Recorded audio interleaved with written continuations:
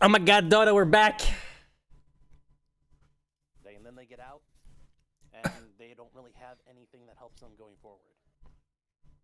That's interesting because I think often, particularly on the right, the perspective is, you know, law and order, lock them away, you know, that's going to solve everything. But you seem to have a kind of more rehabilitative perspective, perhaps.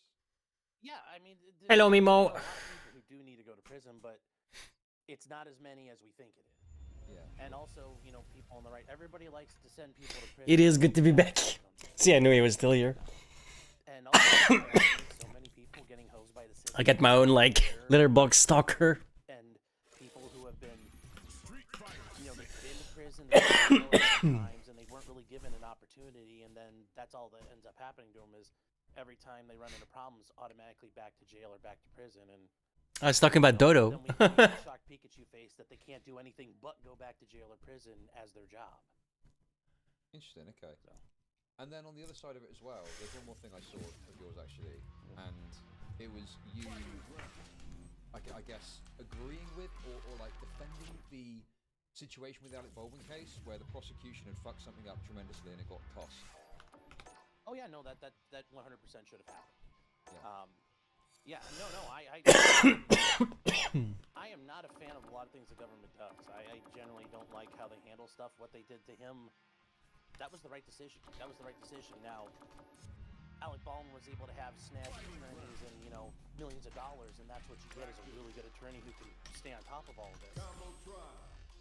But whether it was Alec Baldwin or it was like me or you, and I know you're not in America, but, you know, anybody else should have got that same outcome, but we probably wouldn't have. Right. I think a lot of that's because it was Alec Baldwin. We got 90 minutes still, Street Fighter League. So, this Destiny conference then, right? I probably didn't see my commentary before, but I was kind of wanting some legal analysis on this, and I didn't... Well, I watch it. Oh, okay. I do enjoy it. Also, I don't think throwing you out the whole You're actually a pretty good guy. You know, you can vote for Labor. You can vote for the Democrats. That's not a problem for me. Okay.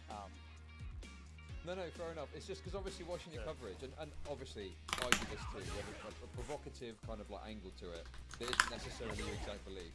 So I'm assuming when you're talking about every Destiny or being a commie, it's obviously a bit of a performance, I'm guessing. Well, a little bit, but it's also usually classified that way. I mean, most of them are left, a lot of them are progressive, and a lot of them are feminazis, so, you know, that is what it is.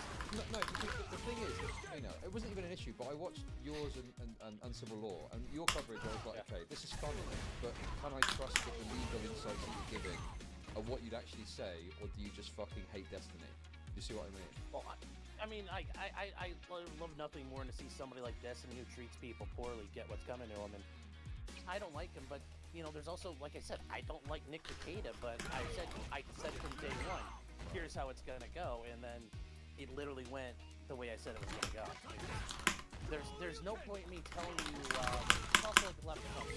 I can sit there and gas you up and say the Emperor of Mankind's gonna run the table, the Supreme Court's gonna say, Donnie, you're our boy, we love you, Nino. That's not gonna happen.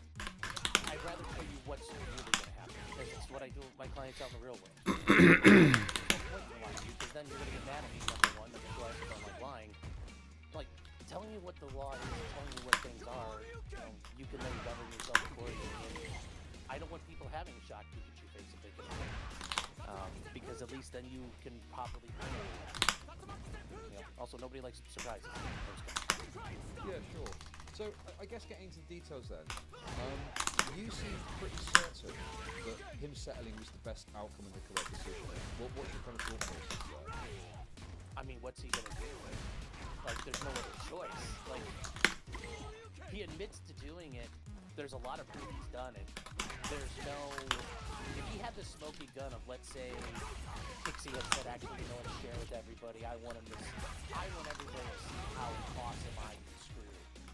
Like, let's say that was out there. He would have already shown that. You wouldn't hold that trump card till the lawsuit gets filed and you gotta pay attorneys. You would have dumped that on the table to start. He's got nowhere to go. And these types of lawsuits, this doesn't normally happen. I have to say, yeah, a lot of this sounds like it's up in the air. She's making claims, and where's the proof of this? We're gonna have to see in discovery. We have it already. Like, it's already been prepackaged for us. You can find on it. And like I know people don't like the farms, but there's no better repository of information that, you know, aside from the comments, you click the highlights and you can find really good curation of, you know, information. It was all there. And I don't know what, there's nothing you can do. Like, all these comments, and the things afterwards. Like, he inflicted emotional distress upon this man. And he's got no other options. He goes to trial and he gets taken, like, he goes in front of the jury. Like, they're gonna light him on fire. And once that happens, then everybody's gonna, you know, all these other women are gonna come after him. You know, settle's the best thing. Have it settle, non-disclosure agreement, and then try to fight the rest of them. But the problem for him is he's already deleted a lot of stuff. Like, none of that's recoverable. It's like, look, he's already been deleting evidence left and right. And maybe some of them are lying about what happened, but you know, you're now dealing with Destiny, who he's lied and destroyed evidence, and you can't say, oh wait, there really isn't any evidence here. It's like, you destroy all this other evidence, how do we know? He's set himself up for failure here. I don't see how he gets out of this because, you know, he says, oh, he says she wanted $15 million, and then they say, you know, in the next thread, oh, now she's down to $150,000. I'm like, there ain't no way that happened. There's no way they went from that high to that high. I think I just don't see where he's going to get anything that, he's going to have to show some money. Right. And that this didn't happen. And he can't show that. So there's nowhere, like, this is like if you're the insurance company and the truck driver was drinking, driving, and playing on his phone and was an illegal alien. Like, there's no getting out of this. You're going to have to write a check. And Destiny's just going to have to write a check, man. There's no... He goes to trial. He can start taking depositions and discovery. That's all going to crash and burn. Like, all these... And like I said, I use them before because otherwise, most people in my side of things don't know who Cherry is. You know, they know who, like, Pisco is, and that's about it. But, like, everybody else, I don't know who they are, but he knows it. Those people are going to start getting exposed. They're going to be like, what did you know? What did you hear? And they're going to... Imagine how many people having to sit in front of the camera and get deposed, or they're going to have to be called as witnesses. You know, but as Destiny said, he claims he's got his hand on the dead man's switch, and he's willing to crack it off if things get too hard for him. So he's gonna take everybody down. For me, I'm just like, oh boy, I can't wait. Well, have you not got any skeletons in your closet, eh? Not worried? No. Anything I've ever really done, I've always made it clear about. So no. So I'm a pretty boring guy. No. Okay, boring is obviously generally quite good in the online world. Another line of this is, I think, has come directly from Destiny's lips. But what do you make of this kind of criticism that Pixie is a money grabber because the original settlement request was asking for $15 million? I mean, that's like, okay, great. She's grubbing for money. Like, she's asking for a lot of money because why shouldn't she? She can ask $100 million. I'm not going to say if she values the harm and damage to her and the punishment she wants to inflict on him. Okay, I mean, I would rather she ask him for $15 million than her dad show up an axe handle and beat Steven into a coma. I mean, I would rather she do it this way, and she has every right to play hard and fast. She holds all the cards. She holds the high ground. Sorry. Yeah, Destiny's cooked. And we're gonna be here the entire time because it's hilarious. I mean, is there not any occasion where you might look at like a civil case and look at the amount being requested and have a criticism or an issue with that based on the claims made, something like that? I mean, there are times that can happen, but in this situation, I don't, you know, Destiny could say, fine, how about 7? And I'm sure Pixie will say, done. But I'm sure Destiny's not willing to give her a dime. I mean, that's the bigger thing for Destiny. If you came to her with a reasonable offer, I'm sure she would accept it, but what Destiny's idea of reasonable is, like, maybe he thinks probably, you know, like, there were the comments where he's like, oh, I'll pay for therapy, or maybe I'll give her money to go to law school. She's not settled for a couple $100,000. Yeah, because I think, Chat, I'm sure, correct me if I'm wrong, I think on his stream, he said that the counter offer was like about $150,000. That's gonna be, you know, it's like buying a car. If you're gonna make an offer, and you make it too low, like because he says something like at some point they quit. I think he says in his chat logs like they quit talking after a while. Yeah, because if you're down, if I say 50 million, you say 150,000, there's no point talking. We're done negotiating, and they filed a lawsuit. This is kind of like that whole thing with P. Diddy and Cassie Ventura. Yes. She filed a lawsuit, and then the next day, Diddy, Yes. that check lit on fire because it got cut so fast. And then there was evidence afterwards that he'd done a bunch of the stuff that he said, and there's his federal indictment, right? Like, yeah, and then the video came out, and they're like, yeah, speaking of somebody who's going away forever, he's in the same spot. He's in the same spot. This is now the world news. And this isn't just limited to the sector, the commentary community, like everybody knowing, like the news now reporting on this. All those, as I said, like the word's gone out. Everybody knows this is a problem now, and that this is an issue. and there was also another term to, I think, Destiny's proposal, and that was that she retract her statement and they draft some sort of joint statement together, and she wore back a lot of her what we call like unhinged claims, something like that. I mean, and unless his statement is yes, I did it, I'm sure Pixie's not agreeing with any statement with him. I think he's in a situation where he thinks he's full of himself. And I think he thinks he can get his way out of it. He's gonna galaxy brain his way out of it. He's like, I'm gonna go ultimate the judge. He'll have to admit. I just don't think he has a grasp on the reality of you're done. It's very much the downfall situation. General Steiner's not coming. General Venk can't help you. The 9th Army doesn't have enough forces to mobilize. Neither does the 12th Army. You know, Rokossovsky has encircled you. That's it. It's over. I must say, you've got a very impressive knowledge of Nazi military history. That's interesting. Very interesting to know.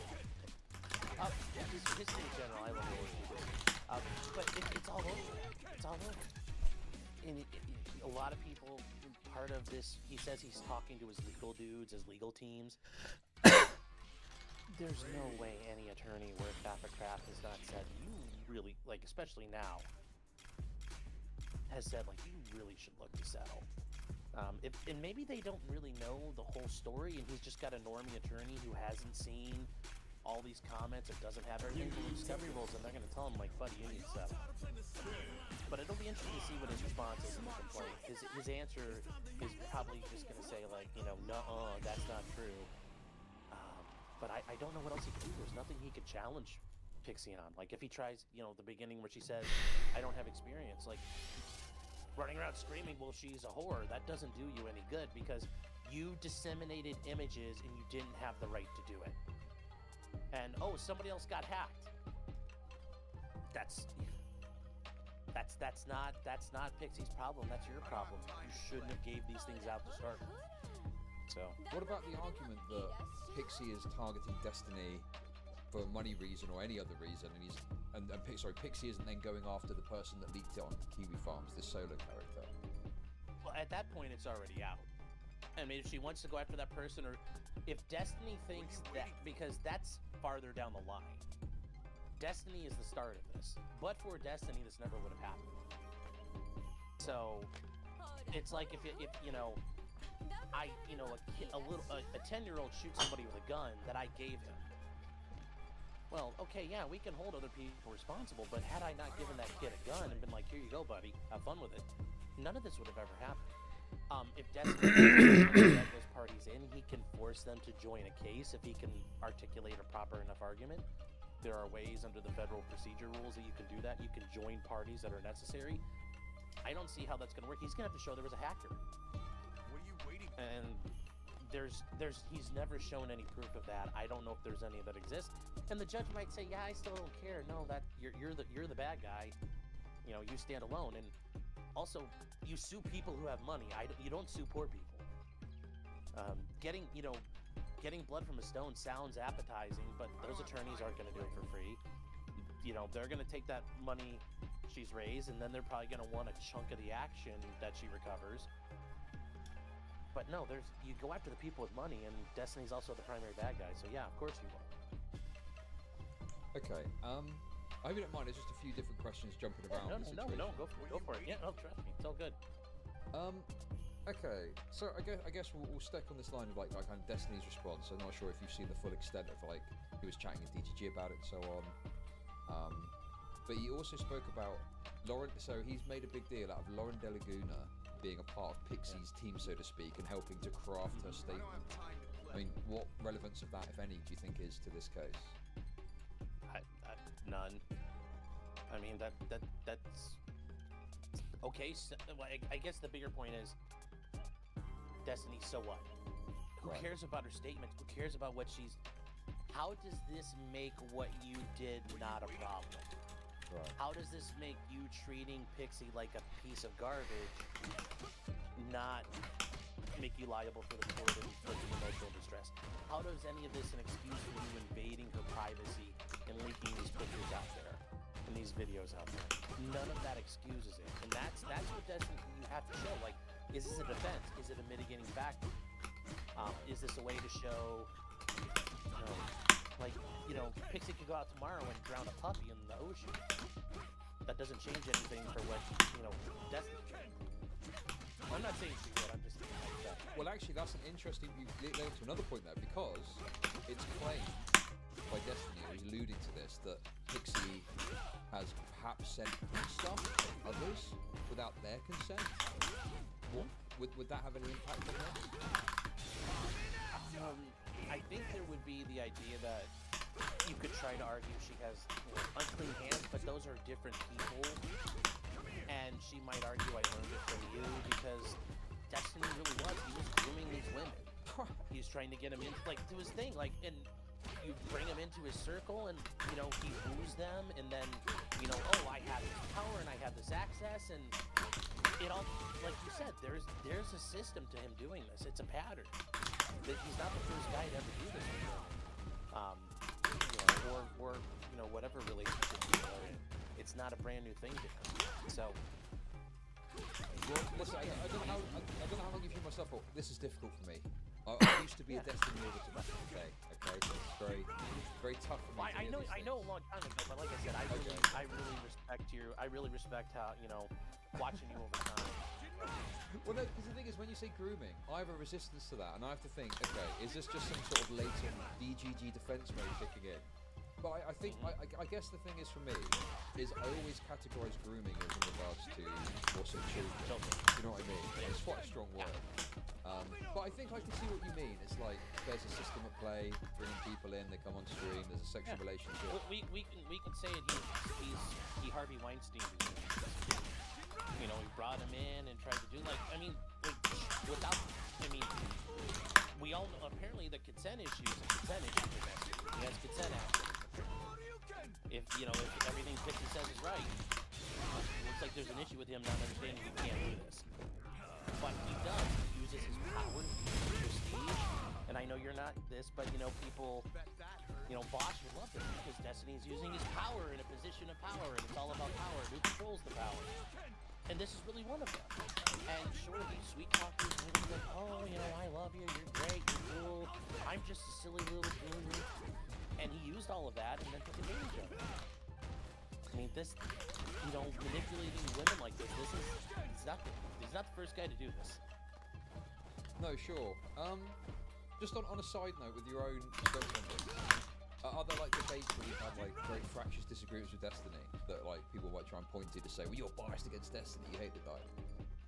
I've never been on with Destiny, so I mean, I'm sure there's a lot of things we disagree about fundamentally on a political level and maybe philosophical level, but I mean, I'm sure he likes drinking water. I like drinking water. He likes oxygen. I like oxygen. I'm assuming he likes cats and dogs. I like cats and dogs, so there's some common ground. Sure, and this is something that I've tried to wrangle my head around as a fucking layman. But it's this idea that you can't talk about something right, to me seems absurd on the face of it because celebrities will always deny wrongdoing if they're accused of something. I feel like. Without question. You know, David did it and other examples. Like, what is the story there? And how does it fit in how Destiny's playing himself? What do you mean as far as not like Destiny not talking about something? Well, okay, so just to out a bit more. Destiny has said, at points, I can't talk about this because it could negatively impact my legal case, but seemingly has spoken about it repeatedly. Yes. And I'm guessing... As an attorney... Yeah, go on. Yeah, I mean, any attorney worth his salt is going to tell you, you better have lips like a statue. Do not talk about this. Shut the fuck up. You know, if I was Destiny's attorney, I'd be like, you got the Trump stuff, run yourself ragged over Trump, just keep ignoring it. Do not talk about it. It's the best answer for him. But he can't. He's already talked about it a ton as the situation has unfolded. But yes, from here on out, he should really shut up and not talk about it anymore. Talking about it will not help him. He's not going to talk his way out of it. All he's going to do is make it worse. And at best, it has no effect, but that's going to be really, like, that's the best case scenario. The more likely scenario is he's not going to help himself, and the more you talk, those are now more things that her attorneys, they get the download, they can hold on to, and Destiny tries to go, I never said that. Play. And then, this is what you just said, and now he's going to have to explain that. So, that's why you don't talk about it. The more you talk, the more, you know, our job is to figure out how to use your words against you, if we can. Sure. Can you just explain this discrepancy? Because you're saying that a legal person will say, don't speak on this. But then, like say, Neil Gaiman releases a statement and says, I've never done anything non-consensually. So how does that spin out? I'm sure he probably cleared that through PR and a legal team. Right. But he's also not online, or he's not in the media all the time. Like, he's not talking all the time. Like, Destiny talks 5-6 hours a day, every day. And, if it's a limited thing, that's sometimes, but even then, a lot of attorneys will say, sorry, we're not saying nothing. Sometimes that's a better idea, but, for somebody like him, PR might be involved, and they might have their own ideas, but there's no guarantee that's the right answer either. I mean, I've never had to deal with somebody that big, but I always tell my clients, like, just shut up. You gain nothing by talking. The people who believe you are going to believe you. The people who don't believe you aren't going to read that statement and go, oh, well, he said he didn't do it. I guess he didn't do it. Like, no, that's never going to convince anyone. Sure. So from your perspective then, as a legal expert, you would say that it's unlikely that the legal team are going to be satisfied or happy with how he's talking about this. I mean, I'm sure they probably... Well, that's assuming he has a legal team.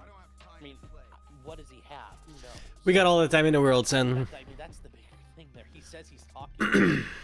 I mean, are you really? Like, that's the other issue. Because I can't imagine any attorney who's watching this and saying, oh, this is good. Because watching him talk about this is terrifying. If I'm trying to defend him.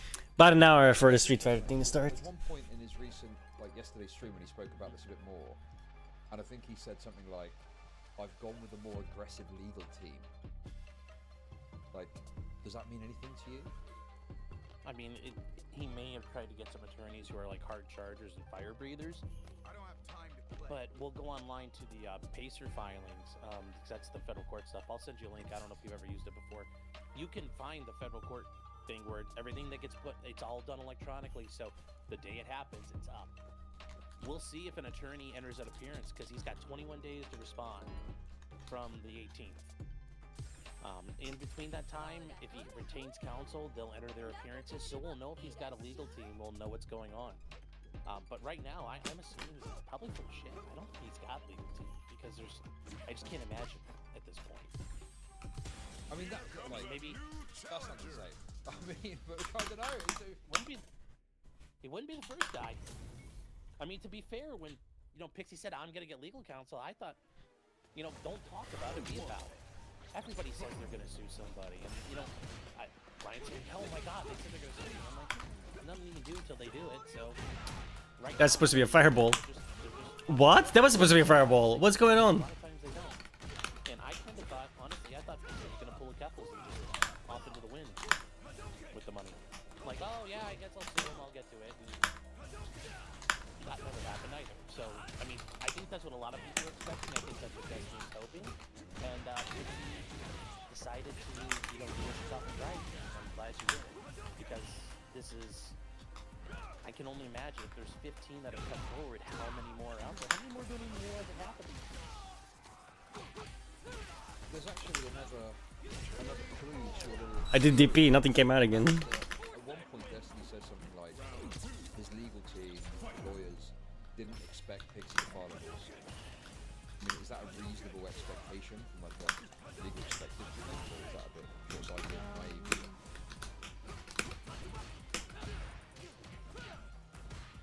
I don't think it's wrong to think that that's impossible.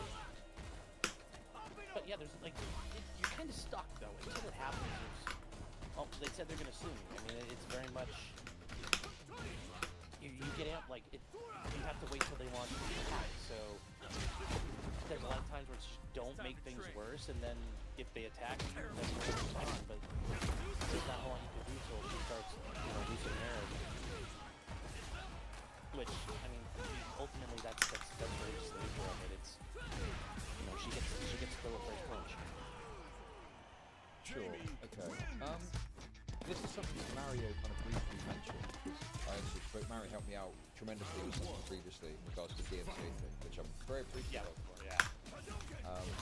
But he sort of alluded to there maybe being some sort of free speech. Dude, the game's fucking me again. And I'm wondering, is that an interference with some of these statutes that are governing this potential and stuff?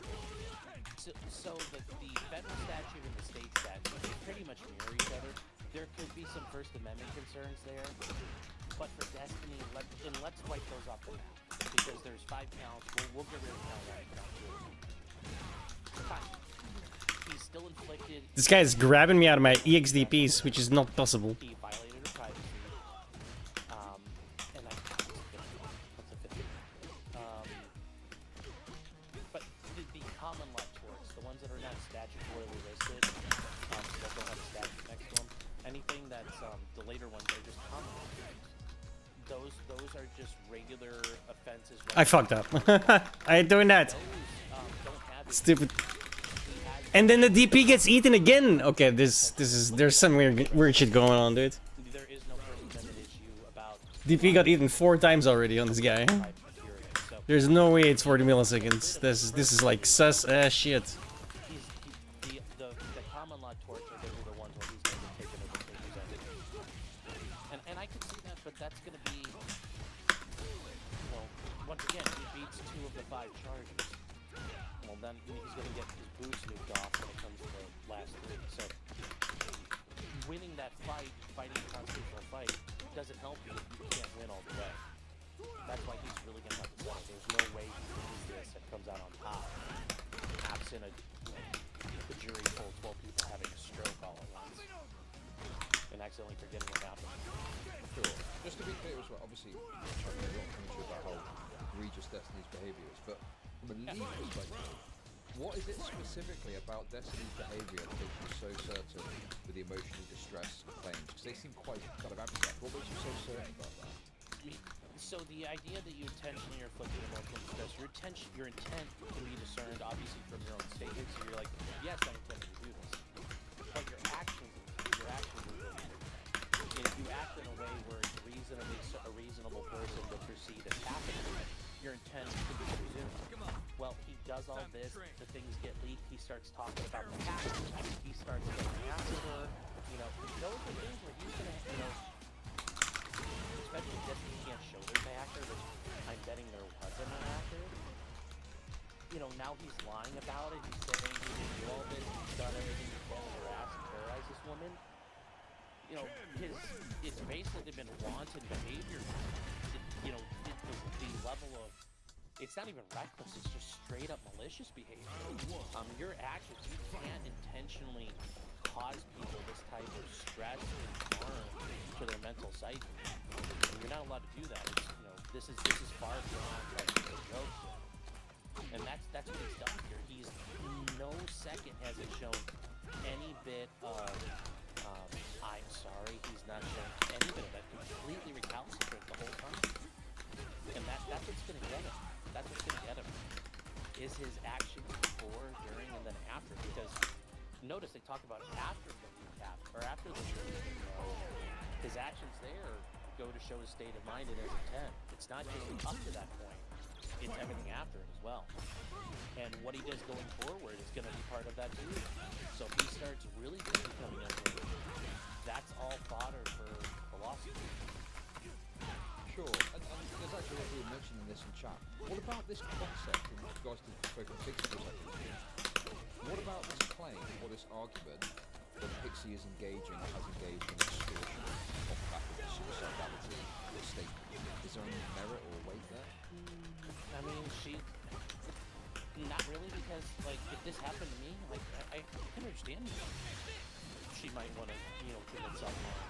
This is really bad. This is really awful. This is rude. And to get a jury to sit there and look at her and say like, she tried to shake this guy down for a couple bucks because of him being completely, reprobate.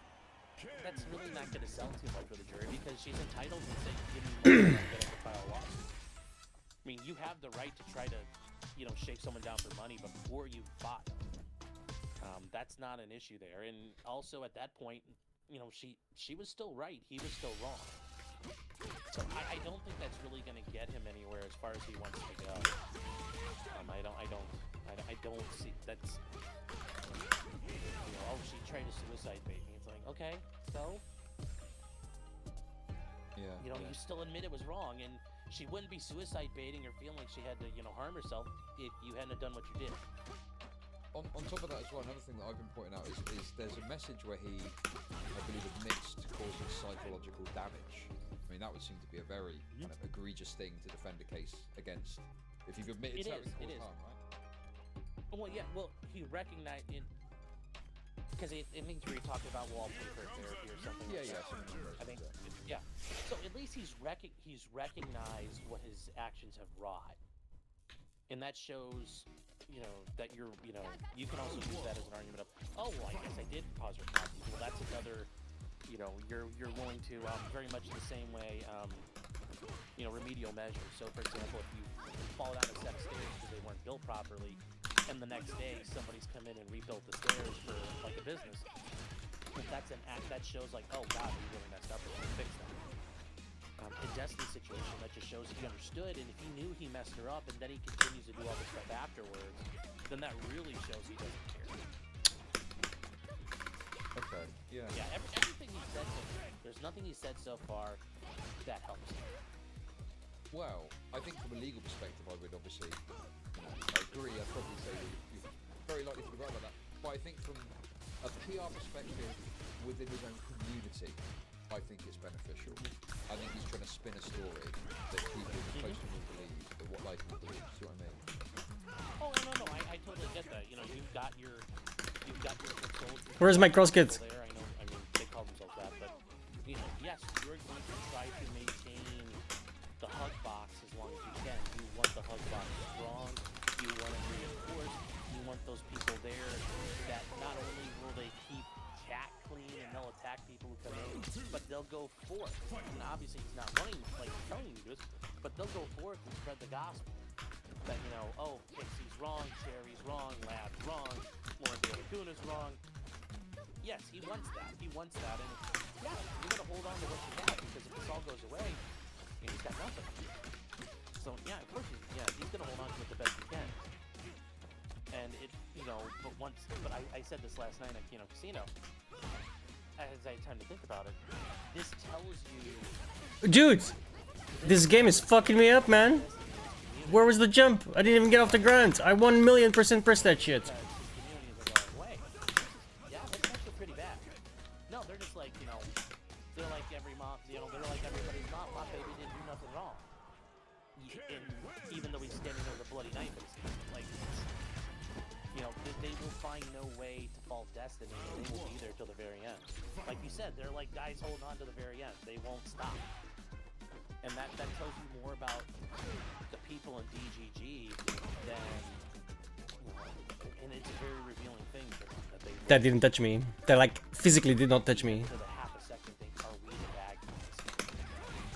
And for a lot of them, they might double it. Yeah, I don't really know. Okay, another thing I think you noticed is this kind of discrepancy where you've got Jane Doe referred to as Pixie in the document, obviously making it clear who it is. So what's the purpose of Jane Doe then? Why do you think that? Because like what Pixie does have, you know, her name being out there, her actual name.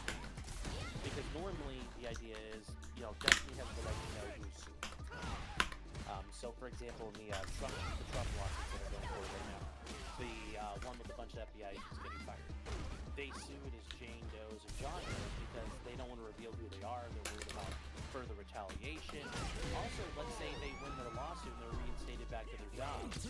Well, it's not just them, it's a bunch of people. So they don't want to get highlighted as the bad guy or somebody who could be singled out for any ill treatment. Well, just the same way, Pixie doesn't, she doesn't need to let everybody know where she lives. And in Destiny's situation, she already knows who she is. It's not like it's a random person. And should this go to trial, she's not going to sit there with like a, you know, a hood over her head so you can't see her. And she'll talk like a voice modulator. She'll be there, and at some point, I was 100% looking. Public knowledge as part of the lawsuit. But at the beginning, you are allowed to do some anonymity. They're not gone. There's a bunch of Jane Does.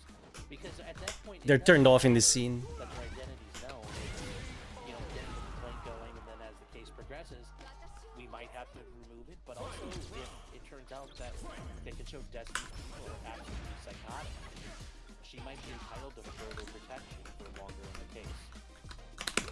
See, that's interesting because another element of Destiny's behavior has been picked up on. This game. Why are all these people so branded boring?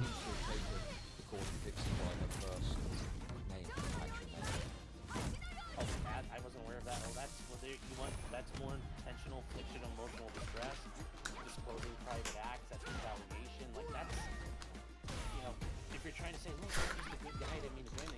Bro, this fucking retard stood up crouching fucking. You know he's trying to fucking EX. You just know. Unbelievably embarrassing. The goal is to look sympathetic to a jury. Look, I didn't mean to do it. Look, I'm just a lovable tuner, How the fuck is that even in range, dude? That's not, nobody's gonna see you as a nice guy. They're gonna see you as an absolute horrible human being. Well, And that's all it is to a jury that he's a good guy. Yeah, no, it's interesting because No way. Scrub piece of filth. good react fodder, by the way, if you're looking for some more Destiny hate content, okay? But at one point, he's talking about how when you see guys, the reason I didn't speak out about this, I get bored me to death. express you suicidal, so I was concerned about that, and I wanted to give him room to navigate her statement and didn't want to pigeonhole her by talking about her publicly. That's Yeah, he's disabled in this scene. I would call it. It sounds nice. It sounds like he's being a good guy. I know, right? This guy was terrible, though. Now that that's over, here's what I really think is what he's pretty much done. So, yeah, it sounds great, but that's more of just that manipulative, you know, trying to come like anybody watching. Like, oh, that's not. You don't know much about this music. He's pretty reasonable, and then you might not watch the rest of what he says right after that. As soon as he takes another breath, and I'm sure that sounds really good to the Taliban. I'm sure that Destiny's great. He's being nice. He's giving her space. You know, he uses all the words. Giving her space, time to process. You know, letting her get her truth or her story or her message. 50 out. minutes.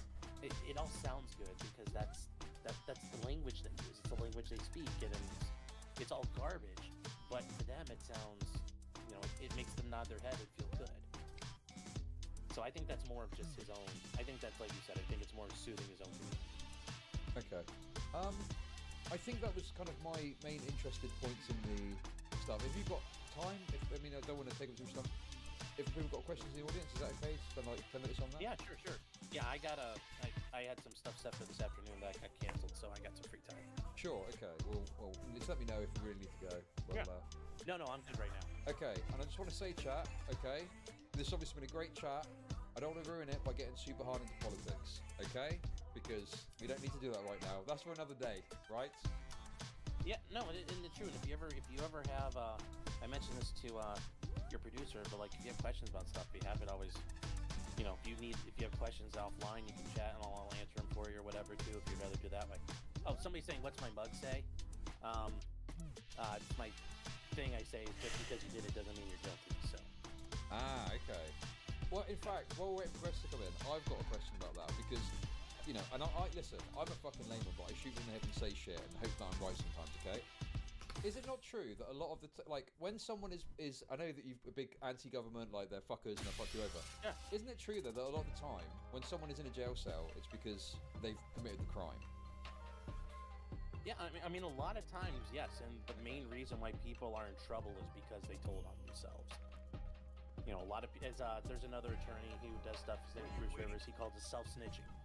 You know, people talk to the police, they make comments to other people, or they do stupid things like they forget to wear gloves when they handle a gun, or as I had a guy do one time, he forgot to pull his ski mask down before he walked into a convenience store with a shotgun. You know, and then when it's on HD picture and the police put it up on a Facebook page and they're like, who is this guy? And within 30 seconds somebody says, oh, that's Tim, and like 500 people like it, and a bunch of people say, yeah, that's my cousin. You know, most of the time people are there because they did it, but that doesn't mean there's enough people there that didn't do it or did something else, not what they've been accused of, or they may have done a lesser thing than what they've been accused of. That, you know, it's a lot more than one. It's a lot more than just a random statistical amount. Yeah, sure, okay. What about people that have done it, but the government's case is very strong? That didn't even look like a DI. Holy shit. That was stealthy as fuck. British. Do you know football at all? Like American football? Yeah, sure. A bit, yeah. So, you know, yeah, okay, there you go. Perfect. Good. If the quarterback gets sacked, is it the linebacker's fault for sacking him? No, it's the lineman's fault for not protecting the quarterback. If the prosecutor can't convict a guy, that's not my fault that I sacked the quarterback. In some of my chat, some of your chat in there or my chat, they're gonna be like, you don't really run the line. But, you know, if I sack the quarterback, is it my fault? No. I did my job, they weren't able to do theirs. Like, the government has a job. If they can't do it, I mean, I've said this before. I'll use Nicholas Cruz, the guy who shot up Parkland High School in Florida. If I was representing him and there was a way I could have him walk out the door like it never even happened, and they couldn't prosecute him, I'd do it. Because that's what entails. You know, if you call me tomorrow and say, like, the police are at my house, they're digging up all the criminals and murder to put in the crawl space, I'm like coming out and you're like, I lost count after 4. And there was a way we could suppress that evidence and they had no case against you, so be it. That's their fault. You know, don't get mad at me, get mad at them for screwing up. Yeah, kind of plays with the narrative of often, this is not my words necessarily, Jewish lawyers playing tricks to get black criminals off of a charge, right? I mean, how true is that kind of narrative, do you think? Probably a bit Well, okay, there are a lot of Jews. I am not a member of the tribe. So that's not somebody who's asking me not Jewish. And the idea of these being tricks, I mean, tricks are technicalities. Well, no, the trick is you realize that the police violated the Constitution. So, you know, the Fourth Amendment is a pretty, like, if we're going to call it a technicality, it's one of the biggest technicalities out there. The Fifth Amendment, so it's a really big technicality. The Sixth Amendment's a really big technicality. I mean, so if you want to call them a technicality, great, but that's like a technicality the size of Mount Everest. It's a foundational technicality. So that's usually like when people say, like, no stuff or somebody got somebody off, it's like, is it really that? They, like, what, you know, prosecutors don't just give up. You do it because the case sucks, or there's some problem. You know, there was a technicality. Yeah, is it that or the witness and the victims are choosing to show up? Or is it they don't have really good DNA evidence? Or the video they have is really crap? I mean, there's a million different reasons why cases get lost. Okay, I've actually got, I'm sure you're familiar with counterpoints. Massive Trump derangement syndrome, am I right? Connor? Yeah, I mean, I don't understand. Like, that guy confuses me because he's, you know, as Rob North. You know who Rob is? Yes. Okay. Like, he goes after Rob hard, and it's like, somebody really pointed out, Connor, you took this fucking money. Like, he took Progressive Victory money, right? Like, isn't that true? So yeah, sure, yeah. I mean, as a matter of fact, yes. I mean, I'm that's, neutral. I'm I mean, Switzerland. I'm Switzerland. Okay. I understand, but am I incorrect? Because if it's wrong, I'll say that I'm wrong. But it's my understanding he was paid by Progressive Victory. So like when he's sitting there now talking about like, oh my god, I can't believe they're dealing with this Hassan fellow, and it's like, did you just now figure this out? Like, did you not know who you were getting? Like, who you're rolling with at this point? But like, yeah, like no duh. Shock you to your face moment. But yes, he has a lot of Trump management syndrome, and a lot of people do, and I get that because Trump's broken a lot of people's brains. Has Trump done a lot of stupid things? Sure. Has he done I mean, I will say this much, like, Trump pardoned January 6 people?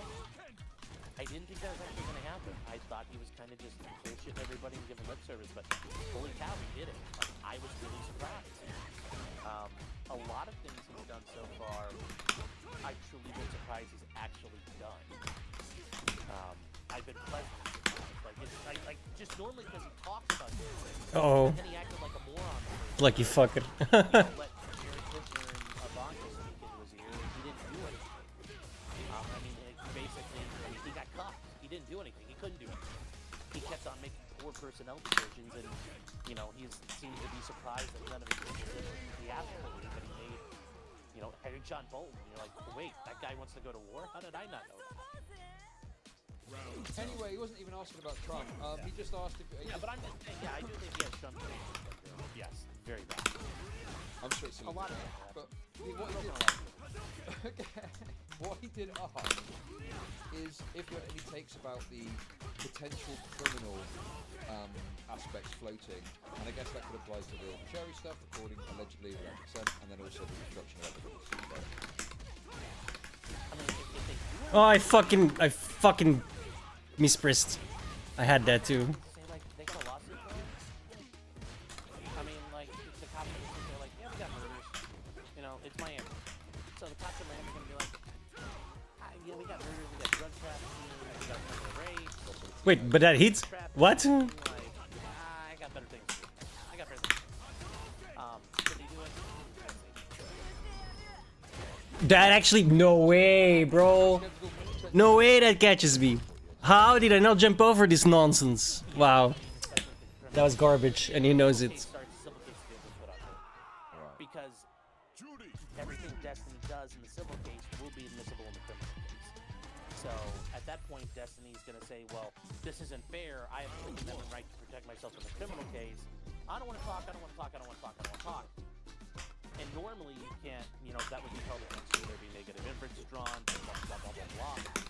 So a lot of times these civil cases get put on hold, and when they don't, you end up with things like Bill Cosby, where the prosecutor says, hey, buddy, if you tell the civil attorney Oh, fuck. everything they want to know, I promise not to prosecute. And he told them everything. Yeah, I quaalude all these women. And then the prosecutor's like, oh, good enough for me, and then they indicted him and tried to send him to prison. So that's why you have those things where once the criminal stuff starts, the civil stuff stops. But remember, those other women, Cherry said she's going to file charges. So that's a separate case. So that means they not be able to stop. That only worked because he stuck his foot out. With them both at the same time. I don't know, but like I said, the cops are going to be. This is not going to be their biggest issue, so I don't think so. I mean, the biggest, and I was a prosecutor for a little while. The last thing you do as a prosecutor when you're dealing with a complaint or an investigation is, so tell me what happened. Well, it started on the internet. You're just like, you're gonna want to jump on it. No way, that's safe from fucking lucky piece of shit characters. Mostly, remember, everybody else in this world, we know it. But everybody out there is a normie, so they're gonna be like, no, I don't. And then you start talking, and immediately their eyes are gonna cross. They'll never want to know. Sure. Okay, more questions, guys. Go on, there's more questions. You're getting too obsessed with shitting on counterpoints now. I don't like that. Just stop doing that. The other thing I've asked you at the back of that is a lot of kind of commentary I've seen from More Defensive Destiny is this idea that, okay, regardless of what you've got, it's not been like proven like beyond a reasonable doubt or something like that. Like, how would you respond to that? Well, I mean, yes, technically, because it's court, it's civil court, it's the 51% standard. The way I try to explain to people, housing costs is like, you're like 25%. We're kind of sure something. At like the 51% threshold. Dude, where is the fucking DPS going, man? I'm starting to get really fucking annoyed because this guy gets like a lot of shit off of some garbage. Beyond a reasonable doubt, Again, DP. you're about as sure as you can be within reasonable. I wasn't in range for that throw. Yeah, it hasn't been enforced, but this is where, as an attorney, like if I get charged with a crime and we get discovered, meaning all the evidence that happened. Yeah, we haven't been to court. It hasn't been proven by any reasonable doubt, but I'm gonna sit there and say, Chud, buddy. Dude, it's eating the DPs, man. Walking the dog around your car. The dog hit on the car. You let them search the car, and they found 75 pounds of cocaine in the car. Yeah, that hasn't been proven beyond a reasonable doubt, but it's here. I mean, yes, we haven't actually been to court, but to sit here and argue these facts aren't true, these facts aren't real.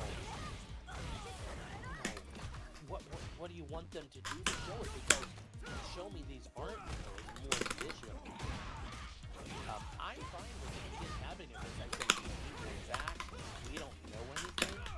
But in this situation, it's actually very much like That should have fucking. like everyone's like, well, how do you know? Like, Man, look at all this fraudulent nonsense. did his house like almost immediately, and they found cocaine. You're like, what more are you looking for?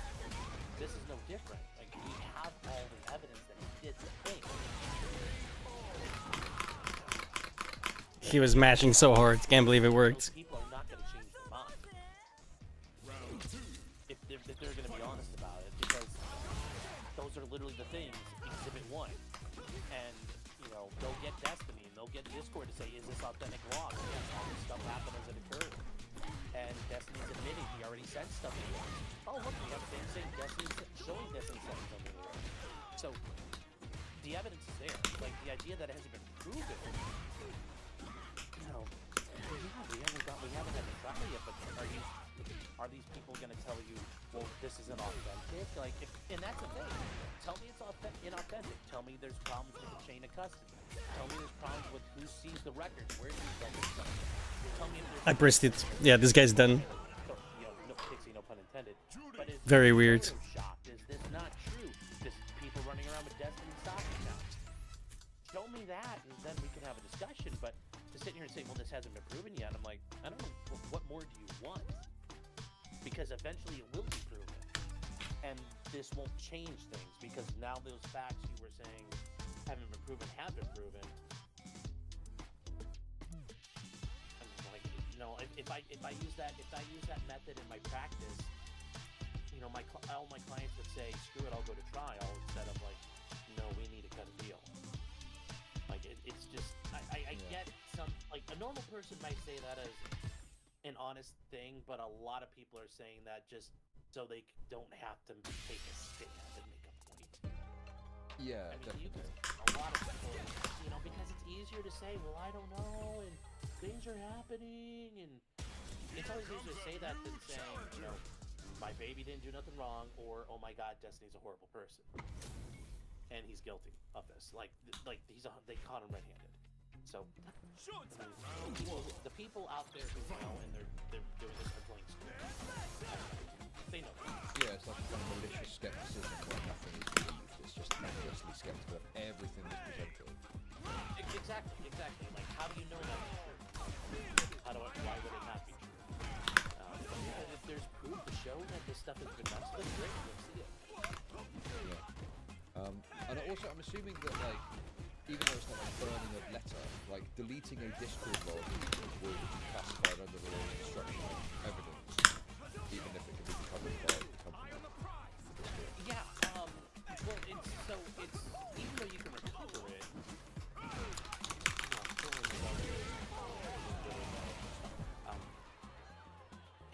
the idea is you tried to delete it. You actually did a good example of burning a letter. Burning a letter but somebody already had another copy of something else. Well, yeah, the idea shows that, you know, there's only two types of people who store evidence. you know, innocent or guilty or stupid or really malicious. You can take and pick which one that is. Neither of those look very good to the jury.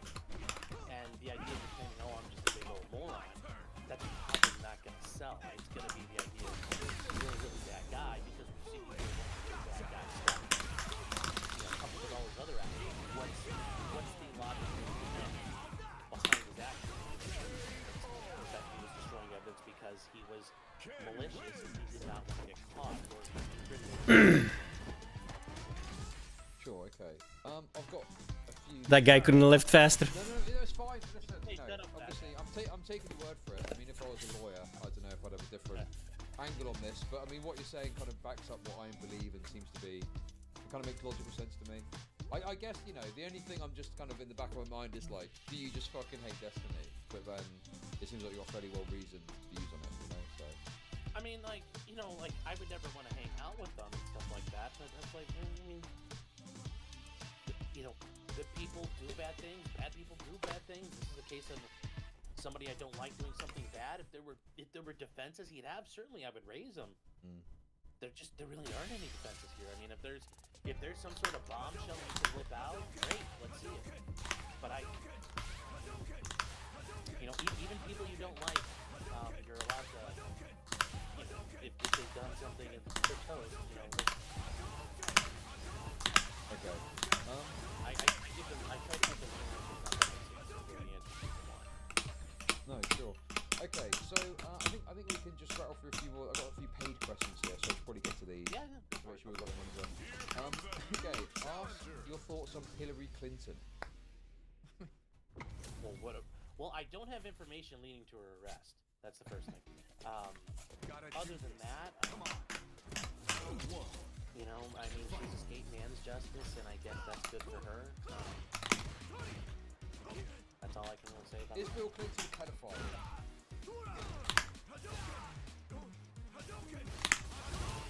I don't think he's a pedophile, but what he did in Arkansas, I think shows that he probably violated a lot of women and abused a lot of women.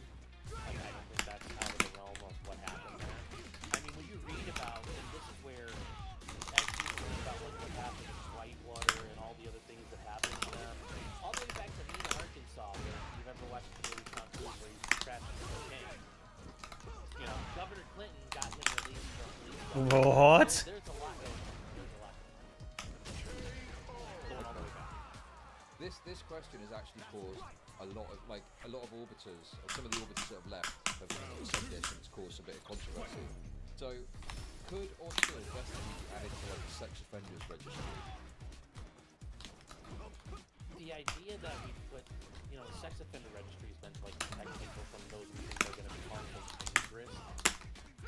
I don't think this is the type of case, and this is the type of offense that you should be included in sex offenders.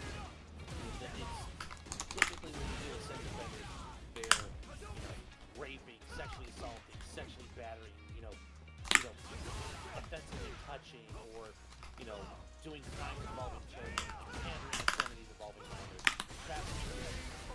That's, yeah, we need to know who those people are. That's I mean, I don't think that's the way we should use the law. We've got enough dragons out there. We don't need to add more makeup. Sure, that's going to be a very interesting take to chat. Because, okay, I'll give you the argument of the sex offender thing, from my perspective on it. I think the argument is that although it's not that egregious, it's that there's demonstrable harm that's caused to women that reasonably the woman might want to know about before they decide to participate in like sexual contact with this person.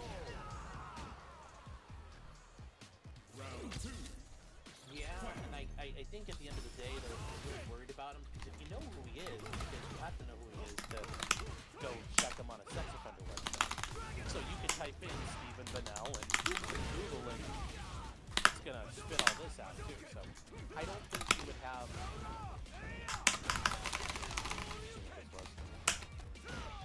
Oh, sorry, I just make sure. You know, those women, you can go check. Because you're going to need to, if you don't know his name and he just walks up and starts talking to a woman, she's not going to know that he's sex offender. So you would have to check in. Hey, what's your name? Oh, my name's Steve Bennell. And let's say she goes home and types it in. That's what most women do these days anyway, and they're meeting people and talking to them. They'll Google them and find out. So like I said, the law has enough.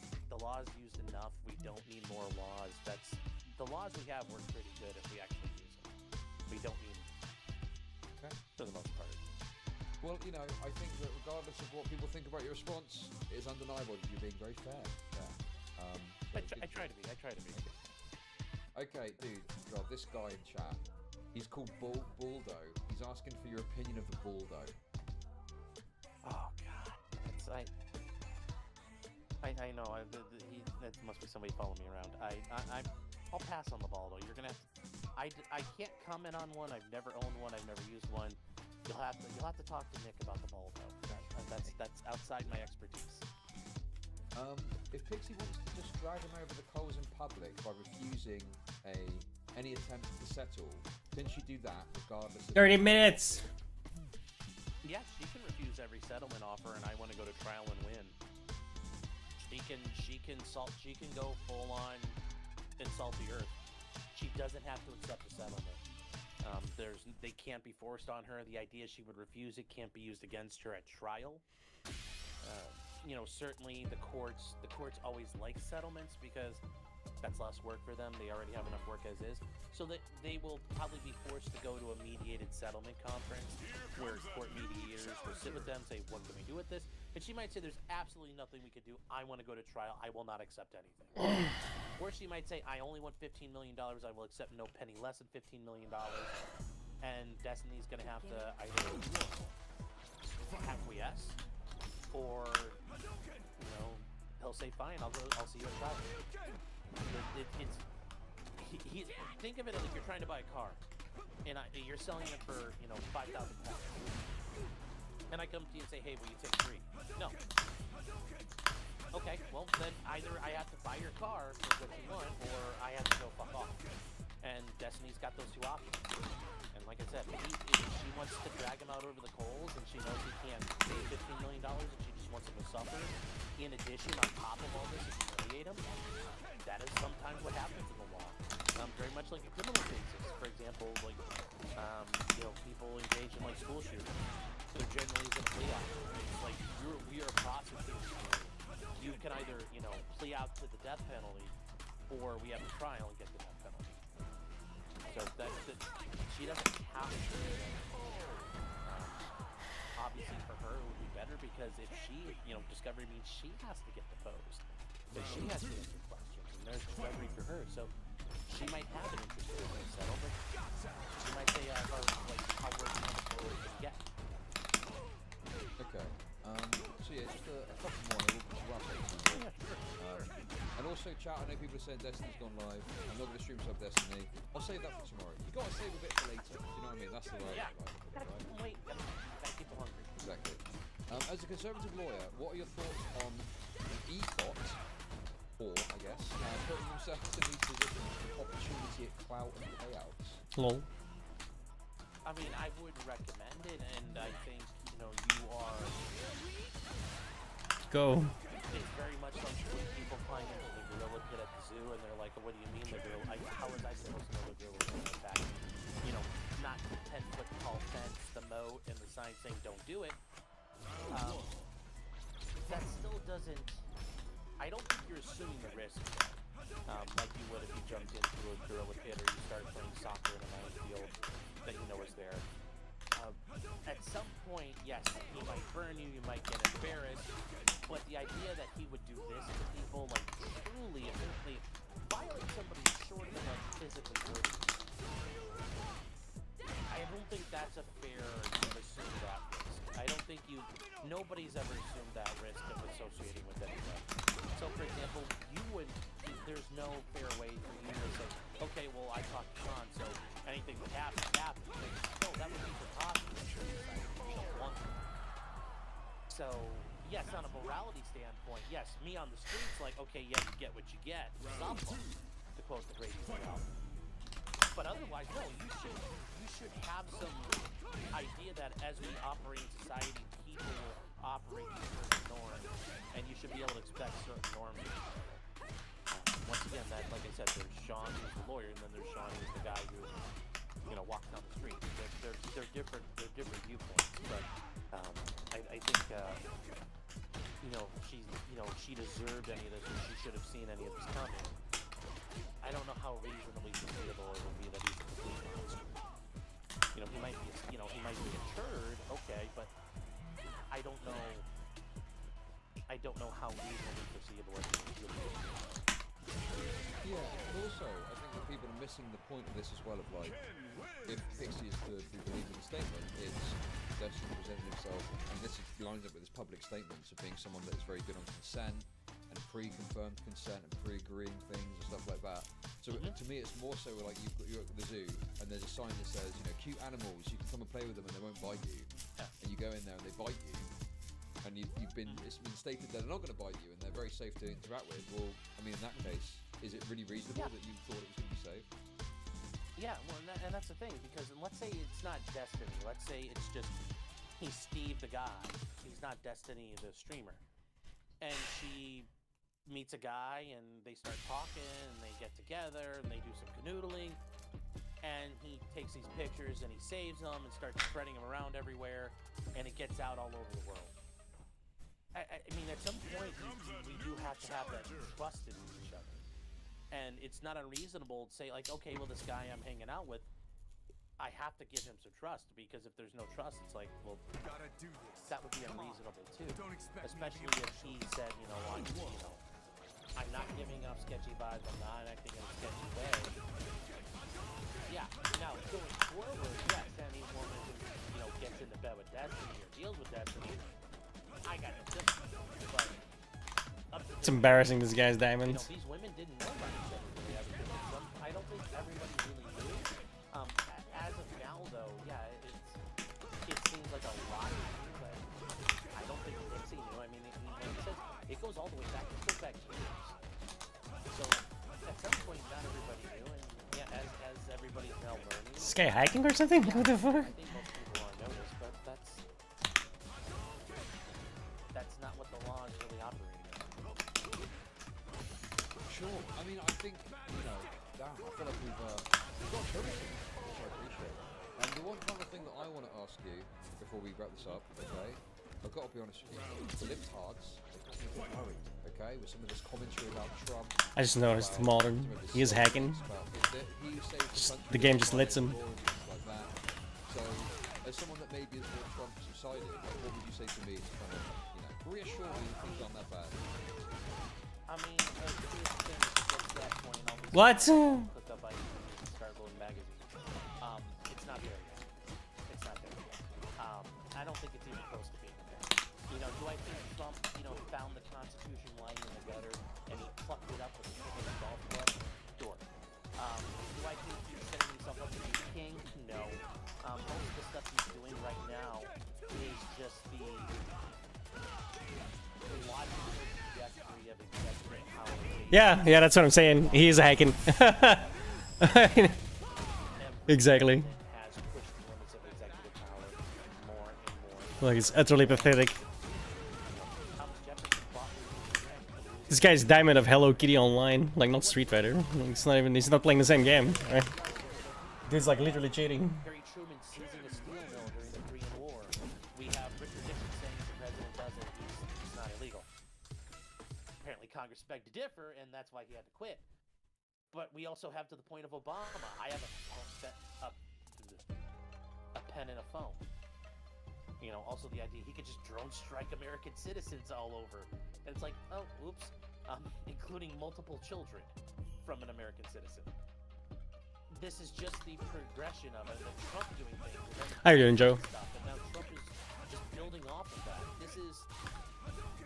This is the culmination, and if Trump, Trump obviously can't run again, but J.D. Vance runs and loses, and whoever takes over from there is going to do even more and is going to reverse all the things Trump did. So now it's not even, we're going to use more executive power to fix the problems, and there's going to be, it's the president, like, this is not anything new. There's a lot of things that he's gonna do that I think a lot of people are I think are going to be protected. A lot of, and the funny thing is, a lot of the Supreme Court I think is going to support it, not just the conservative wing, but I think it's going to get a lot of support, you know, recognizing that I actually forgot that grab was a thing. lower level things have been assaults on the system and there's integrity issues regarding that. But I will say, like, the other stuff is stuff of your own. You know, he won them in 2018. You guys got to get your shit together. And now he came back in 2025 and they still haven't got their shit together.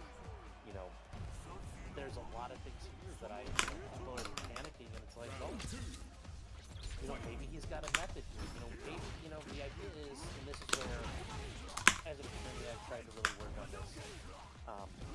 You always have to be willing to say, maybe I'm wrong. And maybe I am. But all the people who are worried about Trump's hearing, you need to sit there and say, what if I'm wrong? What if I'm not a Dude, my DP keeps getting eaten, man. It's getting really fucking annoying. What if we've been looking at it? And, you know, some of it might be right. He could certainly turn into a disaster. I don't know. I mean, if it's wrong, great. And if he does turn into Hitler, great. I'll get the live up the chain of, you know, like when the feds come to my door, it'll be like, you know, today's the day. Like, I'm just saying, like, that'll be it. And if that happens, great. Like, I don't think that's gonna happen. I know you're gonna deal with that. So that, you know, I guess that's where I'm at. No, that's fine. I mean, people in the chat are getting very upset with you. I'm not here to have like a political debate, right? But, No, I'm just saying. I need you. That's fine. No, that's fine. When are you gonna hash out like a libtarded lawyer like Pisco? When is that happening? I mean, I don't know. Like, I don't see the point I'm with Pisco because, like before, like the spring of 2024, I really appreciate the arguments Pisco would raise.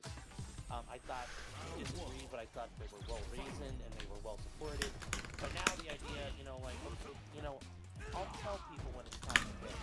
I'll tell people when it's time to start loading magazines. And, you know, like, if you really think, like, this idea, oh my God, Trump's a horrible fascist. Like, okay, if he is that, if he's all these horrible things, there's really only one way to sort that out.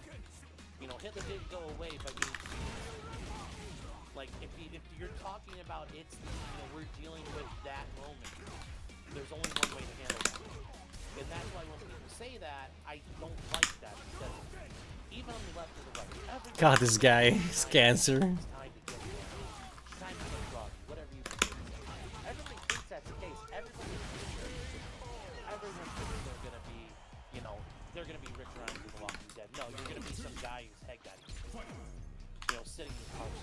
That's what's gonna happen. So everybody thinks it's this way. I'm like, no, it's pretty chill. What? Freaking out. It's like, this isn't that bad. This really isn't that much of a difference. Was Biden Hitler? No. Was Obama Hitler? No. Is Trump Hitler? No. Was Bush Hitler? Okay, maybe Cheney was. But Bush Hitler? No. I think everybody's panicking when it's like, I'll tell you guys when it's time to play. And I believe we are far from that. You know, and also the United States. No way, bro. And then my DP gets eaten. Ugh, this guy just got the game given to him, literally. He did nothing to win it, literally nothing. Sure. Well, no, it's fine. My shit keeps getting eaten. It's really fucking annoying. But, you know, like I said, I just wanted a little bit of your kind of insight.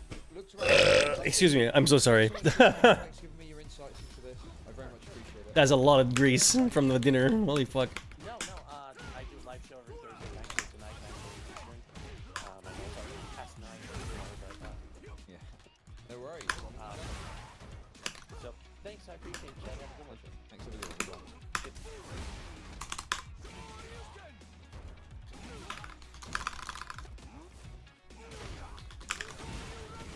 As dawn broke on December 2nd, 1805, over Crap. the fog-shrouded field.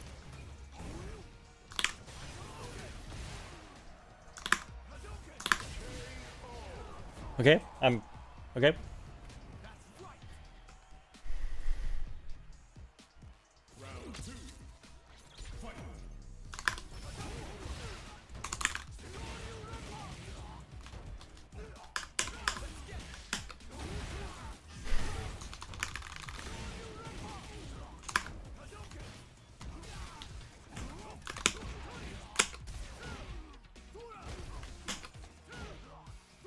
DP? Oh. Same diff.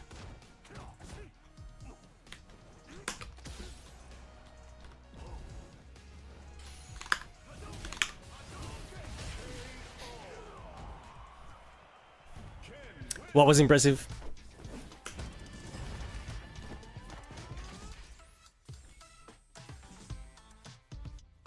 Oh, sorry. Yeah. I ate like a ton of greasy shit, so that was like all greasy stuff. I could taste it too, it's disgusting.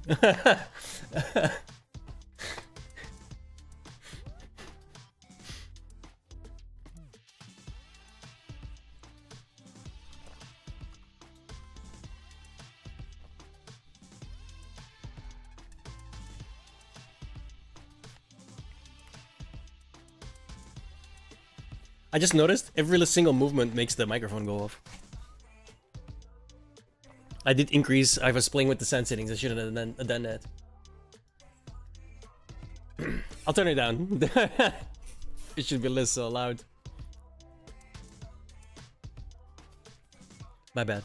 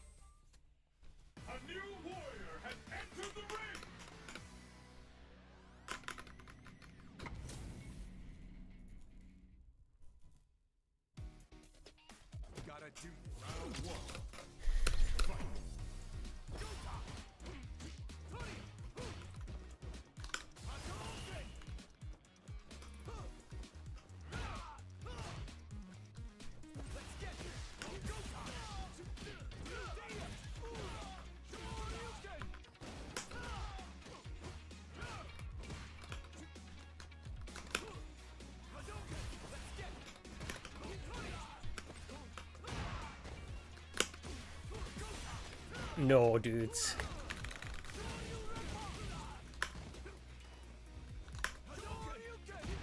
I threw a fireball.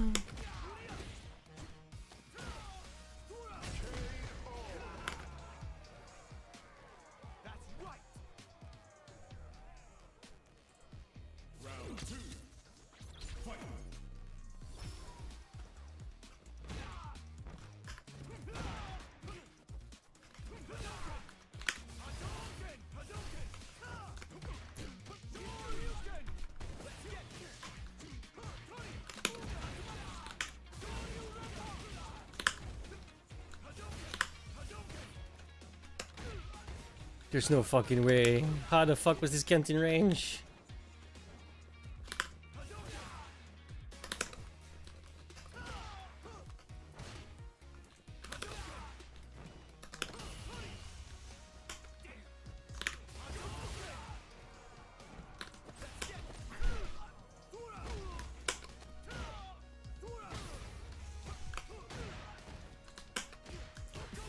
How is this guy, dude?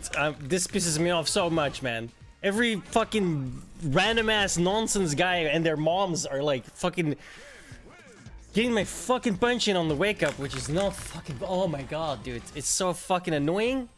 Because every time I'm fucking grabbing too, and they should get grabbed, like it drives me up the wall because they choose incorrectly, but somehow they're lucky into getting it. It drives me up the fucking wall, dude. It's so fucking fraudulent nonsense.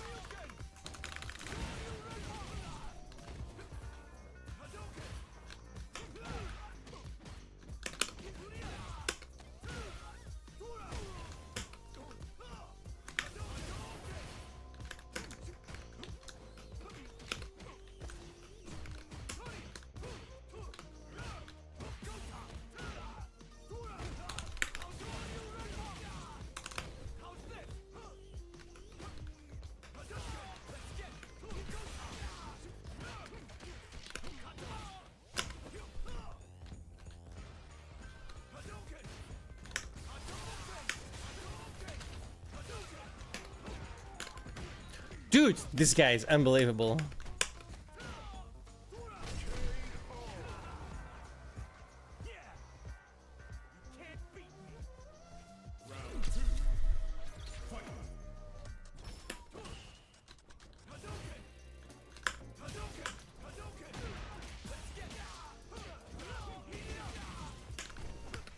I need to learn that. I have no idea what he just did.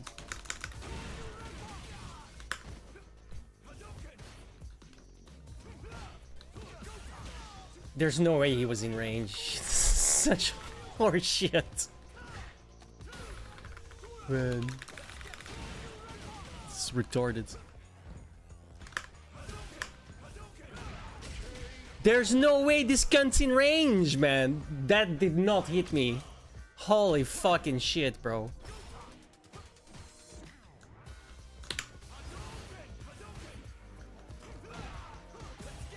I feel like the ugly ass costume is making the goddamn fucking character reach further than he should.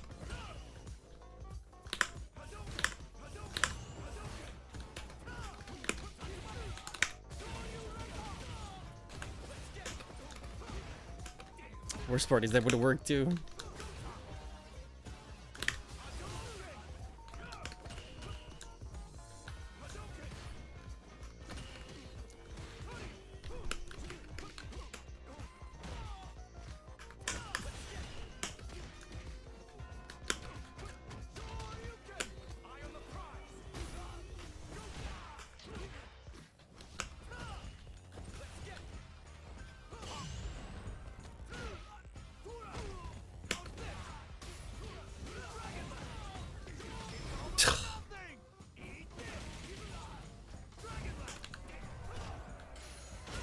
Oh my god, dude, this guy.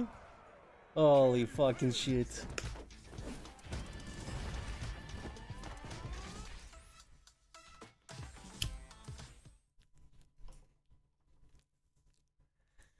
That's some bronze level shit that I was not prepared for. Double fucking sweep. Holy fucking shit. That's the dumbest thing I've seen all day. It worked though, I can't really blame him.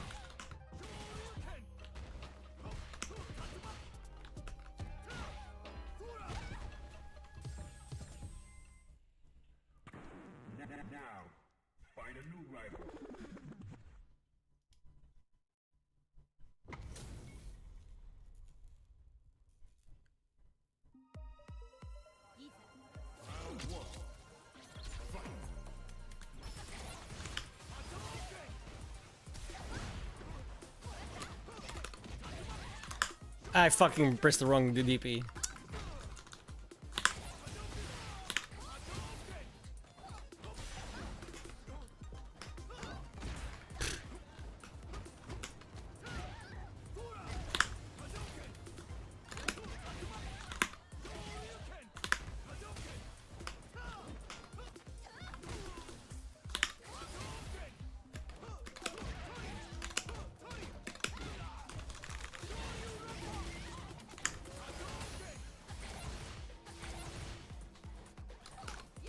What?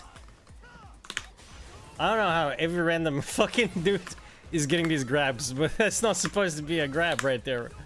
Holy fucking shit, that was nuts.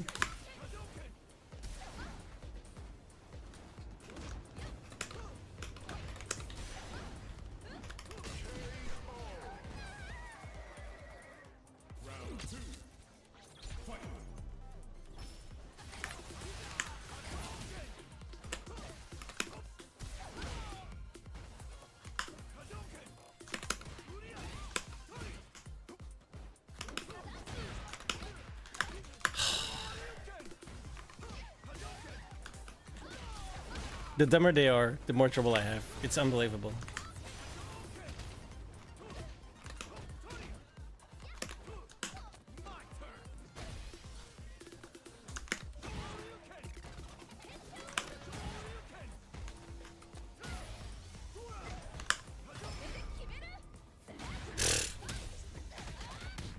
Like I said, the dumber they are.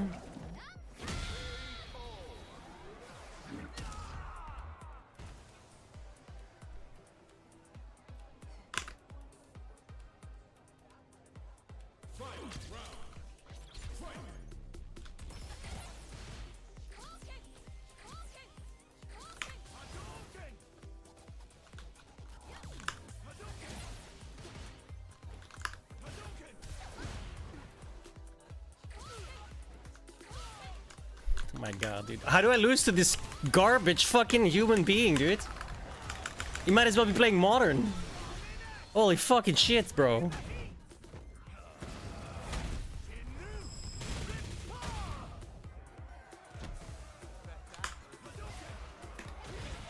I'm like actively getting mad.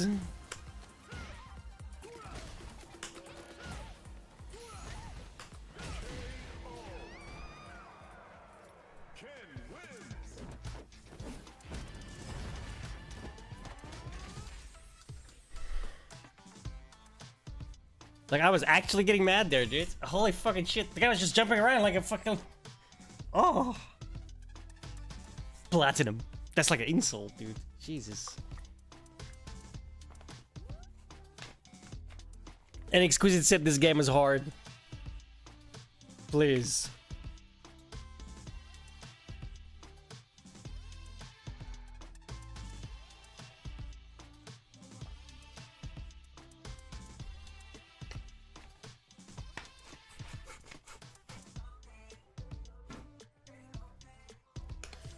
Dude could have literally been rolling his face over the keyboard and it would have made the same fucking impact.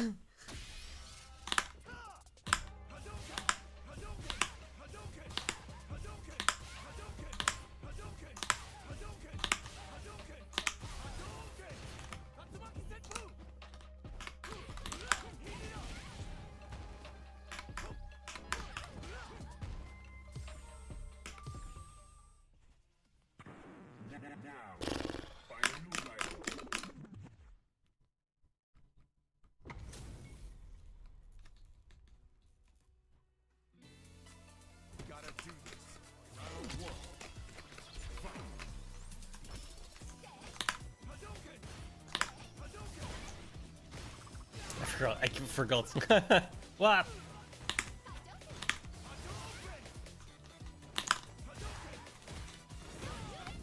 That was the most random ass fucking... Read me like a book.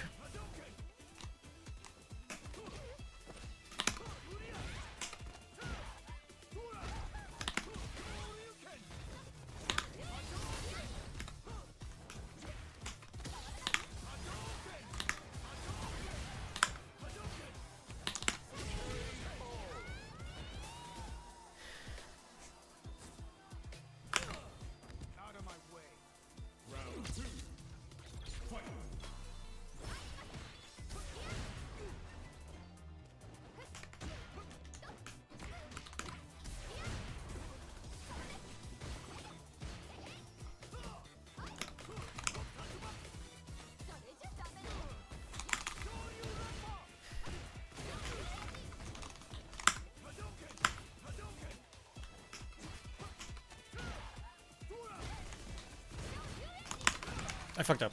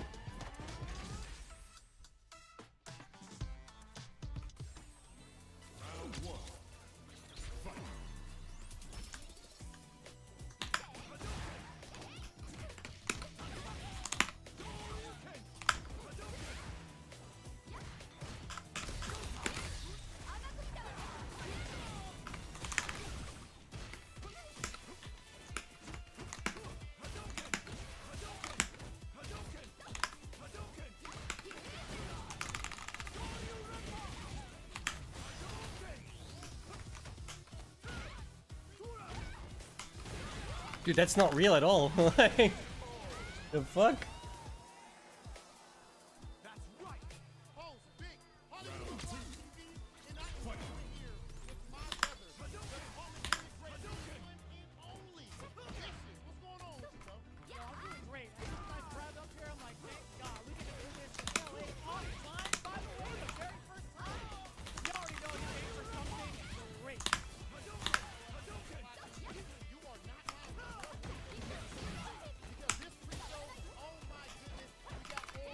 Nice.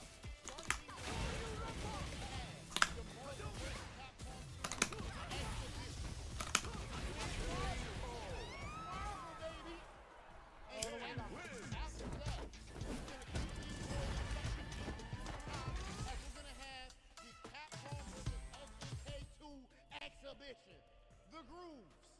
The music in that game is so good. It's actually so good. Like, it's actually both actually have really great soundtracks. I'm not gonna lie to you, man. This is true. This is true.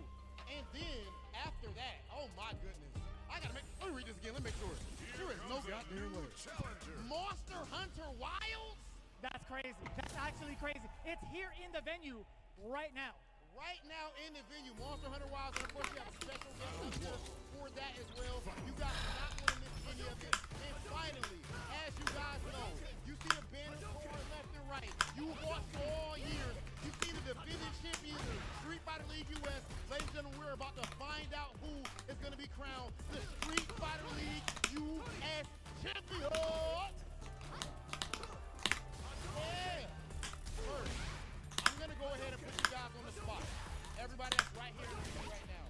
We see Team Fighting Spirit, we see Bandits, FlyQuest, Cloud9. On the count of 3, I want you to yell out which team is going to win it all. 1, 2, 3. Damn, did you get, that was a mix. That was a nice, thorough mix between two. I feel like, okay, I heard 2 as well. I think I heard about Bandits and FlyQuest. I gotta stop throwing after grabbing. Okay. 50-50. We're going to see what Fighting Spirit and Cloud9 got to say about that. Oh, yeah. That's their decision. I got to make sure people are you ready for our first exhibition?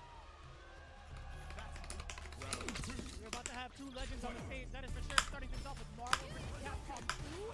This is going to be the best time for you to be like, yo, I like him.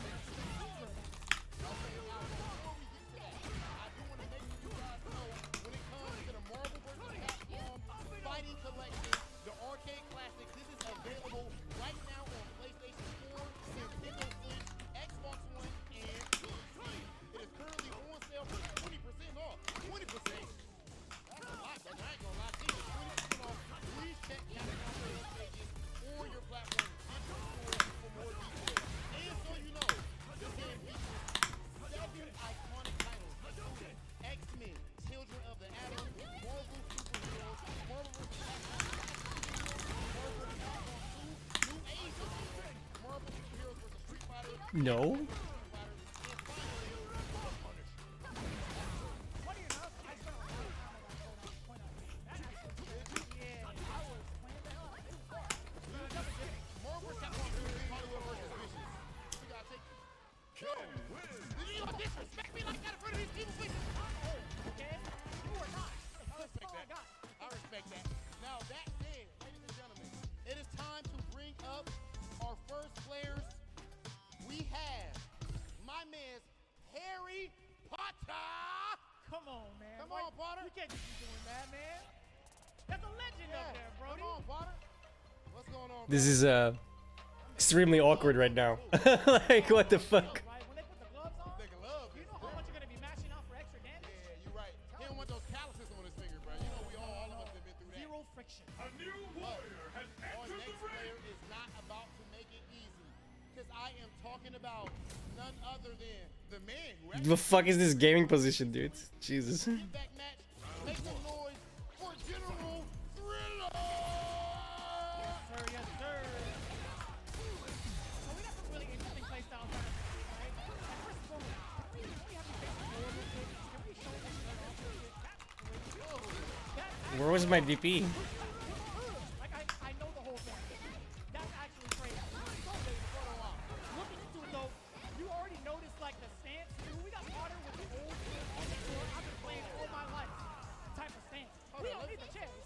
Can we ask you something? We will in a bit. The crazy thing about General Thriller though, if I'm not mistaken, last time I was looking him up, my man's still playing on pad. Still rocking pad. Ooh, so that's actually the thing. The only other person I know doing that is Matt. Yeah,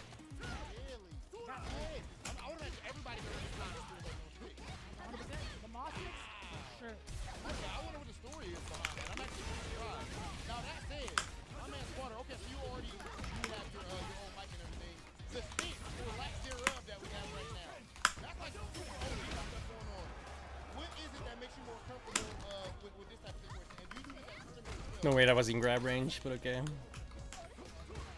Keep the stick in place and their stability doesn't move. It's execution really important. Okay. Okay, and what about the glove? The glove is so you can add a hyper grab depth. You know what this is? That's why you're not That is so fucking random. Holy shit.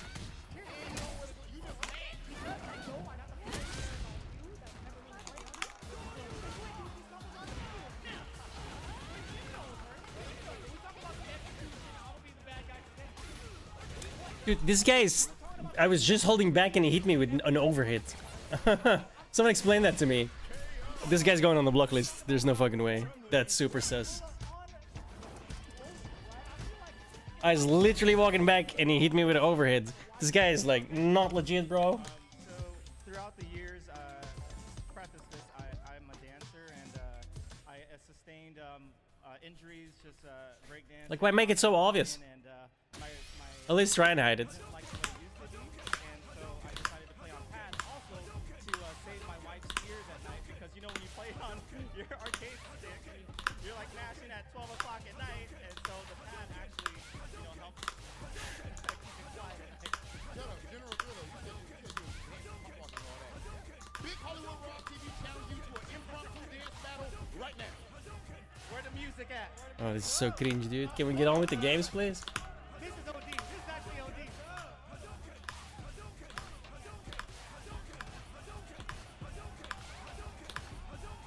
Oh my god, my shoulders popped out of the socket watching. Pass it to him, Rob. Pass it to him, Rob. Here comes a new challenger. Hey. Okay. Jesus. Jesus. Don't expect me to be a pushover. Hey, I'm glad you're not playing him in both marble and in a dance battle because he got it. You already got me on that too. Got a lot of people in this room.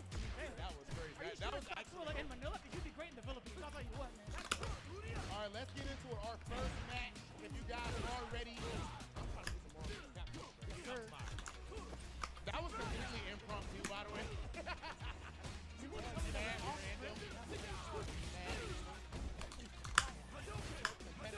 Obviously, what you're going to see based on the stage, right? We got Connor here on your left. He's going to be on the player left. Majority of the time. We got General Thriller here on your left. That's going to be player 2, so do not get the two mixed up. It's going to be a pretty good exhibition considering how many different characters they're going to be playing. Yes, of course. So we're actually going to have more than one match. These matches, the first one is going to be a first and two. They're going to start with certain characters, and then in the second match, it's actually going to be there is the character. And are they good? Get it ready. You guys can load in. I think you guys can load in. Yeah, you're all good, brother. You're all good.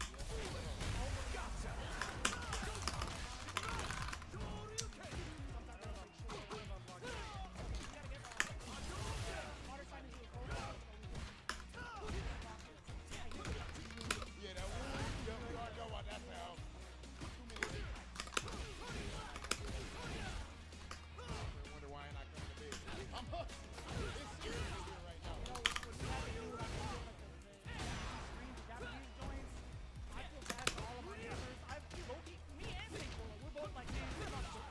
Oh my God. Rocking out at like 3 or 4 in the morning. Bro. And then you can't sleep Oh, after we're on that. Street Fighter League and everything. Yeah, you can't sleep after that because you want to play games. And then it's even more.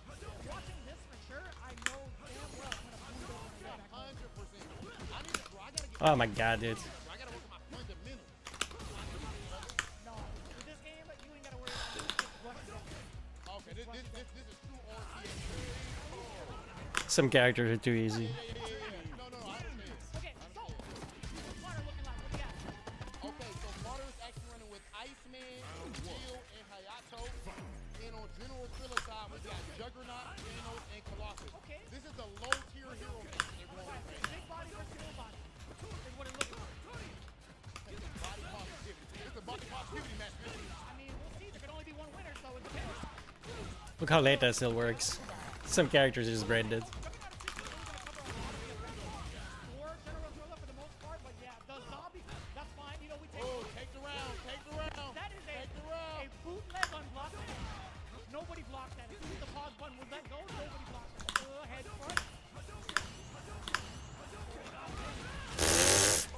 There's no way. I couldn't even block in time. That's from half a screen away. Some characters are so brain dead easy, dude. What do I fucking do? Hey man, business is business. Don't take it personal. You were just saying. Oh, I've done You already. I've done it proudly. And he only gets more broken the more drinks he has. It's embarrassing, dude, these characters. You got a big boy like Juggernaut, you lost the fourth handle. You know where Juggernaut wants to be, on the inside. Look at the damage on that super. Hey, Arctic attack, it's gonna miss. Oh, not the drop. Oh, he missed the punish. It's tough, it's tough. Juggernaut not really able to, I think, get that high Can't up. get up high in the air. here. Arctic attack, that one connects. Oh, he's cooking up ice, man. What was that? See what I mean? You don't even need to know anything when your characters is fucking retarded.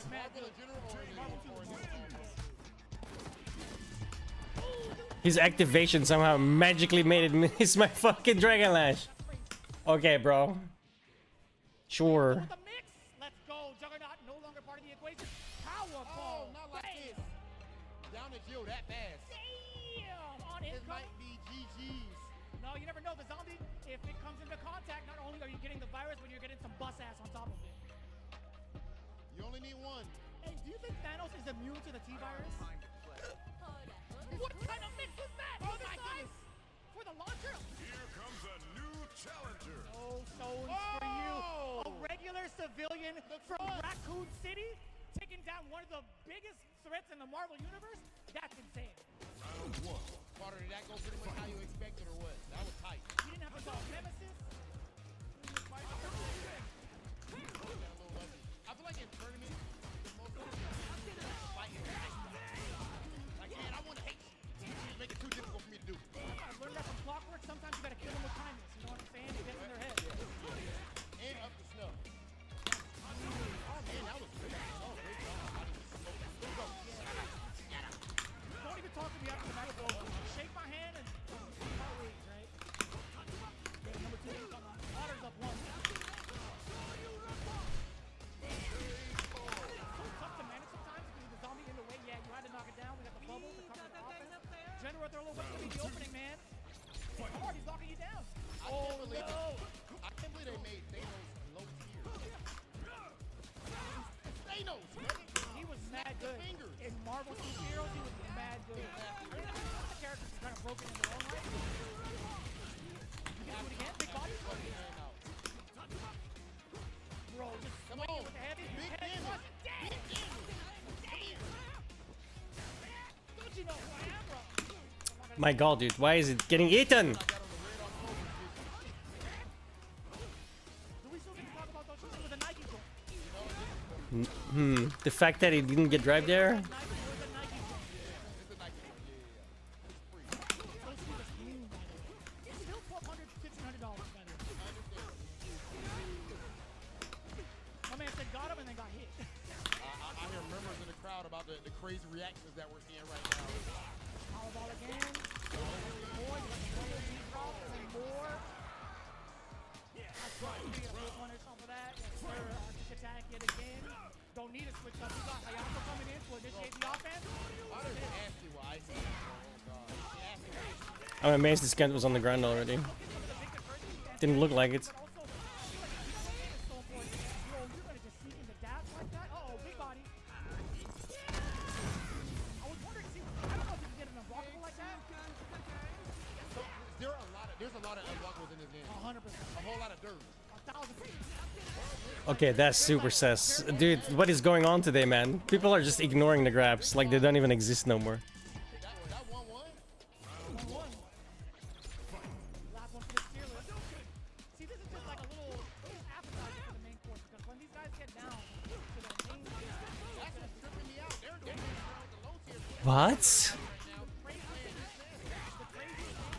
1,000,000% that should have grabbed, bro. People are just ignoring these grabs. What is going on? Is it like Cheater Central today? This makes no fucking sense. And then that gets eaten for no fucking reason?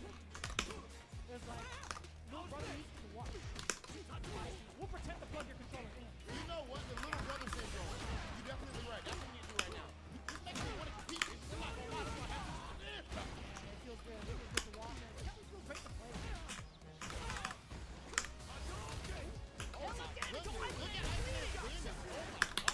I fucked up. So the knee drop is something serious too, because if you back that with your fist, like Juggernaut, he's covering the screen. Doesn't matter if Thanos actually gets hit. It's more so keeping away from the Juggernaut. Powerball again.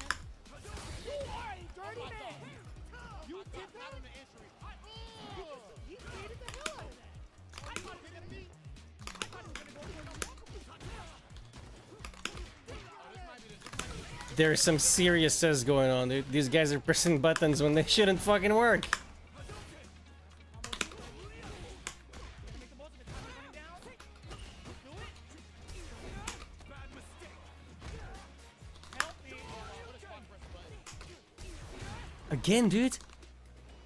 There's some serious sass going on. Okay, freeze him and fight. That's actually OT. The tackle into the bubble motion. That was sick. That was actually really What's going on right there, man? What's the adjustment you saw right there with the big move? I just looking for like test his low block. I'm gonna have to restart this game, dude. This is not normal. So is this not the first two? So That was the first of two. Okay. Alright, so now it's time for the first of three, ladies and gentlemen. So now this is a real showdown. Make sure they showed us the most tier characters and all that, but now they're actually going to run their names first of three. Why do I keep throwing there, dude? I know it's dumb too.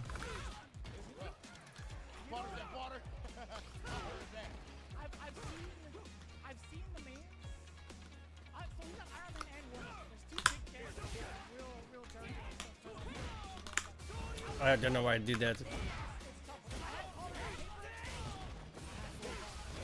on paper. On paper. On paper.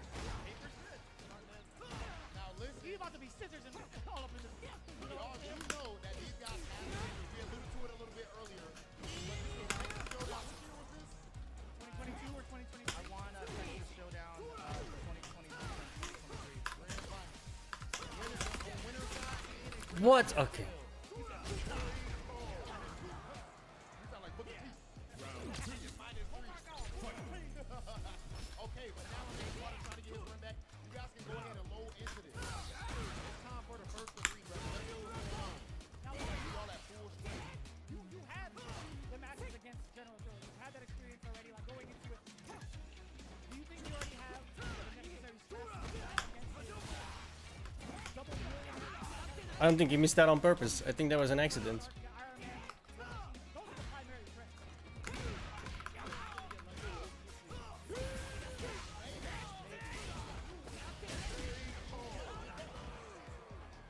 You have cable back to the front. He's got a great assist.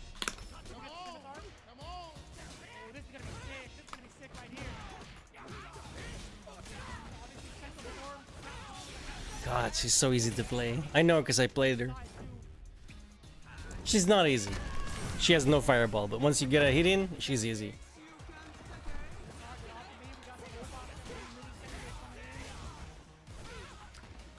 Doesn't really take too much to get like 60% damage. That's her strength. That's why I played her.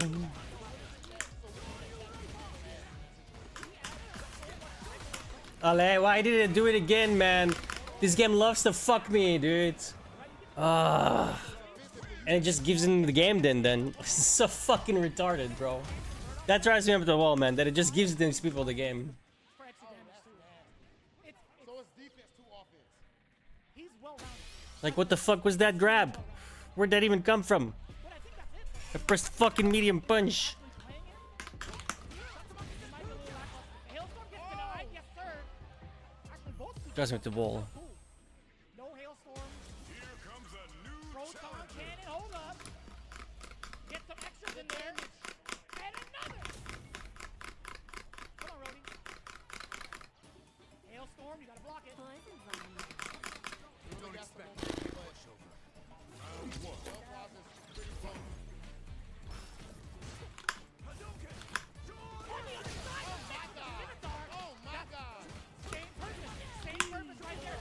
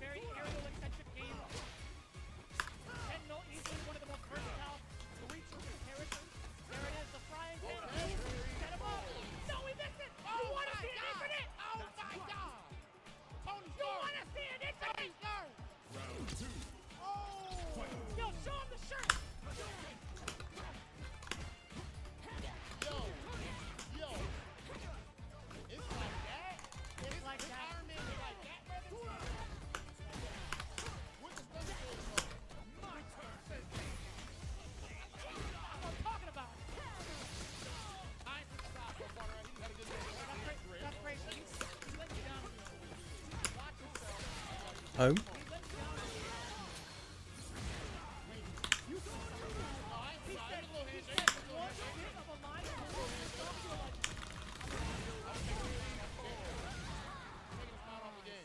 General Thriller up 1-0. First to three, guys. First to three. We need to get Iron Man out of there. Excellent position.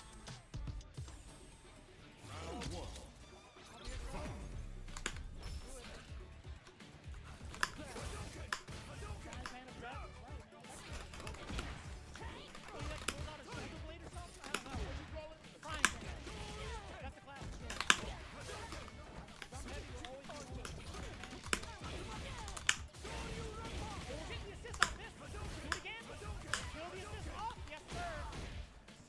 is down. How about that?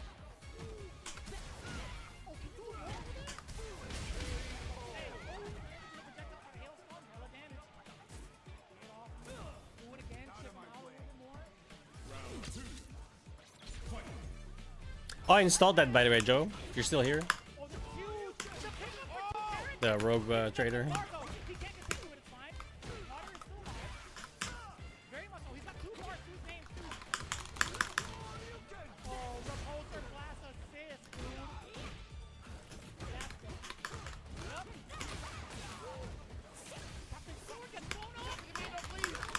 Okay, drop. It's not over. Not over. Not over. You see how smart that was, though? He blocked it to airborne so that on incoming he can fly down and get it. Because the rest of the animation has to play through, right? So that was really good.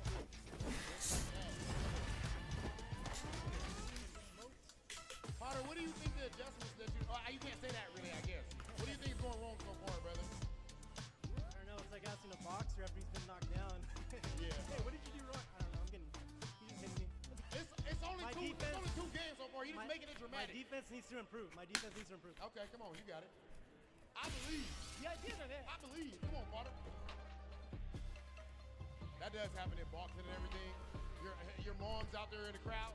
Blah! I mean, I thought about that. Here comes a new challenger. Swing at him. Are you kidding me right now? Why aren't you punching him? Hey, are you allowed to kick? I'm seeing about 4 of this dude right now. Hit the one in the middle. But that's an easy number, right? So you Yeah, can't. there's 2 of them. Round one. Fight. Pick up. Volcanic versus the robots. Hailstorm is well gonna negate it. Yes, sir. Do it again. Not a little bit more. Just switch up. Game's off 4 stocks, by the way. 4 guards. This is a lot of that.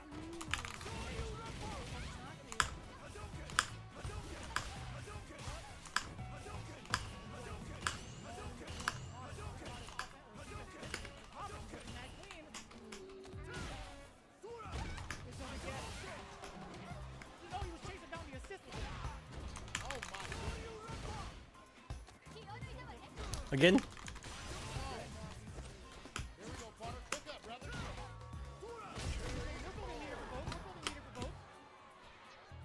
Round two. They have, the more dangerous they are. Specifically these 2 characters, because of the pushing. I feel like Cable, if he gets that single combo, air hyper micro beam, it's gonna be GG's.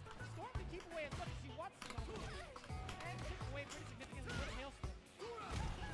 Bro, this movement with Storm is insane. Are you kidding me? Air hyper viper. He'll do it again if he wants to. I couldn't tell you what that was. He said. There's no way that actually fucking reaches. What the fuck? How's that in time? Damn, to the Hailstorm, look at the damage! Wait a minute, I got an idea.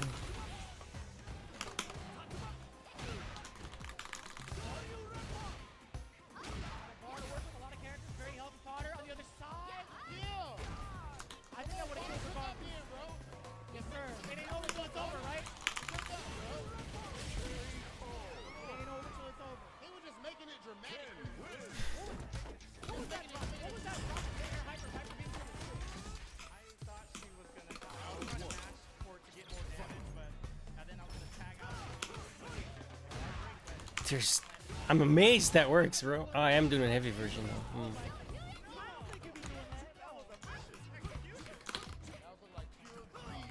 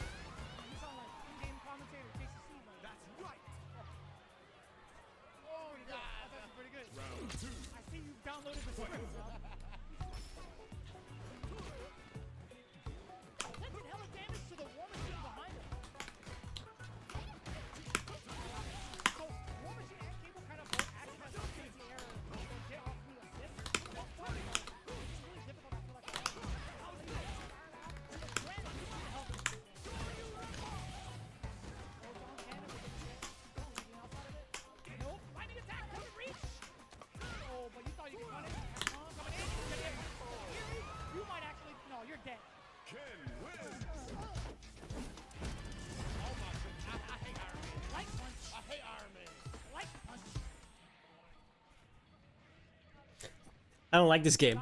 I don't know which one this is, but meh. How he hit his buttons, bitch. You see how he hit his buttons? He's a These stack fighters, not my thing. He's got the rhythm. Keep the rhythm up. Do it again. This is the rhythm of the night.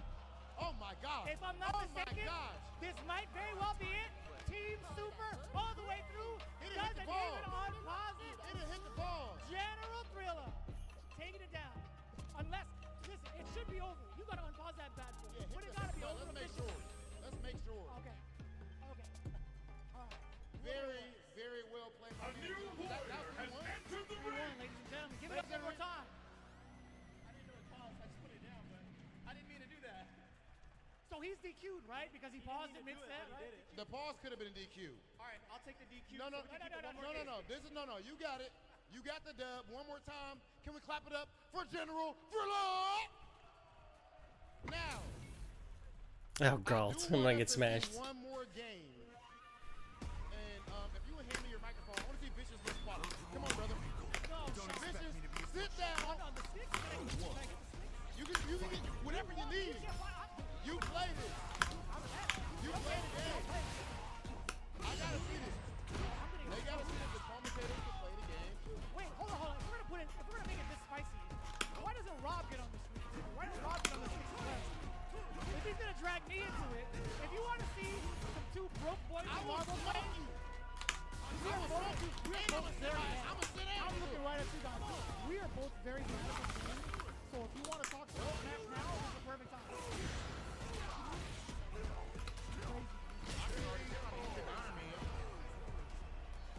I'm picking Iron Man. That's it. You don't take no more GE. Bro, I grew up on controller, bro.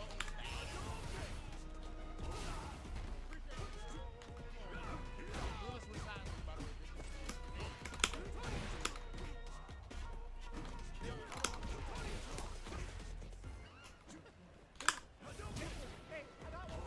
Shit.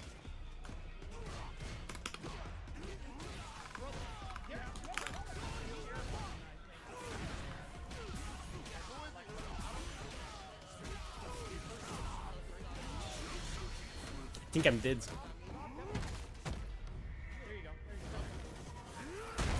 Oh yeah. But I need to actually like sign in.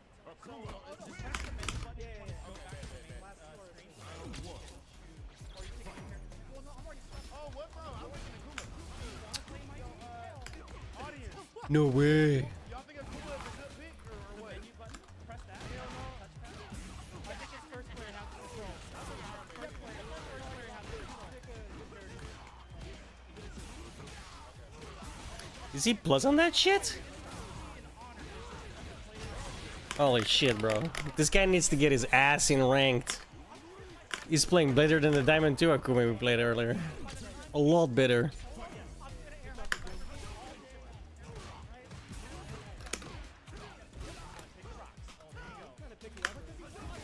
Whoever I want from that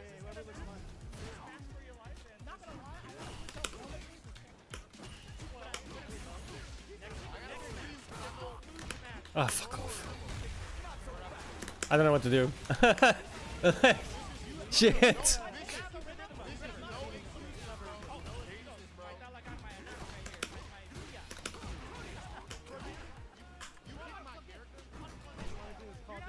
Hey, he's cheating! He's cheating! He's not even plugged in! Use the pad! Yes, sir. Fuck.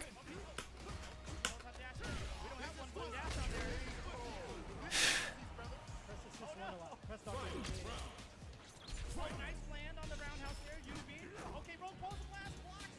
Takes some shit damage. Oh, wow, the counters out the cable. Oh, nice. Ah, I tried the DP. He knows how to hyper punch the bait. Call him out. Watch out for the rocks. Come on, Vicious. Calling him out. Keep doing that. Throw the bombs out there, as I like to call it, the sparkly echoes. You're good. Oh, there you go. Build some more trees now. Oh, can I use the one shield? Brody's gonna do. Leave Dr. Doom alone. How can Robert Downey Jr. play two characters at once? There you go. Oh, snapping him out. Bring him in.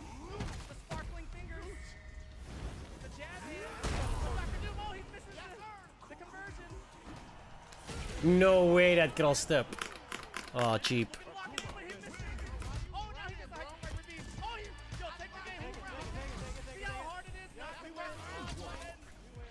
Take those DQs. Alright, there we go. More bombs for you. Now What can you're Ryu smoke. do? Is he gonna go dark for them? Fuck's sake. Very nice technique. Grab. Oh, that's it. Let's go.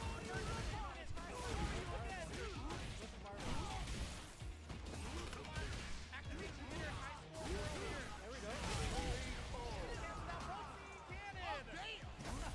Oh, Rocky jumps in for the second assist. Not looking good for our hero.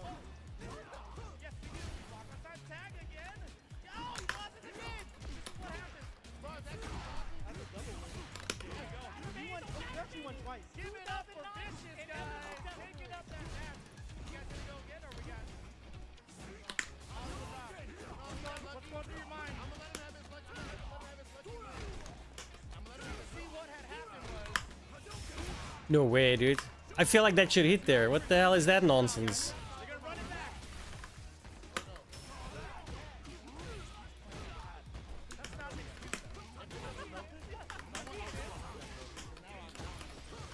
Hollywood Rob back on the deck. Hit that start button. Let's go. Yes.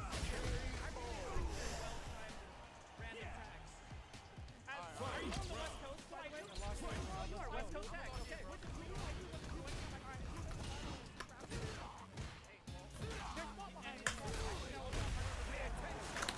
I don't know what to do.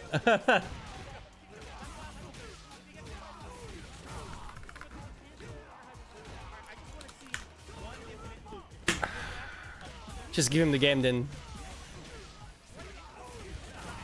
Like, that 100% hits, but okay. Like, what was that bullshit? I basically stuck it up his fucking ass.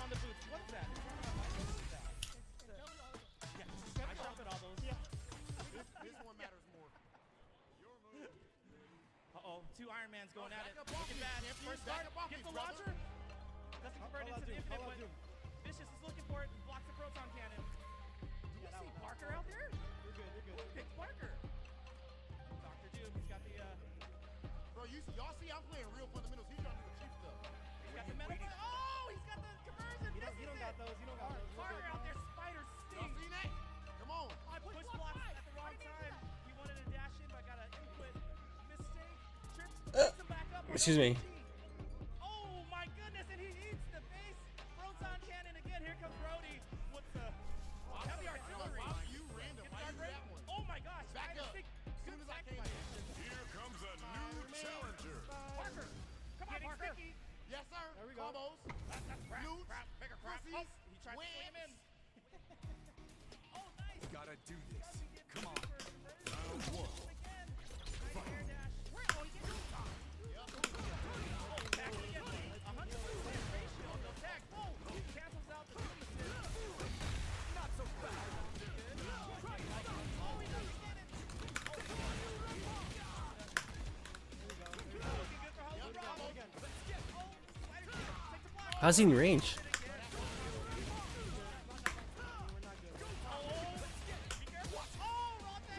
What?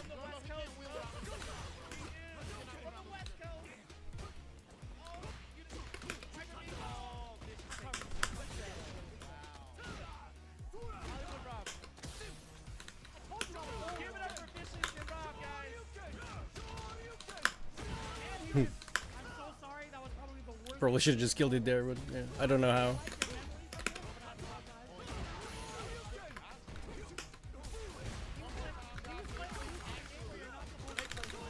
Real players. My guys. Thriller and Butter. Much love, guys. Much love, guys. Vicious sucks. There ain't gonna lie.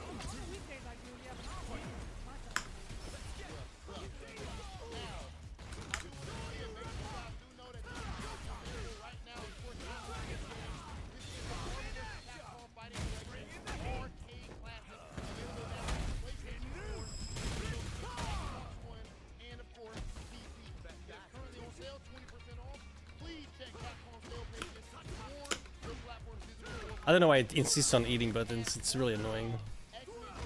It's so fraudulent.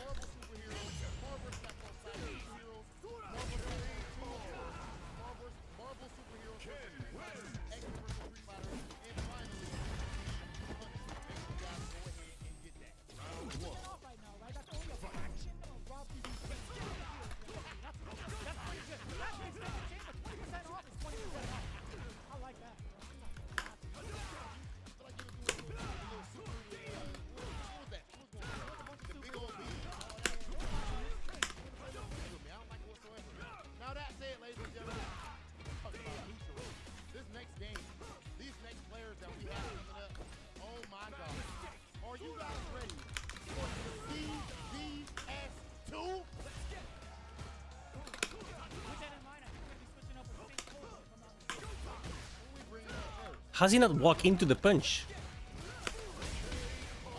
I grabbed. What came out? It definitely wasn't a grab because it would have worked.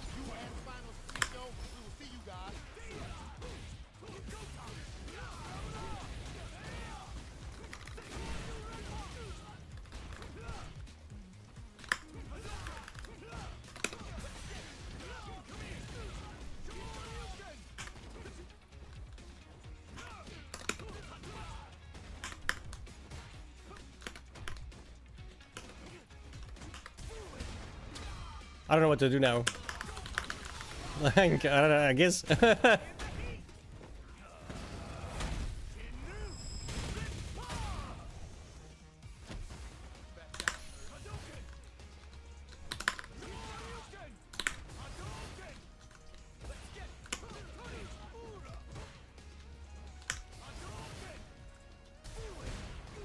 No way. Can't believe that still reached.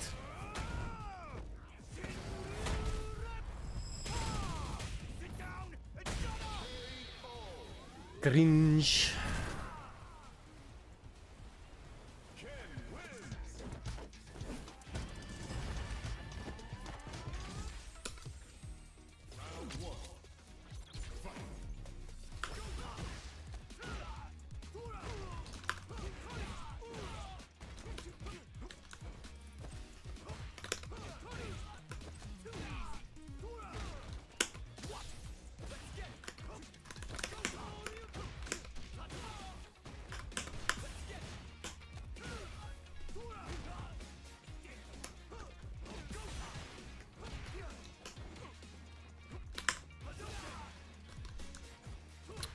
I gotta start DPing, dude.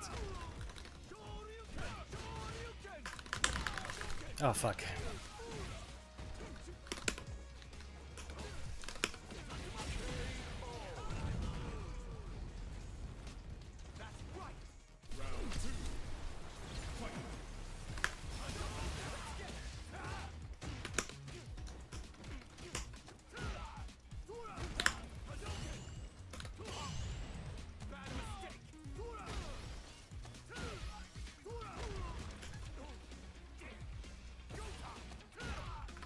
Cringe.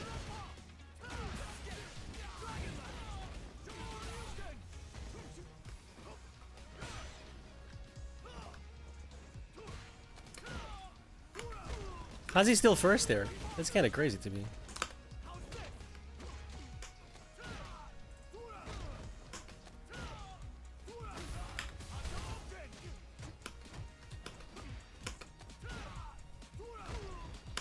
Got him.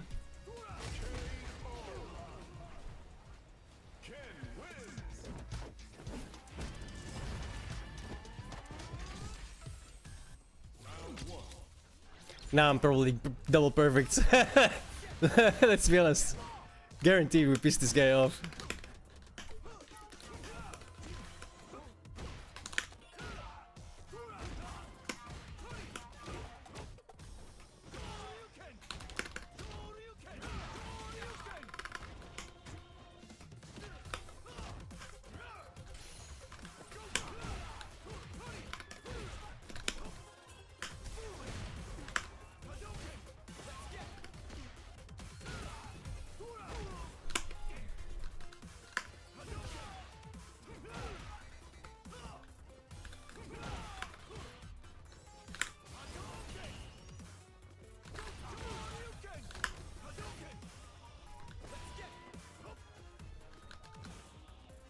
There's no way this fucker's in range, dude. Look how much distance there was.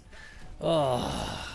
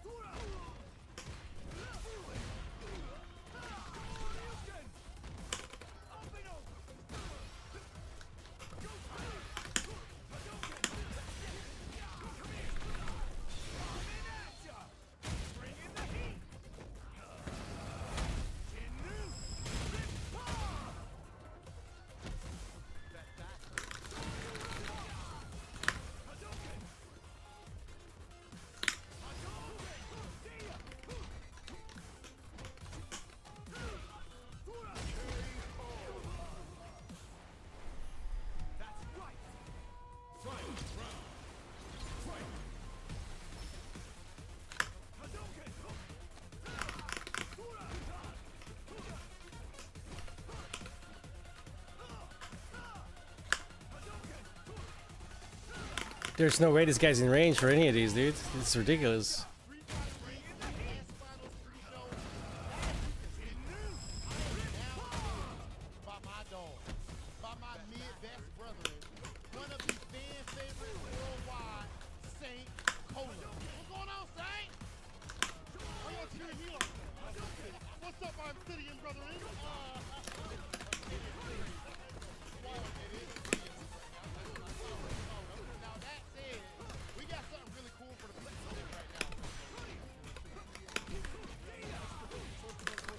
What?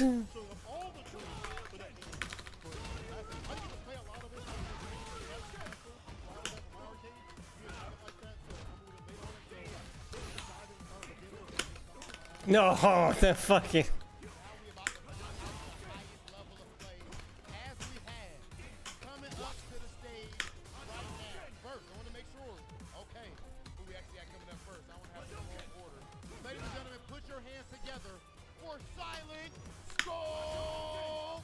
No, dude, it's fucking horseshit, nonsense piece of trash, son of a cunt.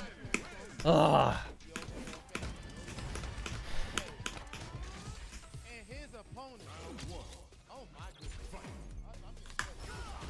Dude, why is my fireball not coming out?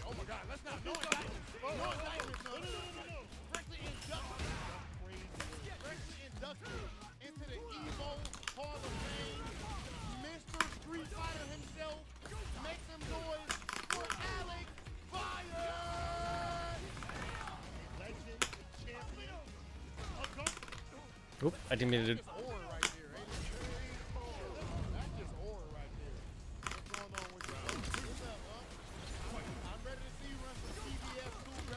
I think it's kind of funny. That platinum guy was pretty much basically the same as this guy. And this guy's like a master with 60,000. That fucking platinum guy needs to get his ass in fucking rank, dude. Sandbagging piece of shit. Like, this is ridiculous.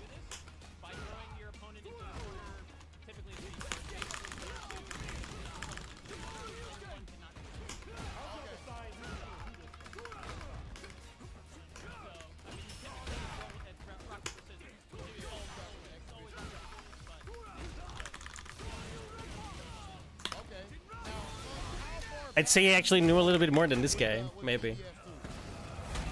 I don't know. It's hard to like compare two different characters. Right?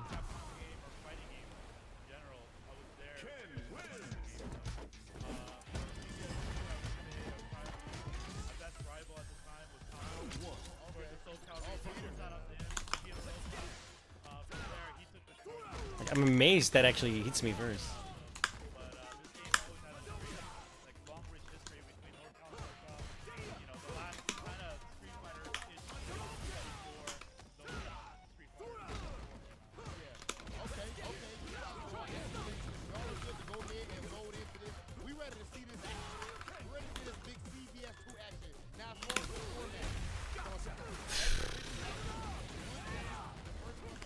There's a lot of mechanics in this game that I despise, man. The DI mechanic is way too fucking newbie.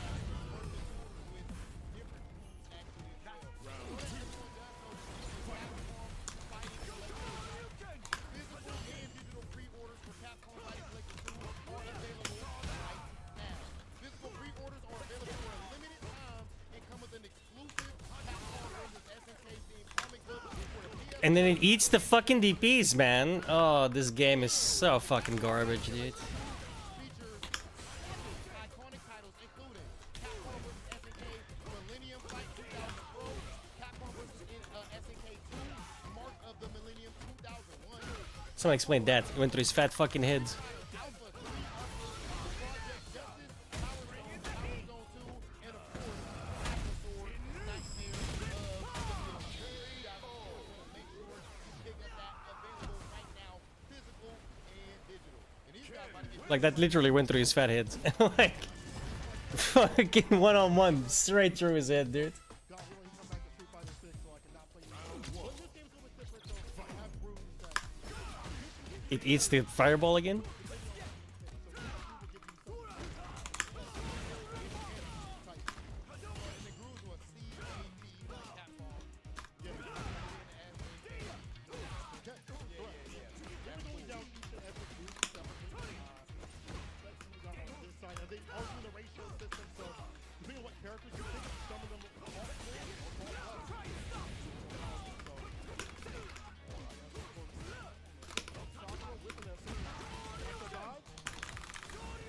I think Kenny's a little too brain dead for me, dude. Like, you have to, like, go nuts with him, and I'm not sure I'm capable of doing that.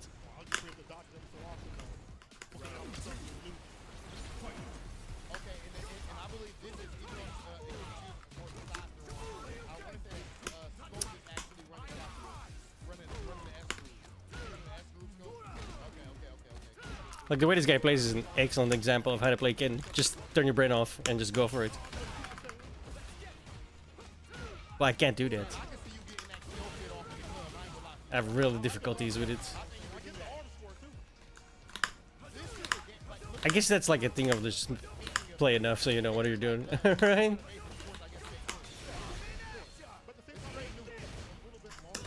And then it doesn't, yeah, it didn't fucking do my fucking... Ah.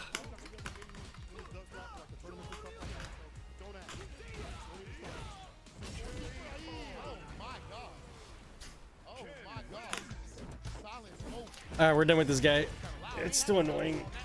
I'm too bad with a character like that, man. Like, where you have to just turn your brain off and just go for it. I can't do it. This gives me Street Fighter 4 That jump flashback gears, nightmares, brother. Patriot Circle records.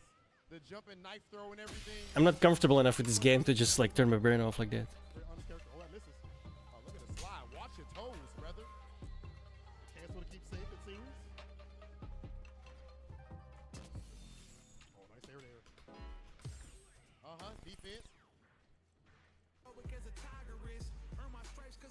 That slide. I thought it might be a wish punish on that slide, but it might be a little more difficult than it looks. He looks so good. I don't know where he actually This is, like, really boring. This pre-game show. I'm not gonna lie. Fuck is this shit, dude? Timing right there. That's something that Sonic Fox actually talks about a whole lot when it comes to fighting games. He first put me onto that concept. Actual timing, and that helped me out a whole lot. Being able to just read when your opponent is gonna press something, even in neutral. I feel like that's good in like any level, right? Just understand when to press a button, when not to press a button, the other kind of thing. Go! All right, it's the last character that we got. Sorry, cat. Okay, Rolito down. Are we down to the 1v1? Is it always like that? Oh, Anchor? Yeah, it's always Sagat. always Unless Sagat? it's Anchor, it's always Sagat. I know this. Sagat master on that crouch fierce. I don't Apparently know. super good on the character. I don't know if a Valle Sagat can be stopped, bro. I'm not gonna lie. Mr. Street Fighter Sagat. Come here, give me them ankles. So often try to get the bar up as much as possible. Rebuke it. Saying, are you seeing the length of those normals? Okay, and I believe that's his groove that lets him roll like that. Yeah. So again, that also goes into movement. So some of the grooves also impact how the characters move. Some of them have runs, kind of goofy to watch characters that didn't have the sprites to run, have to have like a run that looks really goofy. Oh, I like that little delay right there, waiting for the charge up and in. The super reaction. But that's a reaction right there, huh? Ooh. That's the reactions? I mean, Come if you on. can't hit that, you don't have, you have no business playing old school games. Okay. It's a different standard. Yeah. It's a different standard right there. We have to. So now we mix it up. switch. First one. Friday takes the first one. Okay, we're Also gonna be switching grooves We're gonna as be well. seeing some different grooves right now. What is these random ass rules as well, dude? What is this shit? Roll. So some grooves actually share mechanics. So roll is in 3 of them. So A, N, and C. It actually tells you when you're on this menu what you actually have access to. Okay, okay. So for instance, C has roll, N has roll. The one that has the least is P, which just has parry and short jump essentially. Everybody has a different wake up, so there's delayed wake up as well as quick wake up, but quick wake up is actually unsafe in this game. Okay. Oh. So yeah, you actually have a certain amount of frames of recovery. So there are, if you throw somebody, certain characters have specific things. So like Dictator can just slide against most things and then pick anybody up. Hold on 1 second. Do you see how big the roster is on here, bro? Oh my goodness. I know. It's very strange to see the god characters on here. So we have God Regal, Shinakuma, and Bloody Ori. It's very strange, but very kind of cool. Vi, what's the most? Is there a most meta groove you would say? Oh, what to play? I'm not sure. Or even now in high tournament play. The meta has evolved. I want something chill to offset So like K groove and C groove. what we just did. Oh, my back. Councils became more prevalent, and people discovered. I'm getting old. Crazy combos. A groove was the best. Yeah. For a long time. Old and grumpy. So roll cancel and air block was really good. K groove is still there. It'll always haunt your dreams because it just does so much damage. So like it constantly evolves. So. Okay. Bro, maybe I should play some Star Ocean. Like with the OG games, a lot of times you're hearing about like, oh, this was buzzing. Oh, this is the tier list. This is the tier list. Yeah. But I feel like that could change too when you got more access More out here with this time, game. yeah, right? that's you know, true. More years and things like that. Easier to learn games these days. Go find a YouTube video of somebody. You gotta think back then when they're competing in this. Bro, you just have to watch VHS Not tapes. even. Yeah. Word of mouth. If your arcade don't have good players. Holy shit, sorry. Hold up, are we seeing some? Are we seeing some Big as Giannis. song right now?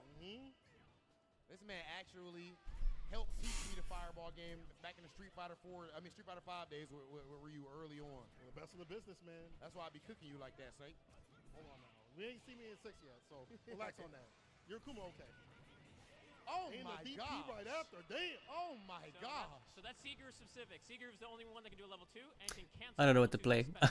Shit. So you can level 2 Tatsu to a DP. That's saucy right there. You know what's also sick in this game is that they have those special intros. You saw that with Kyo kind of doing the flame at Ryu, having those interactions.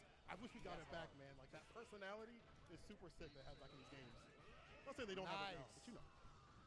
Spend that meter, baby. You gotta get that. You gotta get that bar up out of him. Oh yeah, that There's a groove. win. Burning their meter, very important. Oh yeah, yeah. It holds over the Oh, next you see round. that groove? It's empty down there, Saint. Yeah, that's true.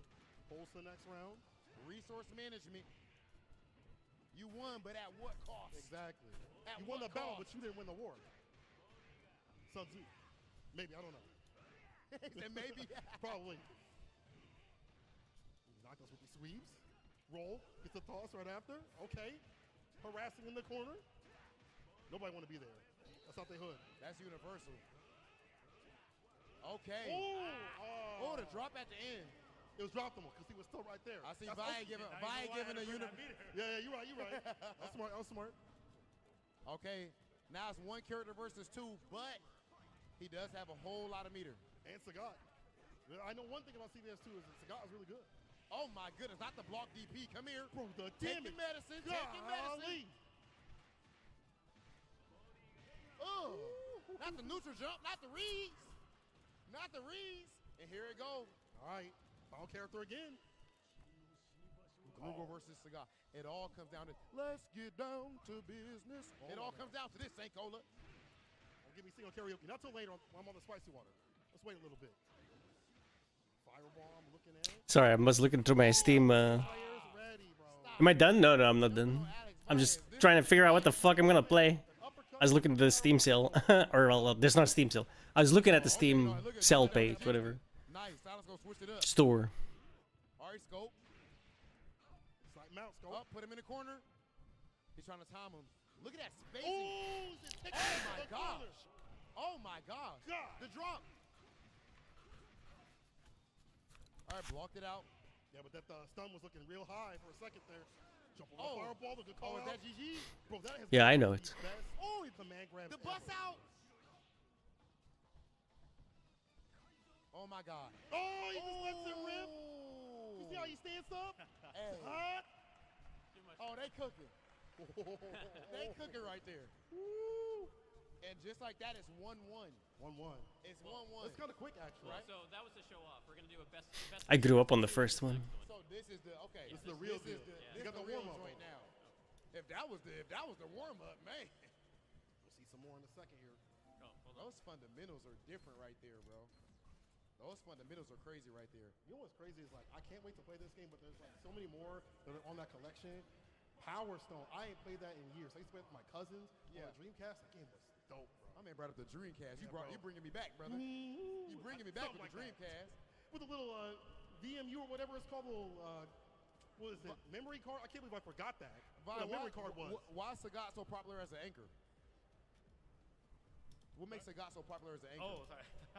So Sagat has ridiculous range, ridiculous damage. He can punish reversal super. I mean, he's got the whole package in this game that resonates with a lot of players still because he's still Shoto-like. Yeah. But the distance, like the range and the speed of the character is kind of overpowered. Like, everybody picked That's all you like need. A, B, and Oh, Sagat really? usually Yeah. as a safety net. And No then- matter what, he's back there. Yeah, yeah, and Blanca is also one of those characters too. So it's like, you know, those two together were top tier for the longest time until people really got to know roll canceling. I'm still going through my queue, by the way. The custom combos through all the like craziness. So there's so many variables in this game. You will never just get trapped playing like a very linear style. Okay, So, okay. Yeah. There's so many combinations. Yes. Pick Sagat. Hurry up. So while you were saying all that, Silent told me stand fierce, crouching fierce, special cancelable. That told me right there. That's all I needed. Fierce for Sagat, both crouching and standing is cancelable to super. That's all So I need. it's the best whiff punish tool in the game. So you can't hit confirm, but you can whiff punish and just do it for off of that. Yep. Okay. Okay. Akuma First of two, also. we got the Akuma being bust out. Goki-san. I'm like, I really want to play Suikoden, dude, but it's like, I can't, alright? The new one's coming out soon. Like, what the fuck? Yeah, I remember. I ran the Goki back in the day. You play him now? Okay, we got Chang versus Akuma. Let's see. I really do wanna play Suikoden though. Oh my god, Yeah, but I mean, if you get bust one out, more it's week, I like the same think. thing with Akuma in this game. A little more. Back, jump back, air fireball. Whoa. Get 11 days. Yeah, I can play Please. Akuma also. That would be some nasty stuff in there. Street Fighter 6. So the harasser continuously does bust out with a DP. Nice little anti right there. Look at the bust Avoid out. the little one. Look at not needing to use EX meter to bust out with a DP. Oh my goodness. Oh, dang. Oh You my. dead? Oh my I mean, God. yeah. What am I talking about? It's Akuma. It's Akuma. Of course he's That dead. damage is. The damage in K group. Oh my You have God. higher damage in K group. Okay. And rage. 35% more just normals. 35% extra damage. Wow. Poor guy. Need some buffs. So we got Blanca now. We're seeing some Blanca. This look like a Valle. Yeah, but I can't afford that. Let's give it the plantains. Valle RD. Now I hear this character is also That good price as is well. insane. I've heard in the discussions of like the good characters, Blanca's up there. Can't tell you why though. Oh, that anti-air. The angle of that anti-air was crazy. It's pretty good. It was like straight over top of his head. Okay, looks like level 2. You Oh, saw that it right there. chip damage. So he gives him the thumbs up. He's like, all right, go. Oh my God. Bam. Is Bam, that a bam. command grab or regular throw? Plus, I heard it's terrible. Hit him with a bam, bam. He going Bam, for the bam. scoop. $70. Command grab, yeah. He on his Flintstones type beat. He got to bring it all the way back with Sagat. From the brink. I mean, it's doable, man. Sagat, bro. Raw sweep. That's all you need. 2 hits. Okay. You gotta play the long con in this game, I feel. Not only with the bar, but like you eliminate their health, maybe send some characters out to kill a character, you know? I like that. Morgan. Oh, she looked just as annoying like in Marvel. There's that crouch Just fierce. as annoying. I know Morgan's the bane of many people's existence in Marvel 3. That soul fist. Hear that in the nightmares. I've seen some things. What? Oh, the parries? I like that. In Path of Exile, I yeah. like when the game slow down like that. Just a little bit. Look for that next entry point. Look at this being pushed back to the corner. It's universal. Yeah, like a dragon game, the Pirate Yakuza looks hilarious too, but that's $60 as well. It's like, The side switch. Big boy stand fierce. bitch, are you for real? drop right into the super right after. Parry right back at him with a button. Tried to bait out that DP with that jump. Bruh. Oh yeah, that's death. That's death. The sniper. Her demon, and it's actually a hit. I do remember Blade and Soul, yeah. Oh yeah. And can you do a combo like hit Kitty played the hell out of that game. But it's basically demon. Oh It's actually my demon gosh. input. Yeah. Cold. Morgan with raging demon. Only when I can afford it. Kind of nasty. With the K groove too. So what's crazy about Again? she's the only character that doesn't have run. She has her fly from Darkstalkers. She got the, yeah, the So weird she knows when she flies. Yeah. So that's her run. She doesn't actually have Like run. my games for this month are Monster Hunter Wilds and Suikoden Stuff after knockdowns, right? Remastered. That's busted. nasty. Saying I'm not gonna lie, we gotta pick this up, bro. I'll run the set. I'm not gonna lie, brother. We gotta pick this up. I'm trying to get good enough to beat Jabali. At least one game, and I'm gonna walk away. Jabali supposed to be nice? He's kind of nice at the game. Unfortunately, he's nice at the game. I know you mean it too, because that pains you to say. I know it do. I'm gonna get at him though. We're gonna learn. We're gonna learn. I just want one game. I think it's very important. Yeah, maybe. For Viacom Monster Hunter to comes out do like this on. 3 days after that, right? It's like, Man grabs were doing serious damage. You're right. You're right. I always say it takes a special type of person to go to tournaments with a big body command grab character. is there like You're a... about to travel all across the world and bet it on this SPD. But also at the same time, you ruining somebody else's day and their tournament play by that is command true. grab. No, okay, good. There's no special nonsense bullshit. Tatsu get outside the corner The and air hit him on the way out. I don't even know if he was trying to hit him right there. He might have been trying to escape and he happened to jump. I guess it's a good ass Tatsu then. Low forward in the fireball. Come on. Classic. Classics never die, bro. Careful of that stun gauge. It's looking a little bad right now. You see Tatsu get out. Perfect spacing on that slide. I like how he used the fireball to knock little. I forgot his name. It's. I don't remember. So it's Krang and Choi, I think, is their small one. If I'm not mistaken. I probably am. SK fans gonna get at me Bro, for that. you see the fireball to the stand heavy kick anti-air to the fireball anti-air? Are you kidding me? Yeah, that's what my money's earmarked for. Oh! Wilds and Suikoden. Oh my God! Bro, I want to play Suikoden so badly. Oh my god. Are you kidding? It's kind of annoying. It's like, oh my god, I gotta wait 2 more weeks. Yeah, take care of him right there. Shit. We're 2-2. Not too much you're gonna be able to do right there. Yeah, exactly. He was gonna get that chip out. At that point, you're probably just trying to like make them waste bar or get a few hits here and there, but 2-2 now. Interruption on the block ball immediately. We're jumping in now to switch it up. Oh, big anti-airs. The float over. Yeah, see, that is so finicky and probably hard to fight because you're expecting that dash up. Floats on it. Oh, there's that high low that he's talking about right there too. That fly to the high low. Again, Got a good anti-air. that mix is serious. Get some shit. Oh, in the parry. Hold up. Hold up. Oh, that punish Blanca ball. It's like I've actually been looking forward to that remaster for quite a while. Oh, they better not fuck it up. I swear. Oh, nice, nice, nice, nice, nice. In familiar territory, down to the I'm gonna lose my shit if they fuck it up. is Mr. Street Fighter Alex Valle, Evo Hall of Famer. First ballot. Scope with that pressure. Yeah. Scope's pressure with Morgan is actually wild. It's just like you clip a button on the way down on the other side, the mix-ups. You're eating chip if you're blocking it out. Oh, look at it. See, even that situation kind of sucks right there. Morgan might die in this next few interactions, but he's already taking on so much health. It's a long con. That's what we're talking about with this game. One fireball. A sneeze. A breeze will kill at this point. Hit him with the Hachu. No anti-air, no tiger uppercut. Oh, he tried to bait out the DP. Said, do it, I dare you. Oh, Parry into the parry. button. Bruh. P groove. Not the parry. That was nasty.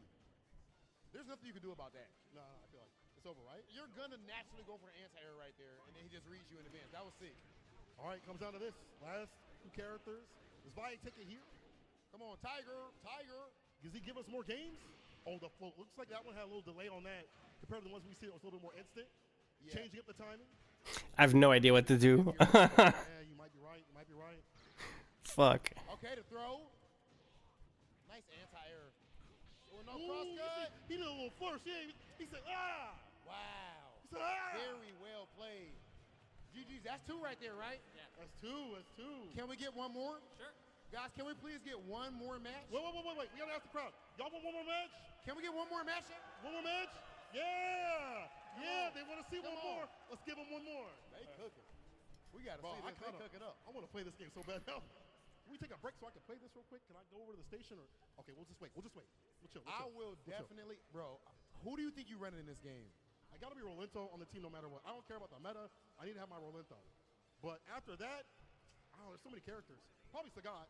That stand fierce, crouch fierce, chunky ass button. Do we have any CVS 2 players in the crowd? How do I have so many games and I'm like, on all of them? 3. I saw 3. We need OGs. This is ridiculous.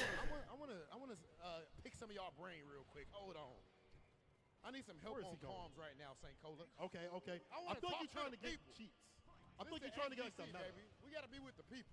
All right, I'll come down. Okay, with you. hold on. Let's see. All right, what's going on with you, brother? All right, so what are you seeing so far? Why do you think my man Silent Scope is cooking up over my man's body right now? Just uses the mid tiers and Chang, Morrigan, especially Morrigan, so well, so annoying. How good? So Right? here you would say, oh, Right? It's like, what the fuck, bro? I don't know what to do. So even like the This fucking sucks. I got so much, one of the mid tier characters, and yet just specialize them and destroy like Scope is right now. nothing looks like. he's nasty with this character, bro. Those command grabs, he's so consistent. I guess I could continue playing Graveyard Keeper. Slide right there, the slide that he's doing right there, is that like something that's like Yeah. it's you space it out properly? Yeah, you space it out properly, and plus with Just Defend, you recover a little bit quicker. So even if they can recover, or if they can punish it, if you Just Defend, you do recover a little bit faster. You just said the same thing twice in a row. Yeah, you said that just literally in the sentence before that. Not the stun. Okay, there's the back throw. This is Mr. Street Fighter, ladies and gentlemen. All right. While you do that, Rob, I'm gonna ask somebody in the crew. First time, who gonna pick up this game for the first time? I need hands up. Who picking up the game? Who picking up the game? Who picking up this game? You right here? Yeah. Okay, real quick. What's your team? Tell me. I'm probably gonna run Akuma. I think Rock's in here too. So Yeah, Rock is in here. Rock, and then probably Sagat as well. Okay, a man of culture. I appreciate that. That's some good characters right there. I like that. Yes. The choices. And some of the little better. It's okay. We just say we like the character. That's why. Yeah, man, I really love Sagat. His fireballs are super cool. Yeah, bro. Yeah, he got reach. Yeah, man. That's the reason why. No, actually, that's close to my team. A little bit of that Rolento though. One touch though. One touch. Okay. No anti-air. Maybe that anti-air we saw before might be a little on the slower side. So Sagat's definitely capable of bringing this back right now, Saint. They've let us know. That's true. It's true. We're trying to look out for stand fierces, crouch fierces. Let's get some great foot on. Alex Vice jump in timing has been absolutely phenomenal so far too. With the lockdown with the fireballs as well and the buttons. But then again, you got this side switch character that's hard to get a hold of, and when she's dashing up, different angles than what you'd expect. The parry and the anti-air, the super, but he tried to parry, only got one of it. It's looking rough.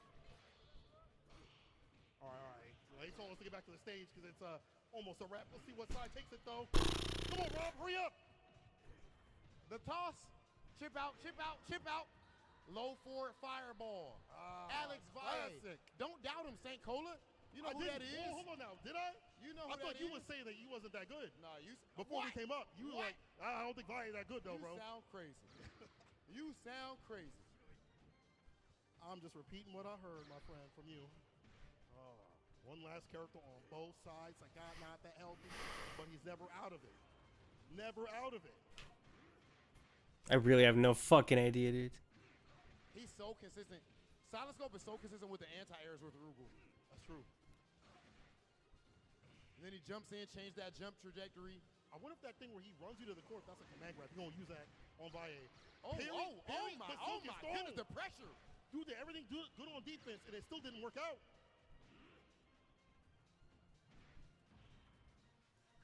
You got Bardo.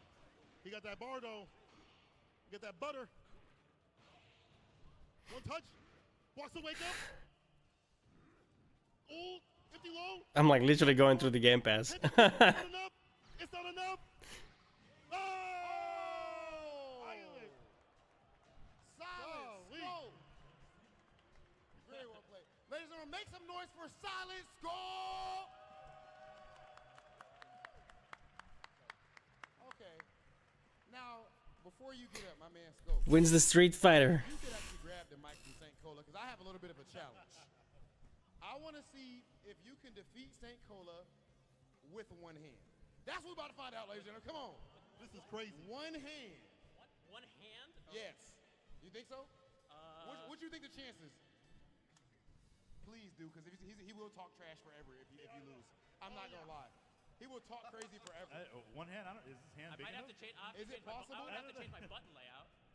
You have to change your button layout? Yeah, because I can't really reach fierce over there. Yeah. That's too bad. What about random select? Random select? Sure, I can do random select. Random Random- You okay, can definitely do random select. Random All right, select. random select. And you pick So, the meta. and here, I'll even random the groove. Even Random the group and random select. I'm Okay, gonna Valle. win.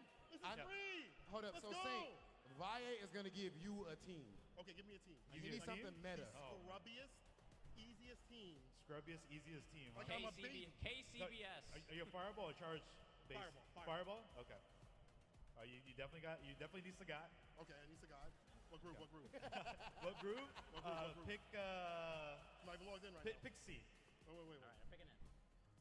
Yeah, pick C. Let me get out. Let me get out. I think I messed up. So pick C. Yeah, pick Okay, C. we pick a C. Did you quit? Write that down, Pat. Did you quit already, Saint? No. I'm trying to align things. Don't worry. Are you backing up to the title screen? No. Just relax. Okay, I'll relax. It's All okay. right. I'll make sure you ain't running. Sweat. Press I'm start, scared. press Okay. start.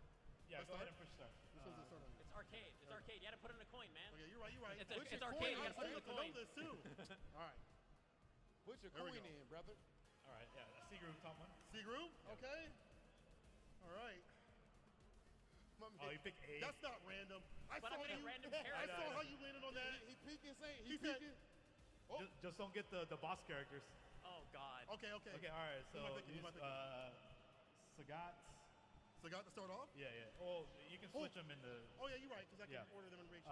Go ahead and play Ryu because you know how to play the Ryu? game. Yeah. Okay. Ryu. Pick Ryu. Guile And pick. Guile's an interesting one, but all right. Sorry, you wanna play the fucking Warhammer thing? So Joe has Just his jump around and hit. We can start playing that. All right. I trust Yeah, that's the original. It's more fun than staring at the goddamn Game Pass. Before roll cancel. So you. If you realize if I lose, you lose, right? yeah, that's cool. Saint, Okay. no. You got Alright. Ryu and Guile. You should He's win, gonna bro. be ratio 2, and then I'm gonna switch an order. Don't worry. We come from Street Fighter, brother. You gotta represent. They gonna think that's personalities can't throw down. Saint. Don't worry, I can. They see me on ranked. They take my points on ranked. All But right. they see me on ranked. So Ryu's gonna be your first character. All right. Oh, he's got a I do guy. this. This is over. Okay. There you go. Yeah, all you need is like 2-hit combos over and over. I like that. That's simple enough for Yeah, me. and then once you have super, if you have level 2, you can do a level 2 super into a special.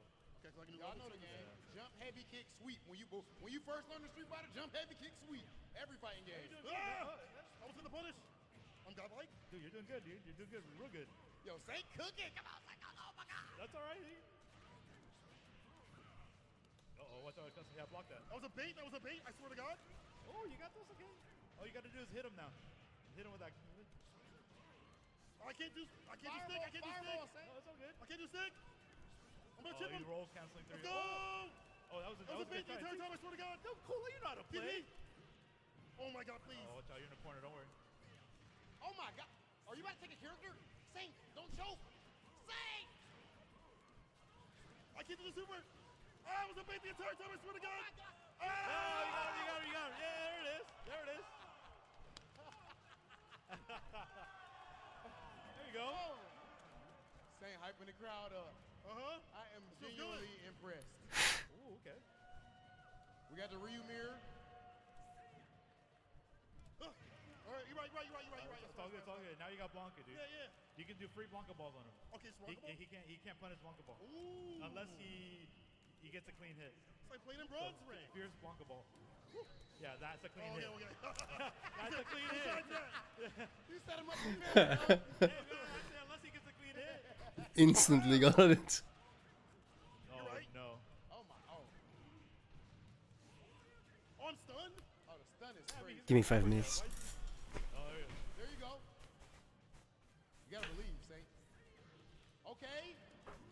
crouching heavy is your friend too. Okay. Oh! Alright, that's all right. You took off a lot of health, though. That's important. No, it's good. It's good.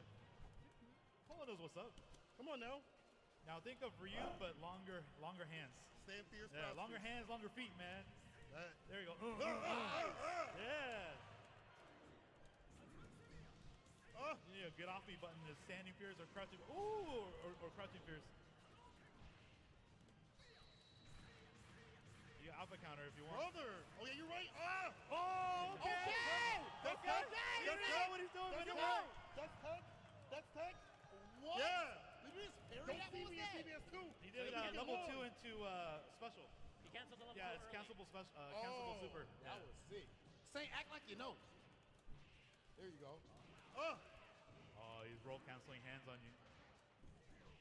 Nice. See, yeah, you like that button, huh? Oh, that's a good Yeah, button. that button, Oh, that shit. button is on crap. very, very good. That crouch kick Oh, what? You almost got a tray comp over that. Punish. Damn it. Oh, it's over. All right, Oh, cool. he got Hey, his main character. hey, you brought it to his last character. You did good, dude. You did good. All I'm saying is, if Rob was on the sticks, this would be free as hell. He's lucky at the I can't even lie. You did good. I'm not gonna lie. Well, sorry. Now you were smart. I'm not gonna challenge you at You all. was going to look a little goofy. I can't lie. Guys, really quick, even though he lost, can we make some noise for St. Cola? That was Thank you, brother. phenomenal. Oh, much love Sweating. to Mr. Street Fighter Alex Valle, and of course to Silent Scope, ladies and gentlemen. We are here at the official Street Fighter League US Finals pre-show. Make sure you guys go home and cop the game yourself. It is officially out right now. The physical and digital pre-orders for Capcom Fighting Collection 2 are available now. Physical pre-orders are available for a limited time and come with an exclusive Capcom vs. SNK themed comic book for the PS4 and Nintendo Switch physical versions. Capcom Fighting Collection 2 features 7 iconic titles, including Capcom vs. SNK, Millennium Fight 2000 Pro, Capcom vs. SNK 2, Mark of the Millennium 2001, Capcom Fighting Evolution, Street Fighter Alpha 3 Upper, Project Justice, Power Stone and Power Stone 2, and last but not least, Plasma Sword, Nightmare of the Bilstein. That said, ladies and gentlemen, that was it for our CVS 2 exhibition. We still have, coming up next, Monster Hunter Wilds. You guys are not gonna, look, the crowd are already hyped up for that.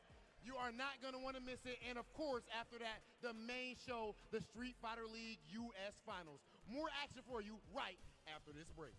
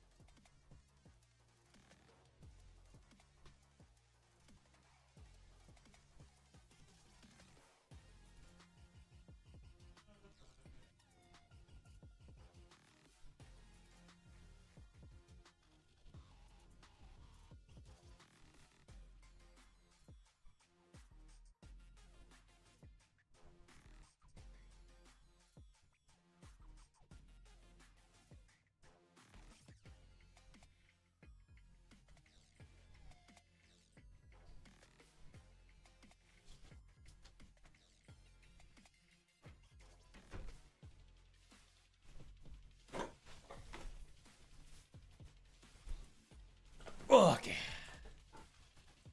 Ugh.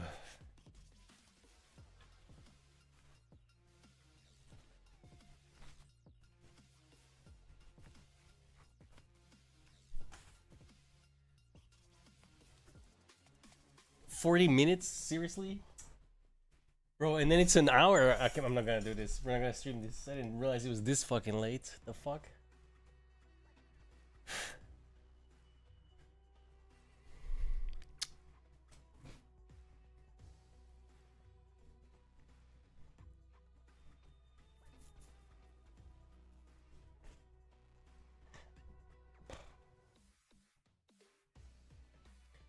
Blah.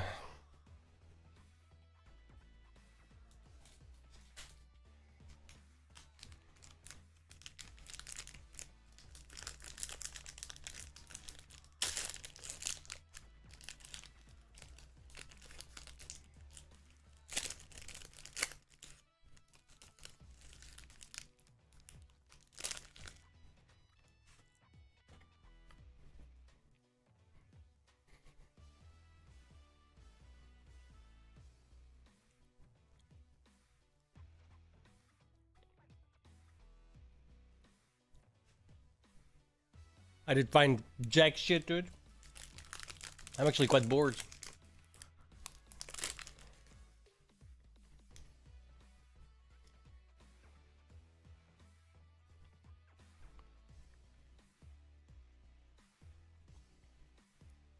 Let's see, I haven't checked Epic. Maybe play some Darkest Dungeon 2. Haven't checked that out in a while.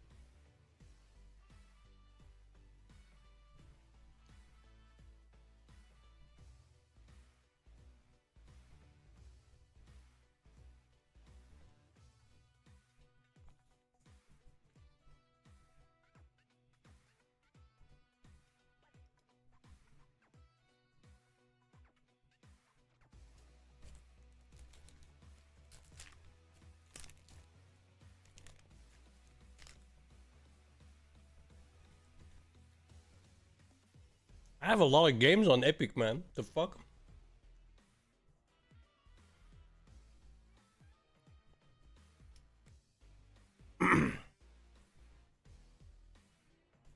Like a lot?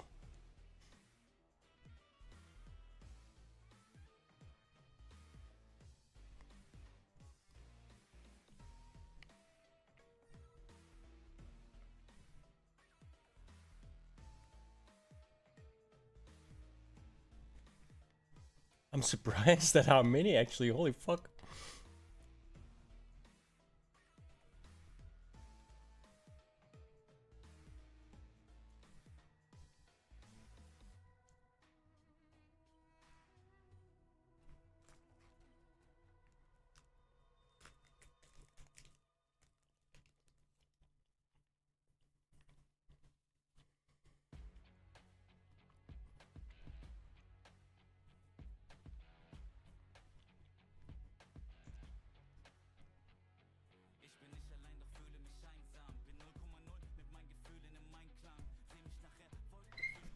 Give me 1 second. I'm gonna look something up real quick.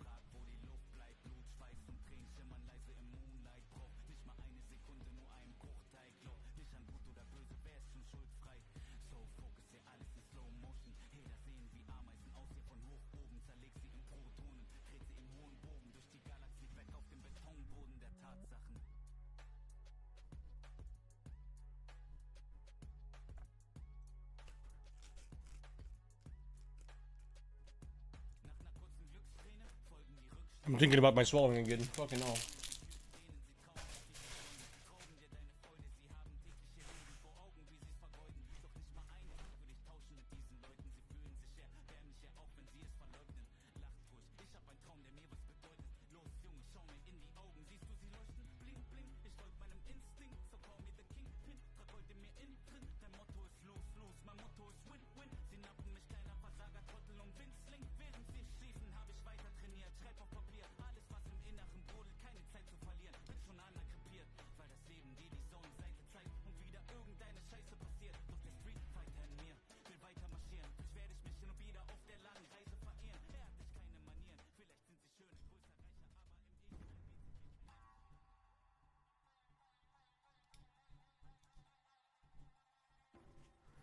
Damn, 72 megabytes.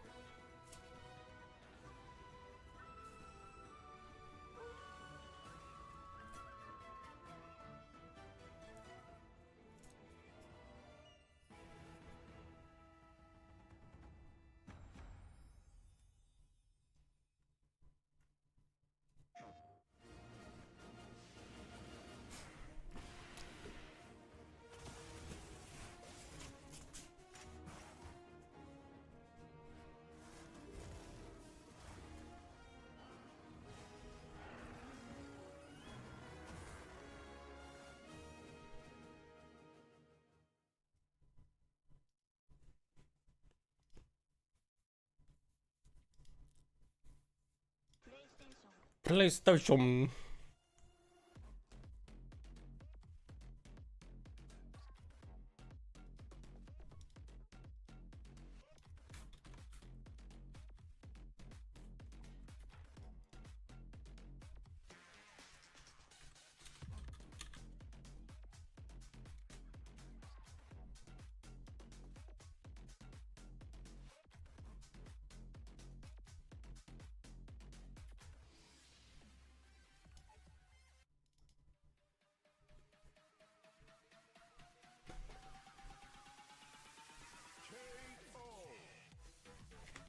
Dude, fucking wheels on chairs.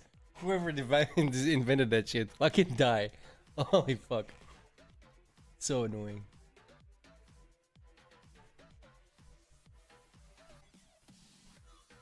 In a video game, by the way.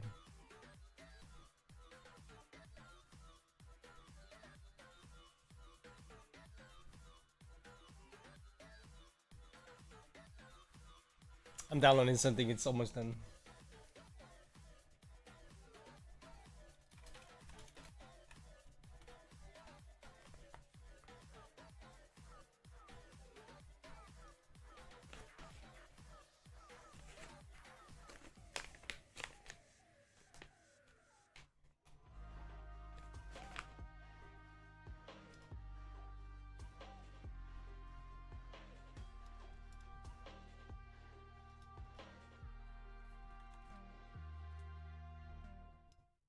So for upcoming Street Fighter League, can you break down your team, like what you know about each person? So like on the team, we have Chris CCH, and he's been very good for a long time. And then you have Psycho, I feel like just really ready and hungry for a big moment like this. And then you have Sean, always been very good. So I feel like having someone with a lot of experience is always very good also. Because in the best part of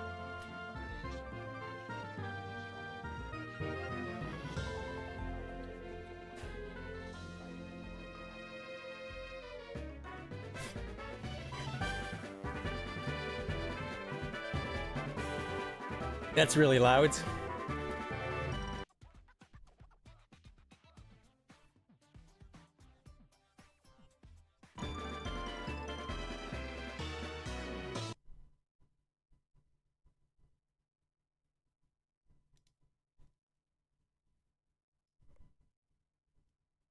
How about we try 60%? That's still really loud. How about we try 30%? 20. That's better.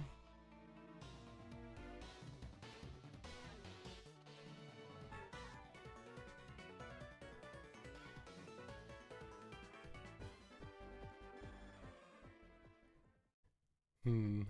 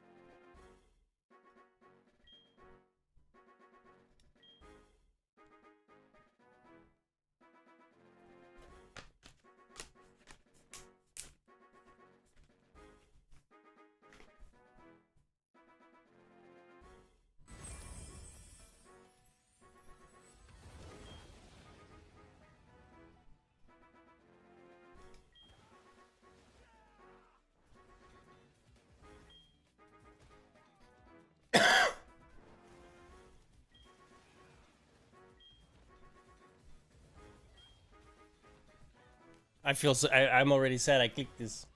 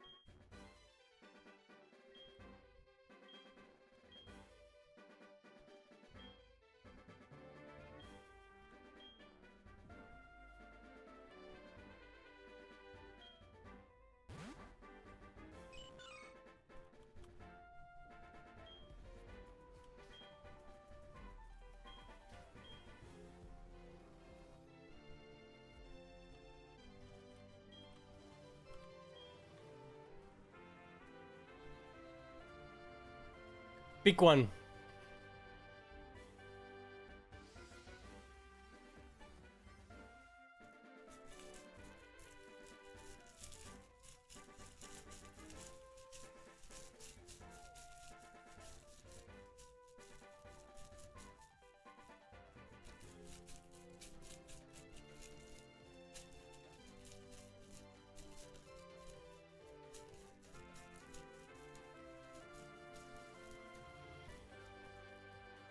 I know, right?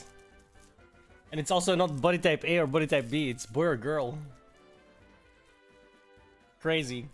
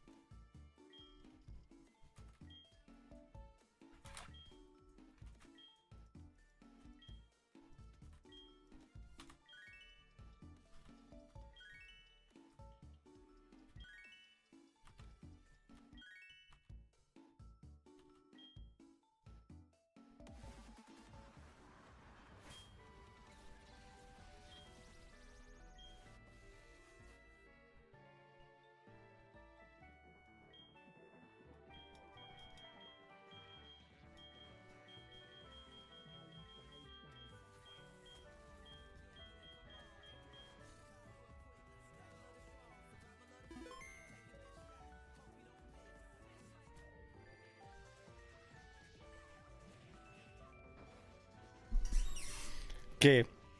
It's been a while.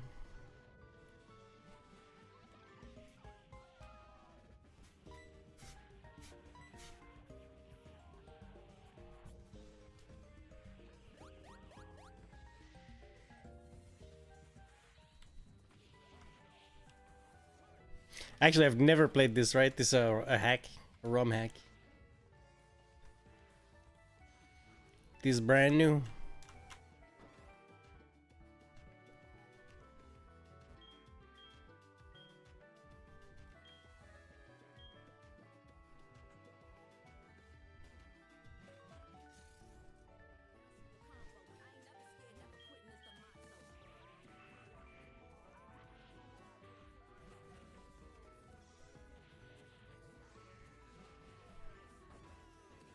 I wish I ran faster. Holy crap.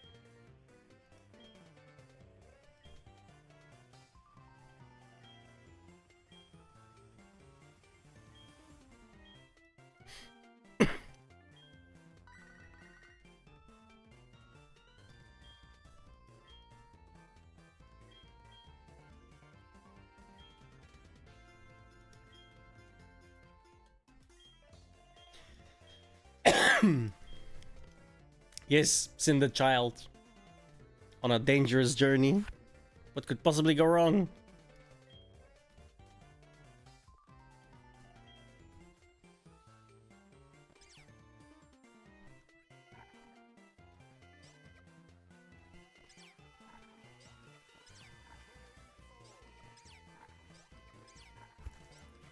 Let's let luck decide.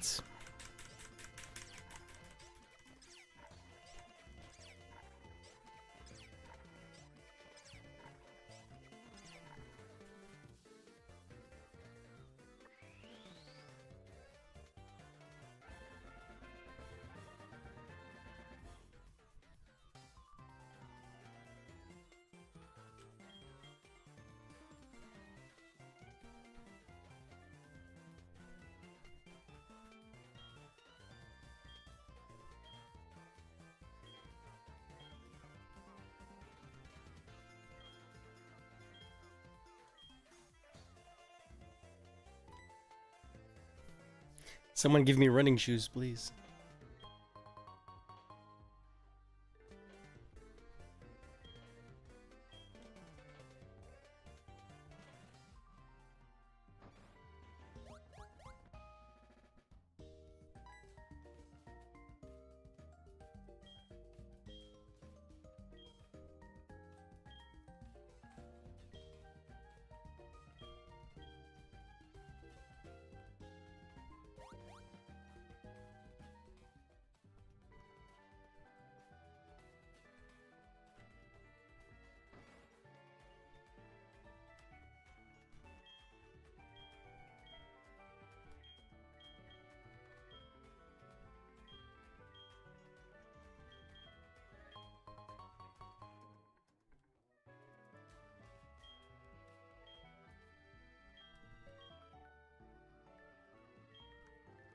We'll figure it out.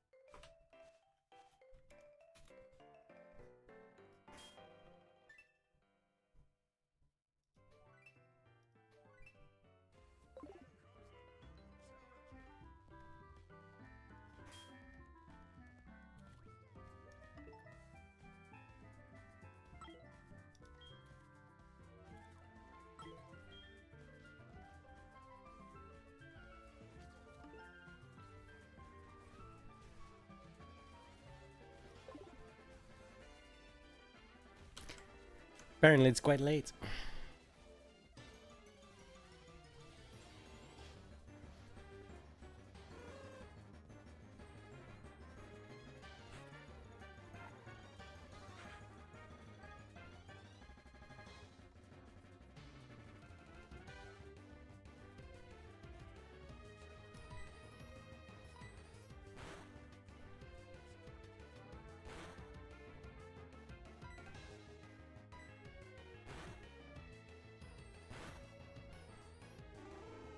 Be gone from me, peasant.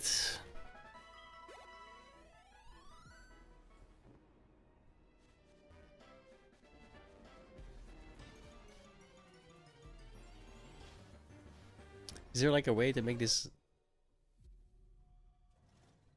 slightly faster?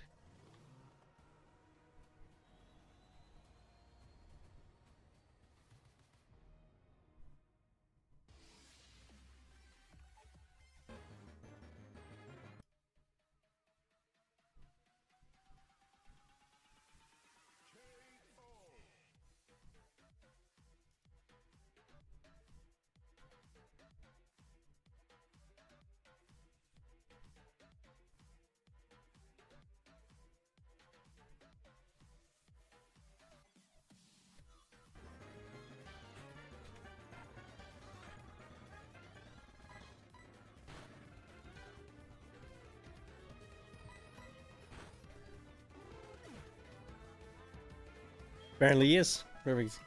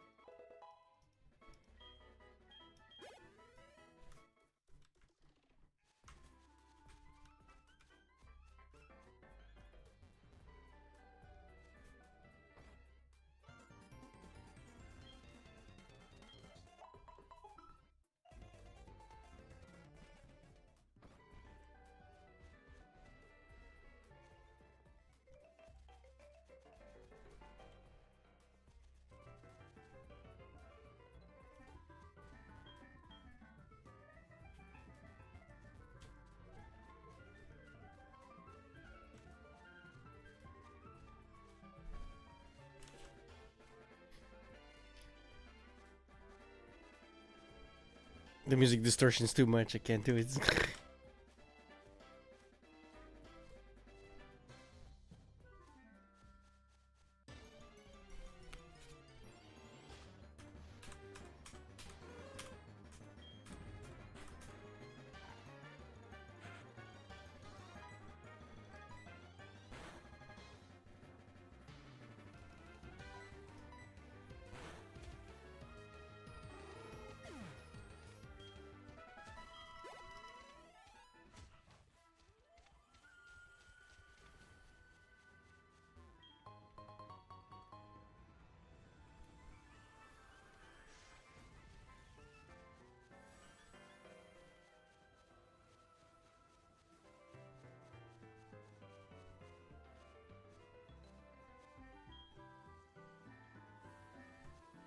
It's a good idea.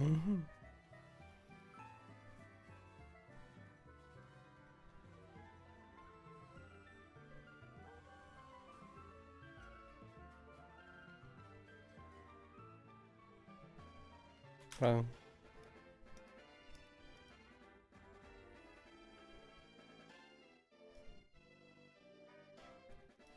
It's taking forever. There we go, Jesus.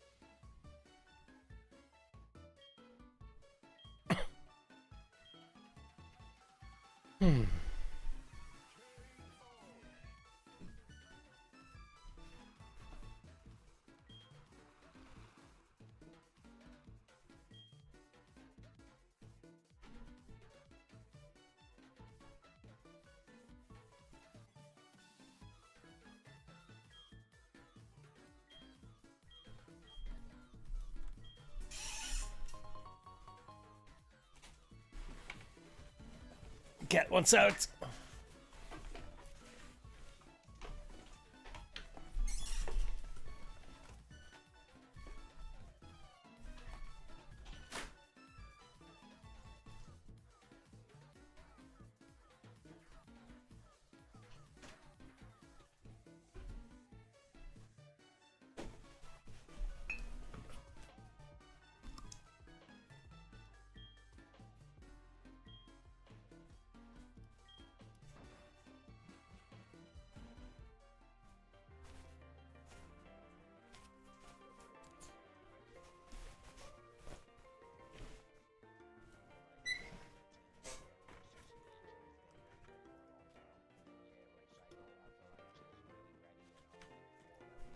That's bitter.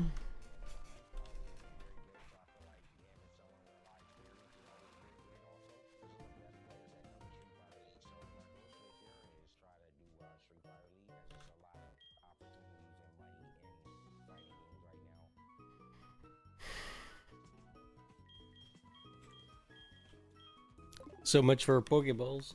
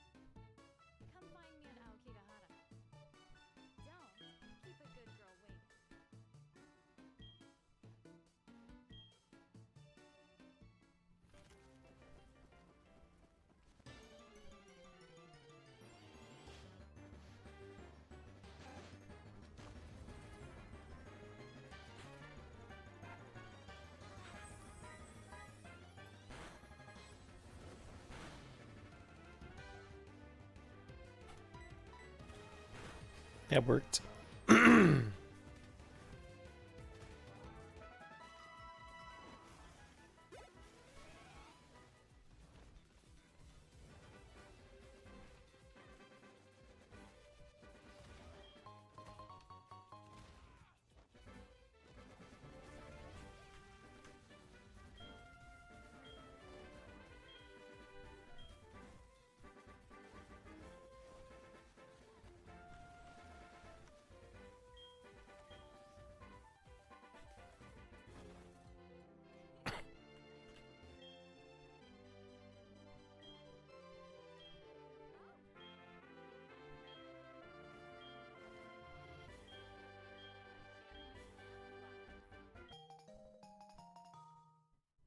Guess we can pick that up now.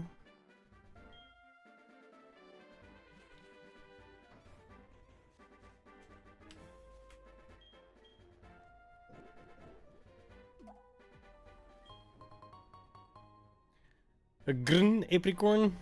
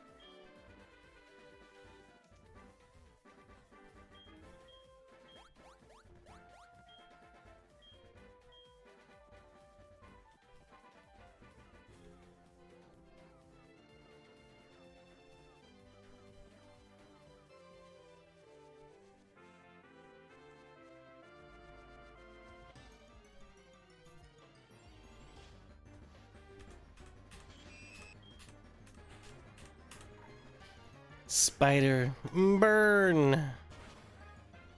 It's super effective.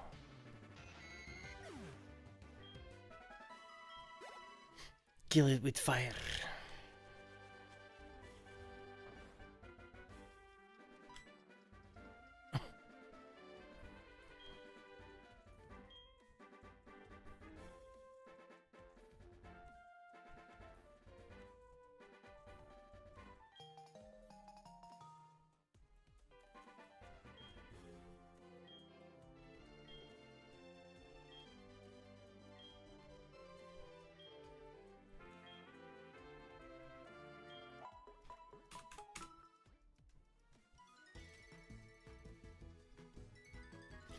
I know, right? I can't really help that, as far as I know.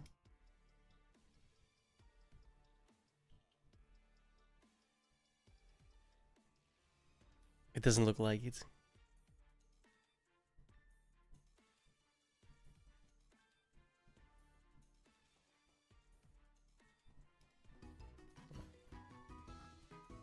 I could do this, I guess.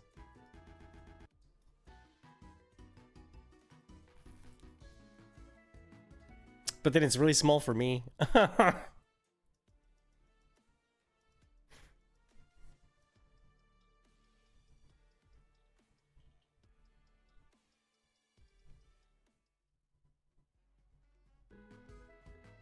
back to the official Street Fighter League US Finals pre-show.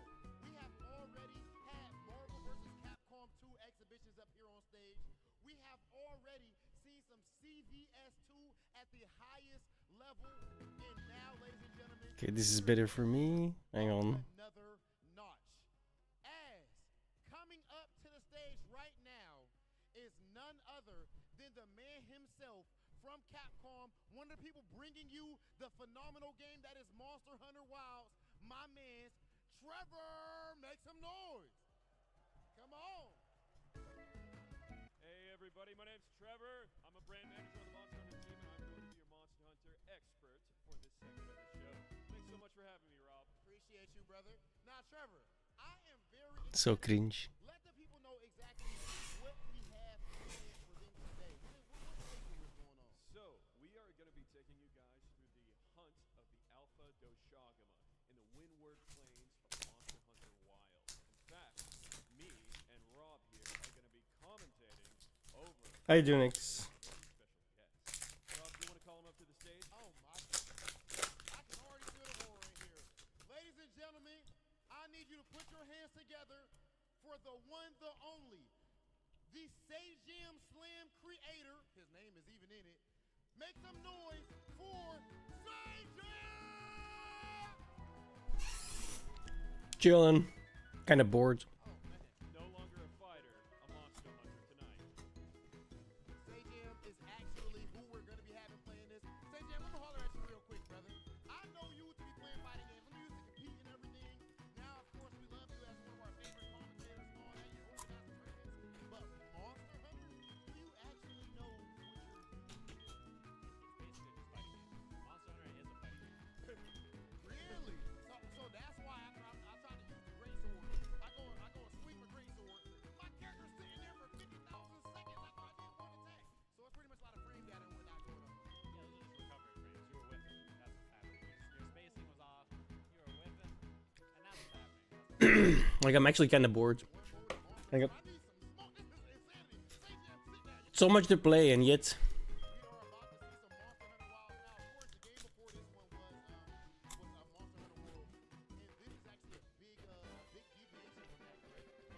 I was getting my ass handed to me in Street Fighter, so man.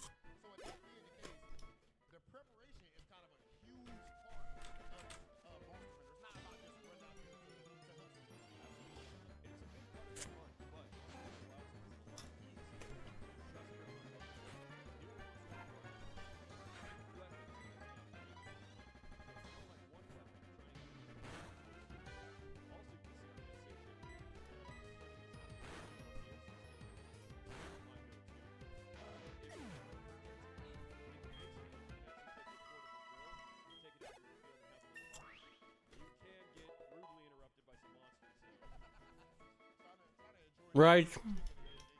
Same. I'm winning on that one.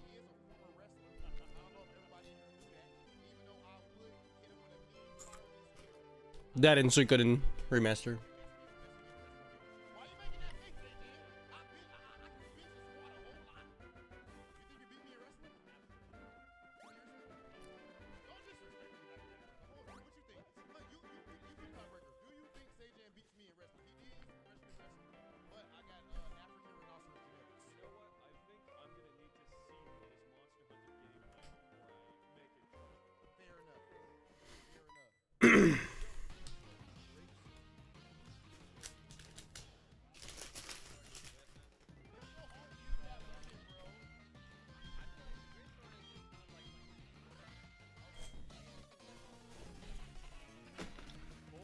The rival.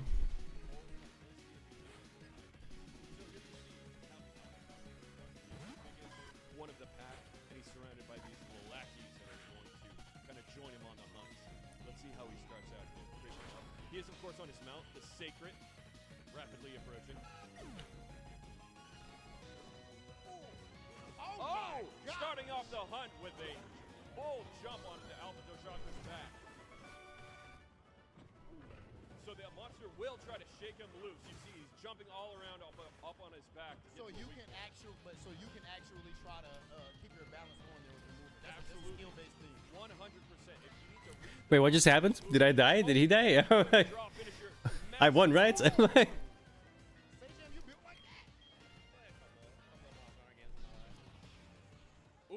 getting pounced on by one of the Doshaku's lackeys. I wasn't paying attention. I'm gonna be honest.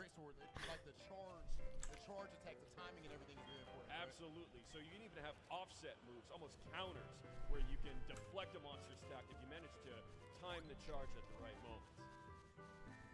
And the fact that he's actually fighting multiple monsters at once, I mean, that's ridiculous. Absolutely. So he's only hunting the alpha of the pack. So he wants to get the rest of the Doshaguma away from him as much as possible. As you can see, it's very difficult. Oh, he's just hit him with a large dung pod. This is a giant stink bomb that essentially disperses packs of monsters. So now they're all going in different directions, and he can focus on the alpha of the pack. Okay, so that's a huge thing too, outside of just your main weapon. Absolutely. It's like the side items and everything that you use in the battle as well. 100% a hunter needs to use all of the tools within their arsenal, not just their weapons.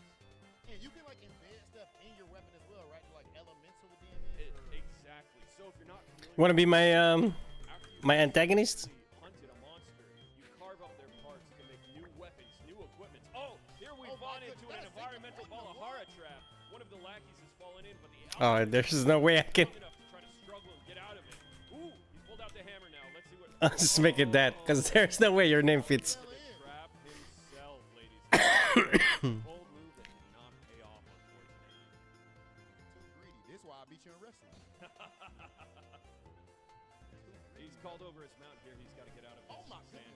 Okay. I was scared by his own. See, you got to get used to the alpha's got me on edge. Yes, you should. There's Alma here. She's your handler. She's actually joining you on the hunt. So if you need new quest information or take on new hunts, you can just talk to her right there. You don't need to return to base camp. But she doesn't. She wouldn't be joining in the fight. She will not. She's more of a books kind of girl. Now, of course, Monster Hunter is something where, of course, you can go through and play it all by yourself, but the multiplayer aspect is actually a Absolutely. So you can play with up to 4 of your friends at any time. These can be just other people playing online. These can be 4 of your close friends who are also playing Monster Hunter. These could even be AI NPC hunters if you're just playing solo. You can also play with your friends on any platform thanks to crossplay. So it doesn't matter if you're on PS5, your friend is on Xbox, or your other friend is on Steam. You all can play together. And that's brand new to Wilds too. Entirely new to Wilds. See, I feel like Stagey, I don't know how good of a teammate Stagey would be if we was on Monster Hunter. You know, Leroy Jenkins. I think that's what we had going on. That's what we saw there with the hammer jump. He just went straight in, and we saw what happened. Okay, so right now, like, he switched back over. He switched back to his greatsword here, and he's taking a bit of a pounding. He just had to heal up there. Look at the load up on Yeah, this. here it is. Here it is. Oh, knocked out of it. The greatsword is a difficult weapon to master. Only the most monsters can really make the best use of it. Sajam's movement looks kind of nice. He looks kind of nimble, brother. You can see here he's also using the focus mode to aim his attack. This is 4 times the speed. Imagine how slow it is when you don't speed it up. As you do damage to the monster, you'll actually open up wounds on them. There's these kind of red marks that'll open up, and you could use a focus mode attack to do these awesome special moves and deal a lot of extra damage. Here we see the dynamic weather system of wilds coming into play. This is called the sand tides in the Windward Plains. We went from the period called the Fallow, which is everything is kind of dry and desiccated, into this inclemency period where we have the sandstorm roll in, thunder strikes happen, all of the smaller, all in the middle of a fight that can happen at any time. The smaller, more gentle monsters that you could use for healing or other environmental methods tend to retreat during this period, and more savage, carnivorous monsters tend to come out. Of course, now here you can see the apex monster of the Windward Plains, Raydao, coming in. He wants a piece of action here. And this is where it gets very, very dangerous for Sajam. You air and ground, or you can look how big that thing is.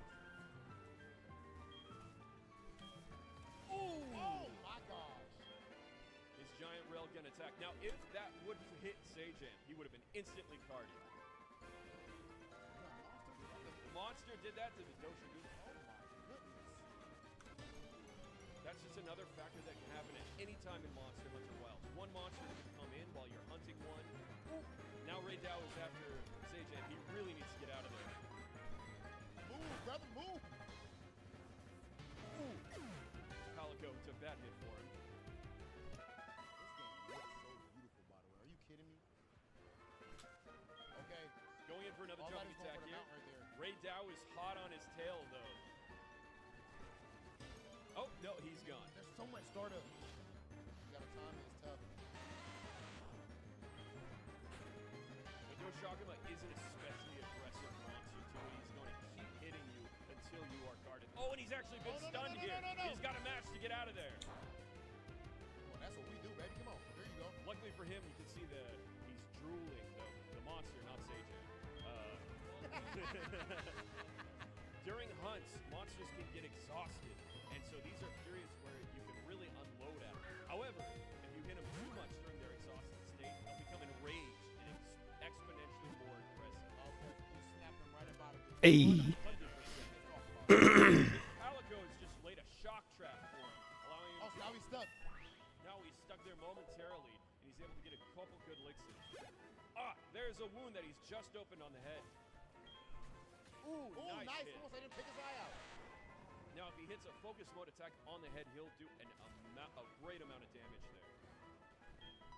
Well, it's just easier said than done. Easier said than done, especially with Greatsword. You don't have a lot of mobility options. Ooh, and you can see he's really low on health, too. He needs to heal. Make a decision. Burn. Let's see if he can do both.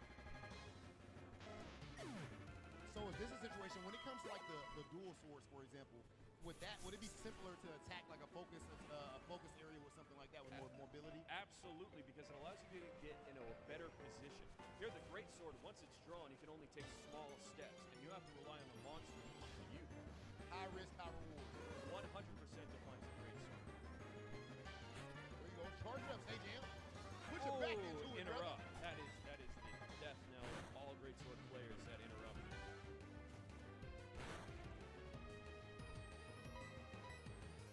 Second one. Oh, got saved by the right. It does look really good, no? Like Monster Hunter? Holy fuck. He's looking amazing. Oh my He is angry. And you can see he's Sajam stunned once again and low on health. There's your Palico friend. So your Palico is your little Oh wow. buddy there. The hell happened there? Assist you on the hunt, and he'll do a little damage to monsters here and there, but also can help you heal. He can lay down traps and assist you in pretty much every facet. I wonder if you were more creative with naming your Palico. I picked the orange one and called him Fox. Better than Garfield. I always name my Palico Friday, because everybody loves Friday. Fantastic focus mode attack. And you see he's knocked the monster off balance. During this state, you can get a lot of high-power attacks on the weak What's going on? When the damage numbers come up green, that means you're successfully targeting the weak spot, as opposed to them being white. There's another wound that's just another focus mode attack. Now, do the wounds stay for the rest of the fight or temporarily? Until you use a focus mode attack on a wound, it will stay there. For most monsters, you know, every monster hunt is different and every monster is very different. So you never The hell? may be able to heal those wounds. You can see Sajam here is trying to get to the back of it. Oh, and he's actually done a great amount of damage to him. You can see. Oh, look at his back leg. Yeah, he's trying to limp away and get What the away hell? from Sajam right now. So a lot of times when you have them in this state, the hunt has almost been completed. The monsters are trying to escape and return to their nests. Oh, he's soft. He's trying to run. Sajam is doing better than I expected, I have to say. Yeah, he's cooking up. Sajam, I ain't believe me. Actually, I did. No, I mean, I believed him the entire time, folks. So you can see the thunder strikes going on here. Not only can those hit you and, of course, do a lot of damage to you, but can also hit the monster. So if you see those sparks forming up on the ground, you know, to A, for you to Move get from out of that the way, area. and B, try to get the monster in that area. So maybe not to just attack them, but just get them to chase you right over that spot. Entirely.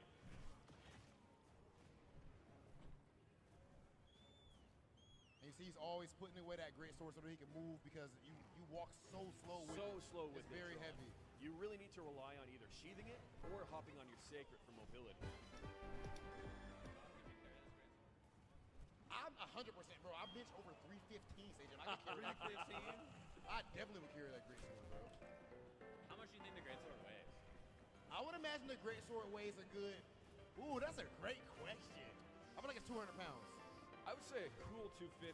That's just that great sword. Great swords aren't actually that heavy Maybe one made out of monster for obvious reasons. fangs, claws, scales, stuff like that. Maybe 10 to 12 kilograms?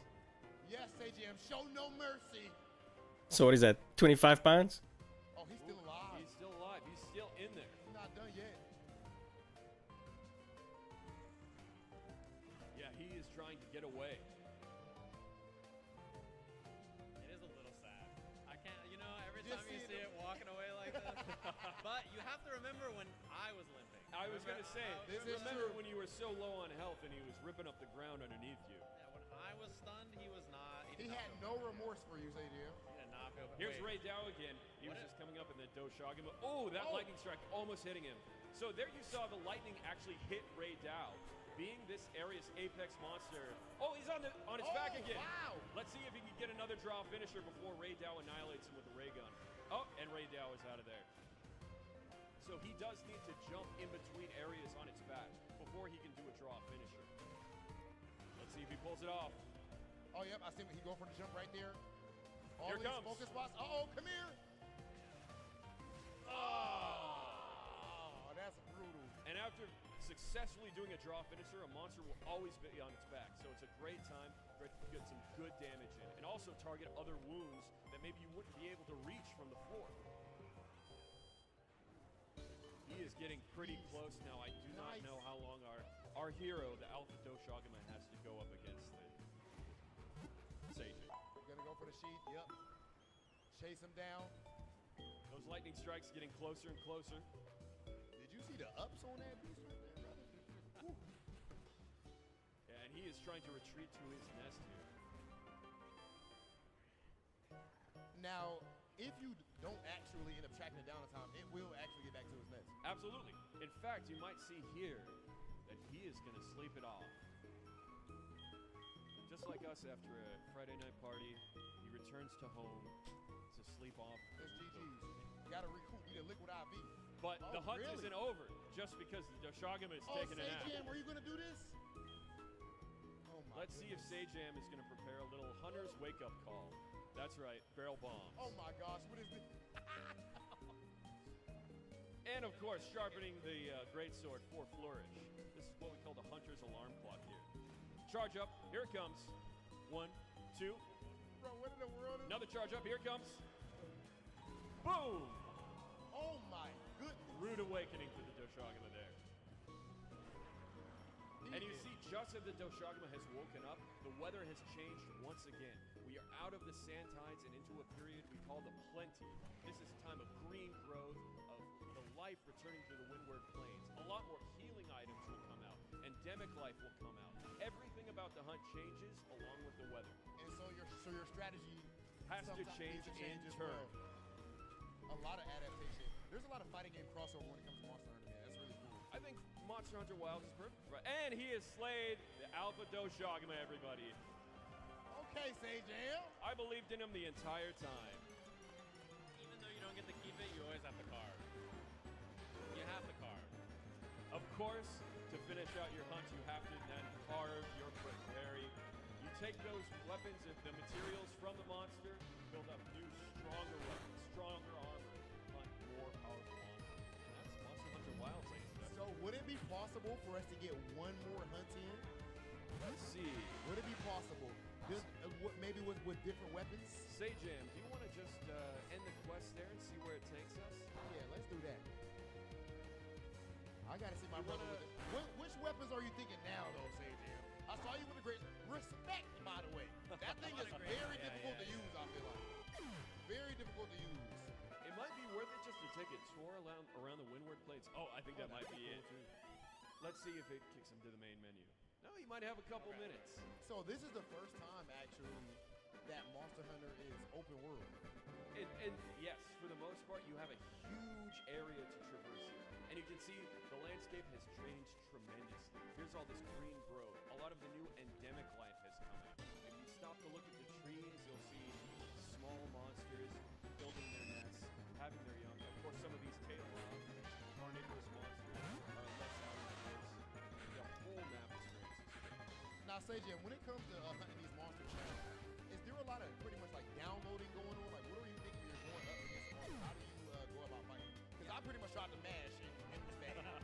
Yeah, especially like the more you play, you get used. Every monster has tails before it does attacks, so you can kind of tell like, oh, if it turns this way, it's gonna do a tail attack. So I need to like roll through the tail, and then every attack, whenever you see it, so it's like, do I need to roll in or do I need to roll out? Do I need to roll towards this? Like sometimes they fake you out too, and you're like, dude, why did you do this? And I thought you were gonna do this, and then you changed it on me. I'm like, oh. Okay, that's it. That's Absolutely. That's super fire. However, every monster hunt is different. There you have one of the Doshagama's lackeys here.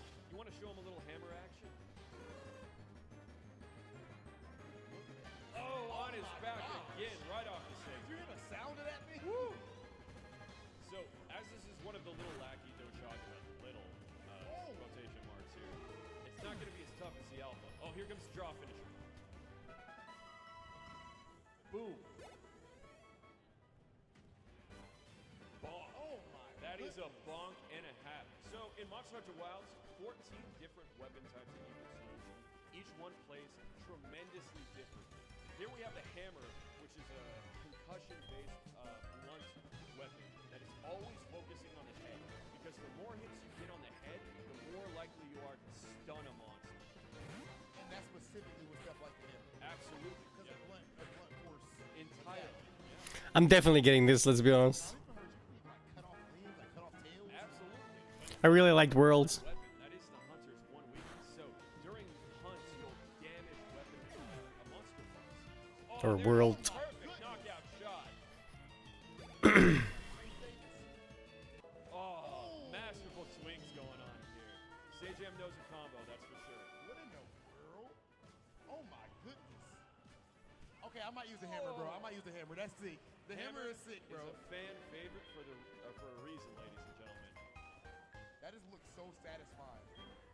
However, unlike the greatsword, there's no ability to block. So you have to be so much more nimble. You have No to, blocking at no all? blocking at all with the hammer. And no counter moves either.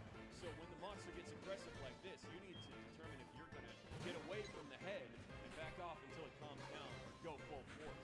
And it's not always an easy decision. It's also a lot more mobile than the greatsword, even though it's huge. So I think like the hammer is a little bit easier if you're newer, because you just have like way more mobility. Oh. Alright. Boom. Headshot. I can't get over how phenomenal Easy. it looks on here, man. Are you kidding me? Honestly, it looks so great. And this is during the plenty phase too. Ooh. So all the time, is that like specific like a demo thing, or throughout playing Monster Hunter, the periods will change? So in Monster Hunter Wilds, there's 4 distinct locales that you can visit.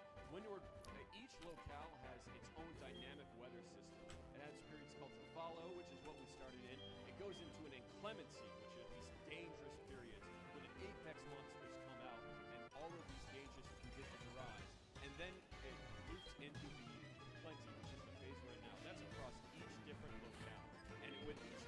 all of those systems are entirely unique, look very different. And the one with the when the Apex come out, that's when we saw the lightning. Absolutely. That's called the inclemency. That was the inclemency. That was terrifying. That is a lot of things changes about the hunt more so than any other phase. Oh, that was sick. Fantastic jump attack right there.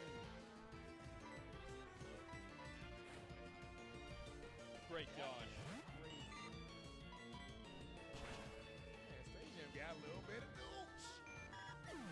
Oh, that looks so sick, bro. Let's see if he can pull it off. Uh-oh.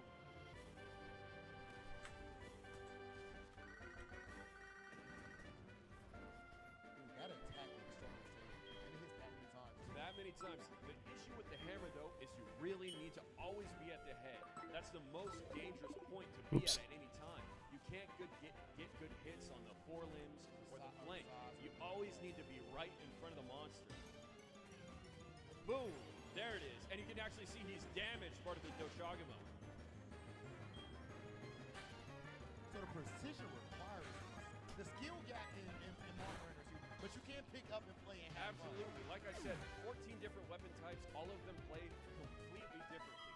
There's a weapon out there for anybody. Whether you want to be bonking on a monster's head with a great hammer, or you want to use a sword, or even if you want to use ranged options like a heavy bow gun, a bow even. Oh my! Probably playing bow, let's be honest. It's my jam. And there you see the stars are on the monster's face. That means the monster is stunned. I do like me some ranged. You can see the sharpness gauge in the top left-hand corner under his stamina, however.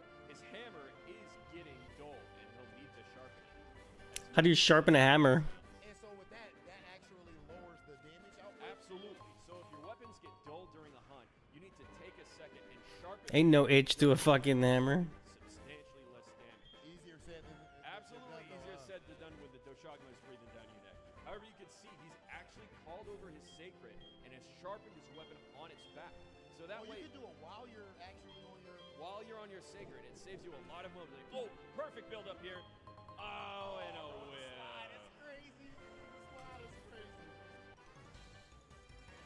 Oh, knocked out of the air.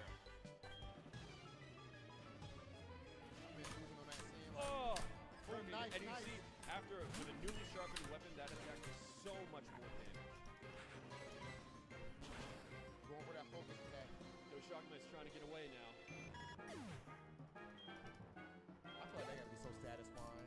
Every After he's up here, he's been cooking, you've been tough to deal with, and you chase him away. Let's see if he can get the slide attack. Oh, sharp left turn.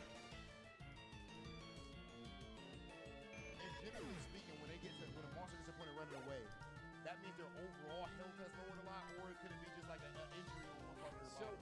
you can tell when their health is low when they start limping away, like we saw before with the Doshagama. So a lot of times, if a monster just wants to move to a different area, that's what happens then. Well, it's terrifying when they get up on their hind legs. You have to be careful too, because that means they can drop at any second. It's really hard to time an attack and a counter. Ooh, another that was perfect on the headshot. jaw. Oh, right before him. Charged it up. Not the uppercut. That's like the best move that had. That's the you going to jail now. See, your Palico has laid out a shock trap for him there. Okay, Let's so now see he's trying to draw him into it. Drew him right into the And shock he's trap. falling for it. Yeah, now is some time to unload on him. You can see there he's using the focus mode to aim his attacks specifically to the Doshagama's head. And how do you trigger the focus? You just hit L2 to aim like you would with any of the ranged weapons. Look, oh my god. Look at Now his the ankle. Doshagama is damaged and he's trying to get away. So, unlike other games, monsters don't have health bars in Monster Hunter. You need to rely on how the monster is acting, what you see, what clues you can take from that to determine how much health it has left. When you start to see it limp and get away from you, then you know you're really doing some damage and the whole hunt is close to over. That's something that you never hear of. No health bar. Absolutely. That's it. I feel like that really immerses you in it. And, you know, you can't be like, okay, I'm going to run away now. Or anything like that. No, you got to fight to the bitter end. 100% you need to stay on a monster because you never know when it's going to try to go back to its rest and start to recover some of that by sleeping. Okay, that's what I was gonna wonder as well. So when they sleep, they do actually recover. You can't leave them for Like, too you know, long. Real life. Yeah, In that absolutely. recovery period, that REM sleep. Oh. So a little bit of It does look really fun, not gonna lie. interaction as well. You can see there's hanging branches right above Sajam right now. If you were to take out his hook slinger and bring that down, it would actually form a vine trap. Yeah, just like that. Or just like that, rather. Now if you can get the Doshagama into it, it'll get stuck just like that. Everywhere you go in the map, there's environmental interactions that can be used within the hunt. Whether it's vines from trees, boulders from caves you can drop on the monster, or endemic life you can use to stun or to set monsters to sleep. Dude, with all of these different weapon choices, being able to now carry 2 weapons, different environments changing everything and interactions, there's so many ways to fight. 100%, it's not just about getting into a monster. Yo, being able to carry 2 weapons is nuts. That's so good. It's gonna be so cool for Monster Hunter. You really need to approach a hunt strategically. You know what? Challenge accepted. I gotta get. Oh my gosh! Launch into the air. Doshagama is very dangerous there because it does the initial attack and then prepares to bring the rug out from underneath him with that second attack. Oh, and he's got him down. Let's see. Oh my goodness, these headshots. Yeah, he's gone. He doesn't want the He's smoke. gone.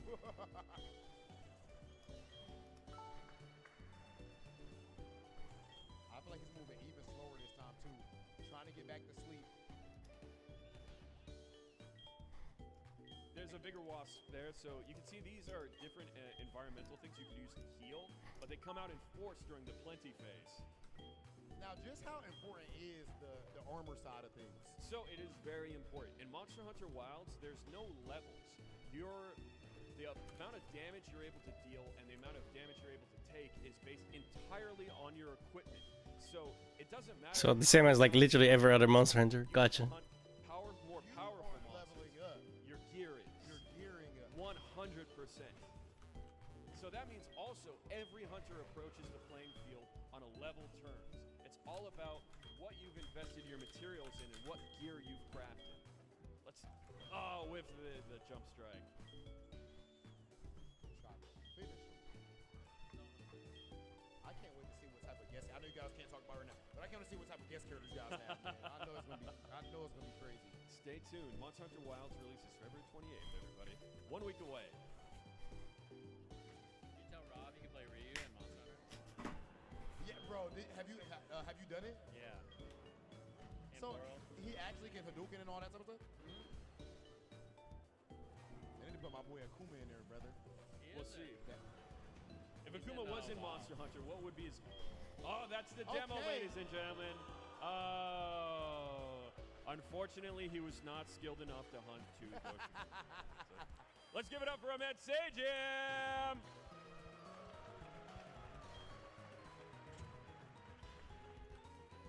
Okay, Sajam, if I can get you up here, brother.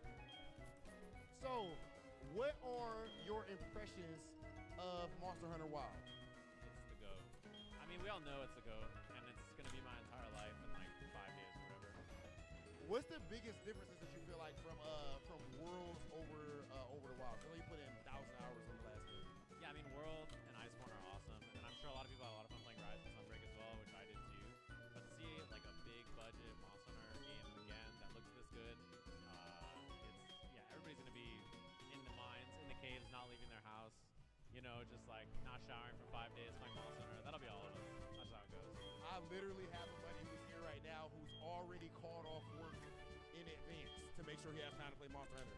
Now, for those of us that are actually newer to the Monster Hunter series, I know there's a whole lot of OGs who are extremely dedicated to it, but those of us that's new into it, what is your recommendation? Because I'm not going to lie, somehow I did get smoked my first time playing. There's 14 weapons to try, as you guys were talking about. And there's like, if you're a fighting game fan, there is a training mode. There's like a training range you can go to try stuff. So just find a weapon that you think is cool, and then go play with your friends, and like everybody will want to hunt with you. Like all your friends will be like, oh, I'll play with you, and they'll come help you. So just like call other hunters in, play the game for a bit, you'll kind of get the feel, and then you'll be good to go. That is the perfect answer. Don't choose any meta picks. Pick the one you think looks the best. To be honest, that's how I approach fighting games too. Until I get serious. Then it's time to go meta. I actually never played Rise. It's on Game Pass. Maybe we should install it for like a couple of days. Of course, to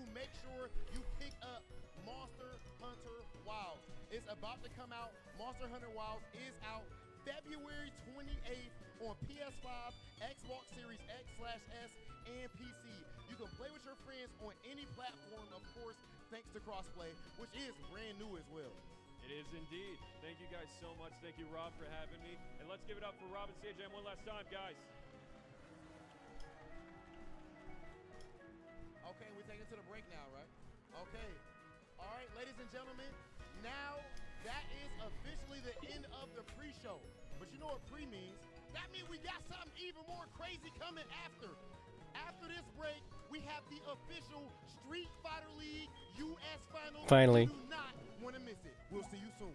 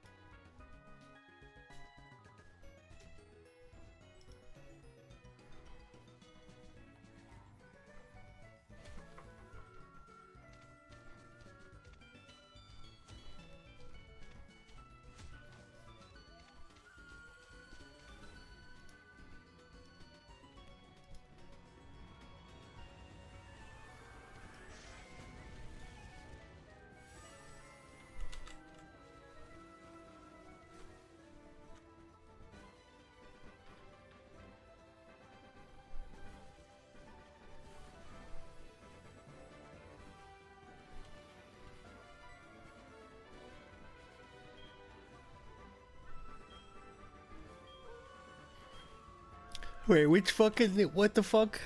Where am I supposed to go?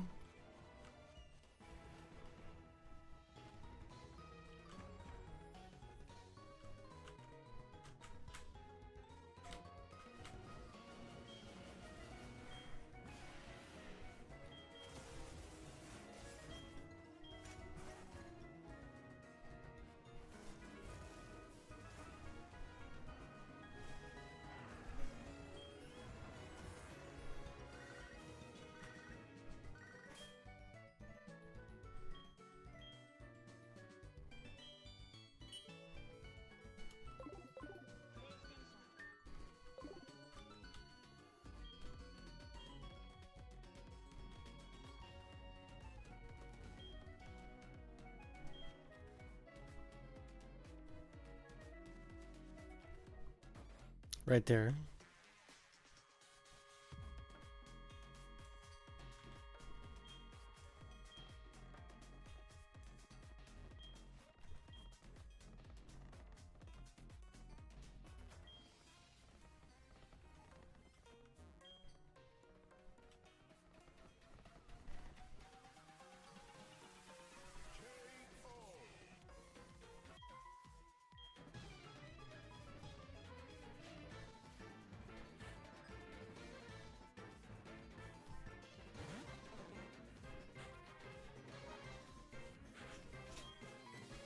Sport things are all gonna get fucked up.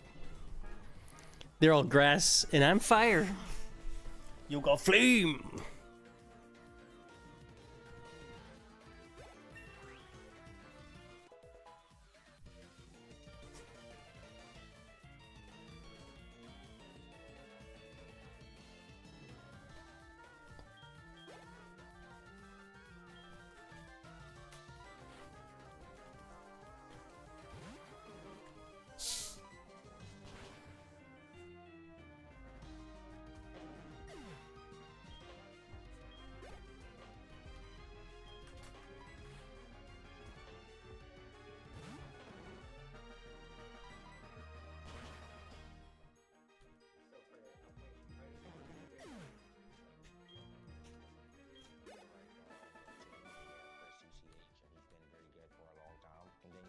Psycho, I feel like just really ready and hungry for a big moment like this. And then you have Shine, always been very good. So I feel like having someone with a lot of experience is always very good also.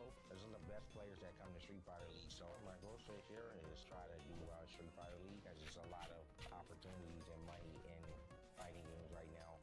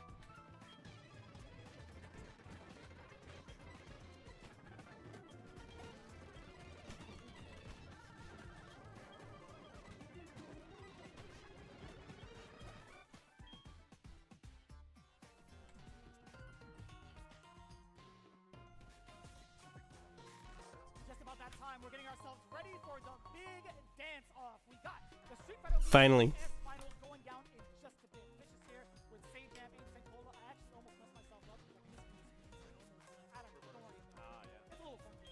But, you know, it's been a pretty wild day so far. We've seen a couple of exhibitions. We saw you take out a couple of monsters. Now it's time to see the other monsters take the big stage with our four. Before we get into it, how you guys feeling? Doing all right?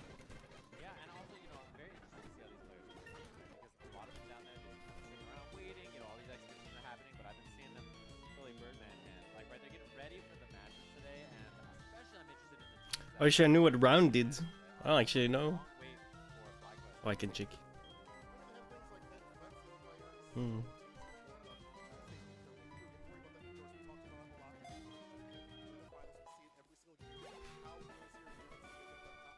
If you stay in the seats. And also goes for FlyQuest. You're going to be able to get prepped and warmed up in that amount of time with only one match. We'll have to see. Yeah, so there's a lot of teams already in the mix. We talked about just a few of them. Let's get a more thorough introduction to the teams. Just in case you haven't seen it already. Our top four for today. It's going to be a bloodbath. I kid you not. We have C9, Cloud9, excuse me. Let me put the full form in here. We have the Bandits as well. And on top of that, we have Fighting Spirit and then FlyQuest over in the grand final spot. Because of the overall points, right? The reason why FlyQuest is sitting pretty in the grand final side of the home squad, they have 290 points total. They were a powerhouse throughout the second half of the season. But talking about it right now, C9, very, very impressive squad. I think they were dubbed as like the new kids on the block on a technicality. Right, you have 3 players that are brand new to the season, but with a very experienced veteran captain like JB. Yeah, and I think that's really, really fun to watch, especially on Goddamn X, you're a bit of a douchebag. Does C9 play Noah, right? Like, obviously, he didn't participate as much, I think, at the end of their SFL run, even though they qualified in here. But Noah, like, really got on a hot streak post-SFL, right? So that's kind of the question for me is how much is he out there? Who's he going to, you know, go against on the team they're playing here in Bandits? So I'm curious about it as well. And which of the matches they target the focus because he's one of those players that I think can run over anybody, right? And their team is really solid. Lex, JV, and Boost as the other 3 members. Trey has 3 really solid members on 3 very different characters, right? And so their roster, I think, covers a lot of that. For Wrestling's that Bruce is also someone who can because even in matchups that aren't super for him, he's able to operate very well. So if Papa comes up, I can run him down very well. I've just seen it how he goes from Taz, he has like other people hunt really good time. And again, post Street Fighter in the US, he's been on an absolute tear. It doesn't matter what tournament it is, I see him top previously, he's the best of best, some out here as well. So he can also fire going to Stop hurting yourself. The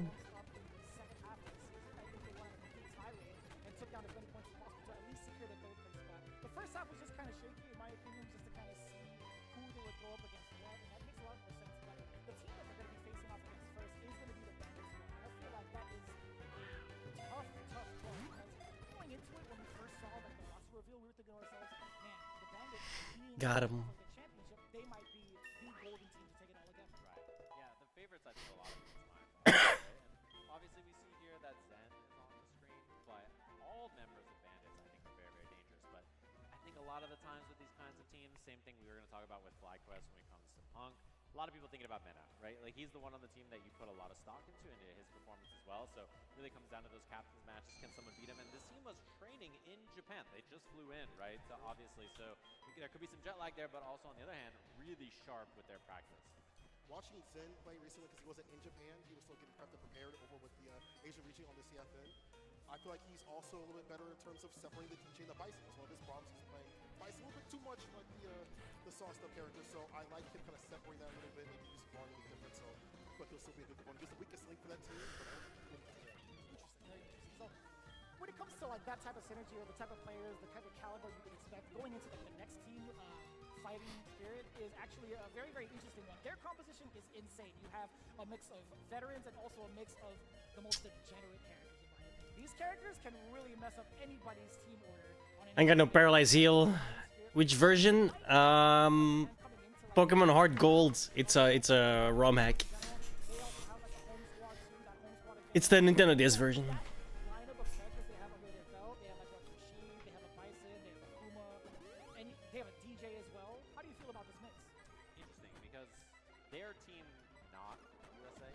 Fighter League USA, right? And so I think one of the values of that is that they are not really like studying. You can't study against them every single week in TNS and other local events online and stuff. You mentioned how a lot of these players play, the Shines and the Boosters and the Punks and all these other players of the world, right? So the rest of them are international players who are very strong, and you don't maybe have the same level of experience and comfort against them as some of the other players. Also, I feel like they have a little surprise pick with that Terry. We saw that Will King was able to win his CPT along with Terry, and I feel like that's one of those things where, as a Rashid player, you're looking to have an anti-air. You have a real DP now. You don't have to watch his guys and get blessed with the jump fears. This is a DS1. That was before Terry got buffed. So now he's better, he's more form, and that's going to be a secret pick out there.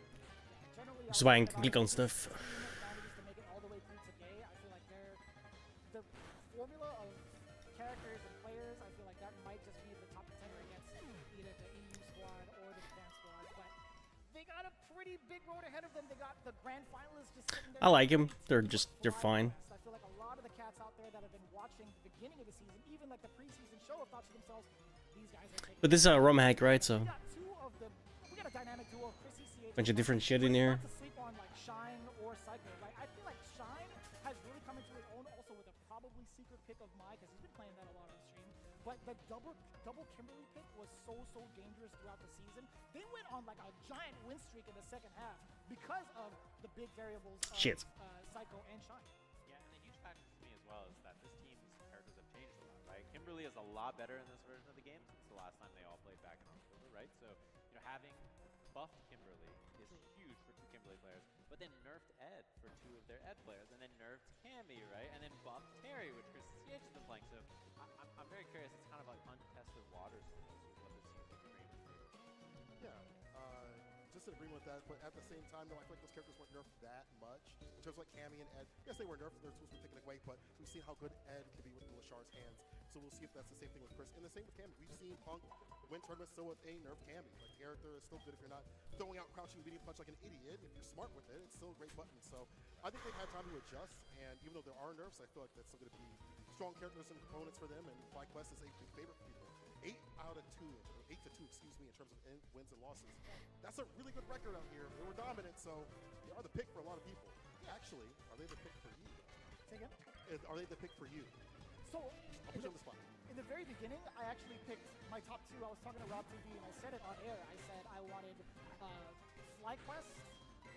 That's my brain pick on paper. I'm like, okay, I like FlyQuest going all the way, and then I like C9 from the heart because of their composition, right? I think that overall it was a very strong team. Surely, like, some players didn't necessarily get to perform the way that they expected to, but considering everything, all the growth that they've gone through as a team and as a unit, I still think you could see like the two different spectrums, one in grand finals and one in the very beginning. I think it's going to be a really big ordeal for these two teams, but it's hard to say because now I'm thinking about the grand scheme of it all. Who's going to face off against like Street Fighter League EU and Street Fighter League Japan? Right. Then you have like Bandits and Fighting Spirit who have that type of experience already, being able to play sort of directly with both units. Yeah, and it's going to be a really big factor as well because obviously Capcom qualifications on the line for that SL Championship. So, winning this is obviously a big deal. A lot of prize money, a lot of like, you feel really good going into it, especially because a lot of these teams have members qualified for Capcom Cup. So it's sort of that boost right before that, but you could win the whole thing and then be auto qualified for next year's Capcom Cup, which is a really big deal. Absolutely insane. Well, I will pick nobody because I have no idea. You know what? I'm gonna do it. Okay. Real deal. I'm with you. Brain pick, FlyQuest, but my heart pick is actually with Fighting Spirit. Shit. Like they have good composition of characters. Their players are really good. They're really a really good spot. Second before the last. You have some time to warm up a little bit too as well. Get a game in and then go into the finale. That does bode well, but we'll see.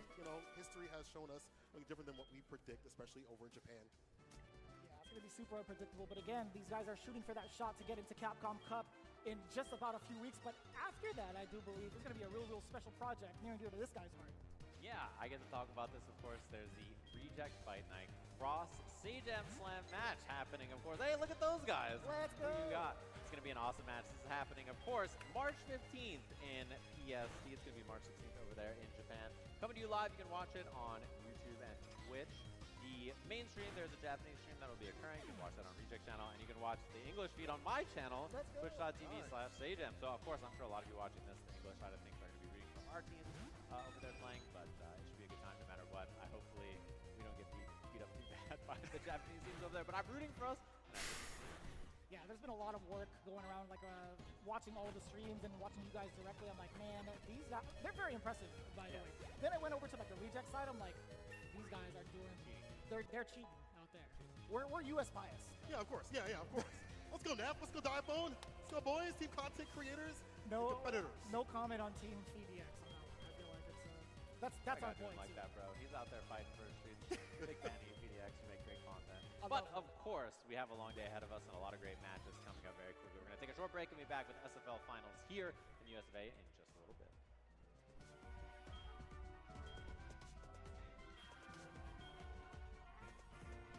Bro, can we get some games? Holy fucking shit. This is like more waiting than when they, oh my god.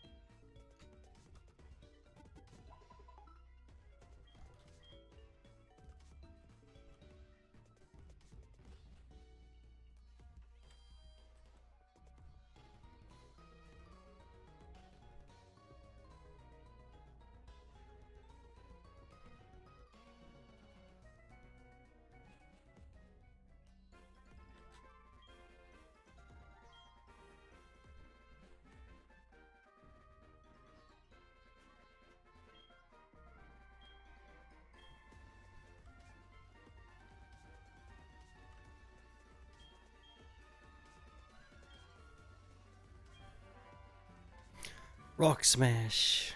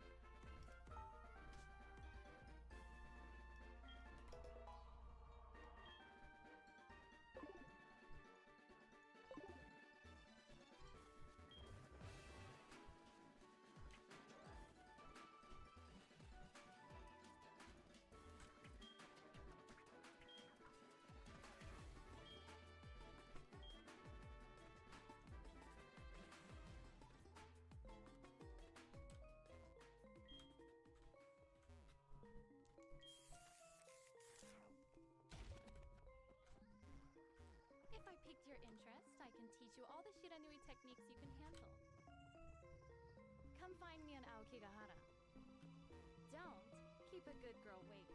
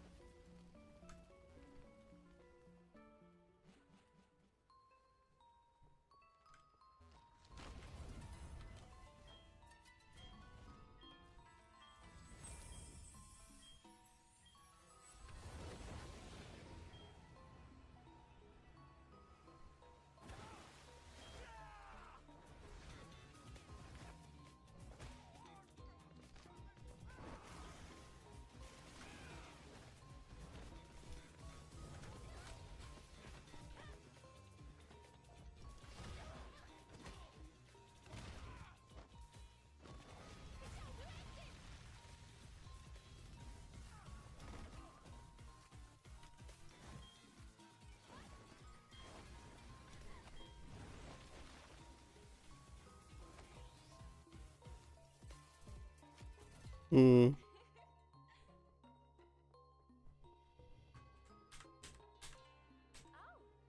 you finally made it.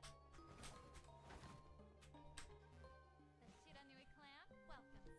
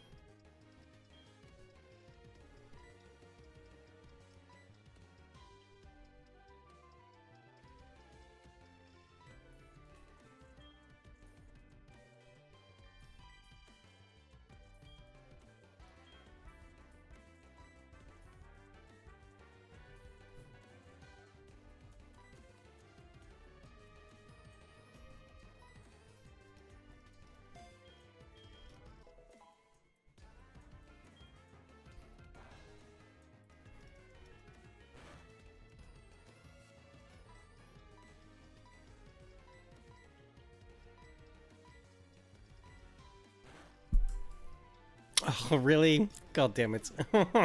I wanted to capture it.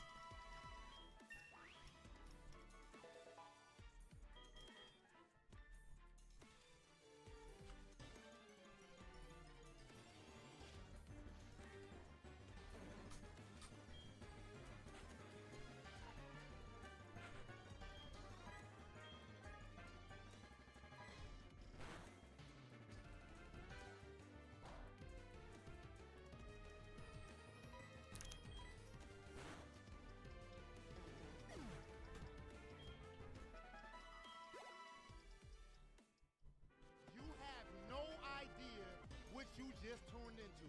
This is the best players in the world, the best teams in the world, fighting it out for pride, fighting it out for honor, and of course, for all of your viewing pleasure. Last year, we saw Street Fighter League US. God damn it. Bandits win it all and win the Street Fighter League World Championship. And now these four teams are fighting it out to see who is going to make it into Capcom Cup. You only get this type of action here, ladies and gentlemen. It is time for the Street Fighter League US Finals! The Street Fighter League US. This is the home of the champions, baby. This is one of the best players from around the world. Converge to do battle for your viewing entertainment. You have the hot-blooded newcomers looking to make a name for themselves. And of course, you got the OGs looking to add another notch to their belt in their That works.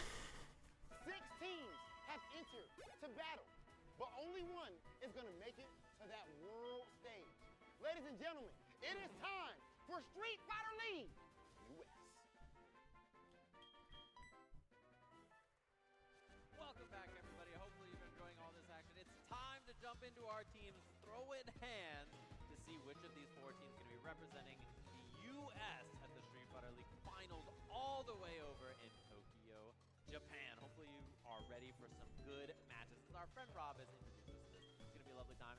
Stay ambitious, going to be kicking things off here today, and the matches should be sick. You can see they're already on the stage ready to go, and I cannot wait to see it. The fact that we've waited so long from the moment we've determined who our top 4 players would be into the playoffs to the very finals offline, absolutely live. So I don't want to hear chat say nothing about it. We are here in the venue. This is Capcom headquarters, by the way, in the U.S. side, all the way down in Culver City, and man, it is gorgeous out there. But it's going to be hotly contested, as what we've been alluding to for the entire time. We have Cloud9 going up against Bandits in the very first set. Now, taking a look at the bracket, how it all rounded out, obviously we take it by the points. Cloud9 narrowing their third place business. They got their big W's towards the second half of it. Bandits have been consistent all the way through and through, so they're going to be the first ones up. However, the winner of that has to face off against Fighting Spirit, aka the team formerly known as UYU, also in championship caliber. So these are going to be pretty heavy all the way through. Then, of course, the very end of it, the FlyQuest boys being in the lead, a dominant lead of 290 points throughout the season. Damn! That's a big number. But even bigger than that number is the prizing. Taking a look at what's actually on the line here, 60K cash money for first place. And a nice little trip to the Street Fighter League World Championships. In second place, however, with 15K, we will definitely take that. Yeah, and that means the first place team gets the second place team's prizing each, because it's split 4 ways, by the way. So that's a lot on the line that they're going to be fighting for today. And of course, the matches should be excellent. And I cannot wait to see what the order is, because you mentioned, obviously, we have the fact that the teams have an advantage. So third and fourth place, so there's going to be a home advantage and away advantage, right? And we're going to have to flip that after the first 3 matches. It's going to be a race to 50 points, and it should be excellent to watch, of course. Yeah, before we get into that, again, we did emphasize this is live in full effect with these guys behind us. It's not a green screen, we promise you. But on top of that, before we get into it, we obviously have a very, very special message coming in from Capcom. Let's take a look at what Matsumoto-san had to say for all of you guys. 来場者の皆さん、ライブストリーミングをご覧の皆さん、ストリートファイター6プロデューサーの松本です。今回の US ファイナルは初のオフライン開催ということになってます。このオフライン開催自体は US リーグの選手から、結構多くの要望をいただいてたので、今回ね、開催できて僕自身すごく、嬉しく思ってます。今日優勝したチームは3月9日、日本で行われるストリートファイターリーグのワールドチャンピオンシップに駒を進めます。特にね、日本のファンは皆さんのこの貴重なプレーを生で、見たいなっていうのを楽しみに待ってます。今日は、楽しみつつも、最高のプレーを、見せてください。Very heartfelt message. We've had the luxury of being able to tune into the actual scene, the fighting game community over in Japan for like Evo Japan, any sort of like other events out there, and they really take it to a different type of fandom.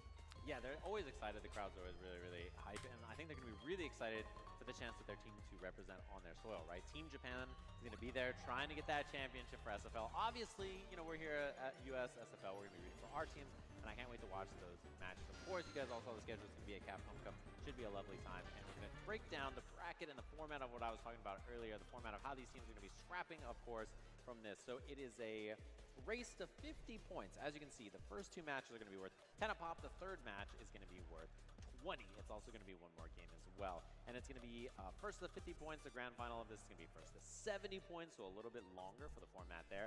And obviously, it's going to matter with the home and away advantage. Home team chooses their player order and character selection as they get to watch what the away team gets to do first. So this is really going to matter with a team like Bandits, who has a Dawson player, right? That's a counterpick character. You don't want your character to get counterpicked themselves. So swapping those things around is going to be pretty important. And we're going to see those home and away picks in just a second between Cloud9 and Bandits. Yeah, now talking about Cloud9 and Bandits, we had the luxury of being able to tune in for, or at least experience and commentate the first couple of weeks, right?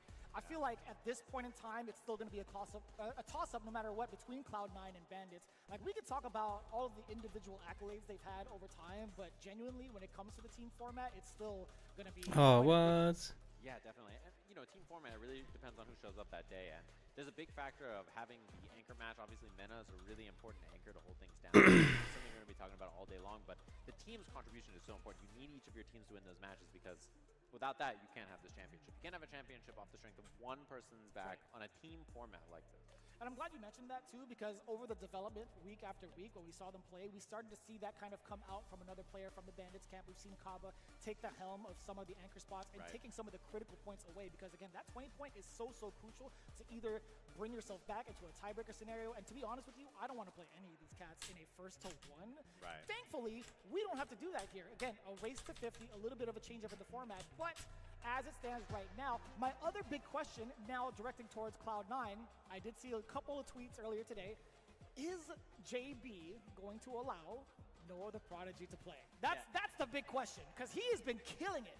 After the way he performed at SFL, it wasn't the best that he wanted to, but man, he took it to heart. I think he is currently still on his Rookie of the Year run in spectacular fashion. Yes, exactly. And so that's the thing that, there's a tweet, obviously, he was like, we got to lock in today, and then JB said, yeah, you got to lock in today, you ain't playing. So we'll have to see if that's a mind game. I think it might be a mind game, to be honest. I think they're going to play Noah. So something we'll have to see here. We'll get to see their picks in just a second here. We'll get them on the screen so that you guys can check it. So let's see who the away team has opted to select and what their order is. My guess, Word. What is that on the bottom? Sorry to cut you off. Do you see that? M. Bison from MENA? What did they do to him in Japan? He went to Japan and then immediately picked the top tier. It's just that's how it goes sometimes. So Louis Man's gonna be first on the sim. I'm curious. I'm curious what they do here, because by putting him first, obviously you select immediately against him. JB is your thought. Right? I suck balls with Bison. He's really hard to play. The last match, so I kind of like the theory that Mostly because he's a charge. I suck with charge characters, dude. Rashid pick against Dawson because that Not necessarily hard to play. It's just the mechanic is. Ooh. Yeah, one of the biggest concerns too from the Cloud9 camp is throwing up Lex against either of the Bisons. Personally, I would love to see him face off against Zhen, because he had a pretty good success throughout the season, but facing off against Mena RD is a whole different story because of the fact that Mena RD has Kaba as a training partner. So you're down there, but now you've got to think about Boost, who has been killing the game. I feel like he's one of the harder players to get a solid read into, but also Noah the Prodigy, he might be feeling some type of way and trying to get the run back. He might be the first one up against Louis. Yeah, that's such an excellent question about who they choose to pick. But speaking of which, we get to hear from the players themselves. We have some interviews for you guys, so let's check those out. Can I please get some games going? Jesus Christ. In defending Street Fighter League World Champions Team Bandit. To start things off, Mena RD. Earlier in the season, we see that you actually had like a little bit of what I would consider a character crisis. Tell us about just what your journey was this season in Street Fighter League. Yeah, the journey was all about, as I told you, surviving, because I didn't know what character to use for what matchup. It was a very interesting experience, but my team came through. They all played amazing. Louisman, Jen, Kava, they all went crazy, and at the end of the day, I was able to clutch it out. But we shouldn't be here, man. They messed up. Oh, so you saying them even letting you guys be here at the end? They should have destroyed you while you was wounded. So are you saying that we about to actually see the Bull here in the Street Fighter League US playoffs? Yeah, tune in. Don't want to miss it. Must see TV. Now, Louis, man, I feel like you are like the definition of if you don't know, now you know. Your first season of Street Fighter League, you put in work from the beginning to the end of the season. What did that mean to you? It's been quite a journey, since I joined Street Fighter League. I've been, happy with all the guys playing and practicing. We even went to Japan, and I feel like after that, I'm gonna put on a show and see, so people can see what my Dawson is capable of. Now, Kaba, this season of Street Fighter League, you actually had the team on your back sometimes. Like you were in that spot, got so many huge wins. Do you feel like this was your best season of Street Fighter League? And if so, what contributed to it? Ha sido una Street Fighter League bien desafiante.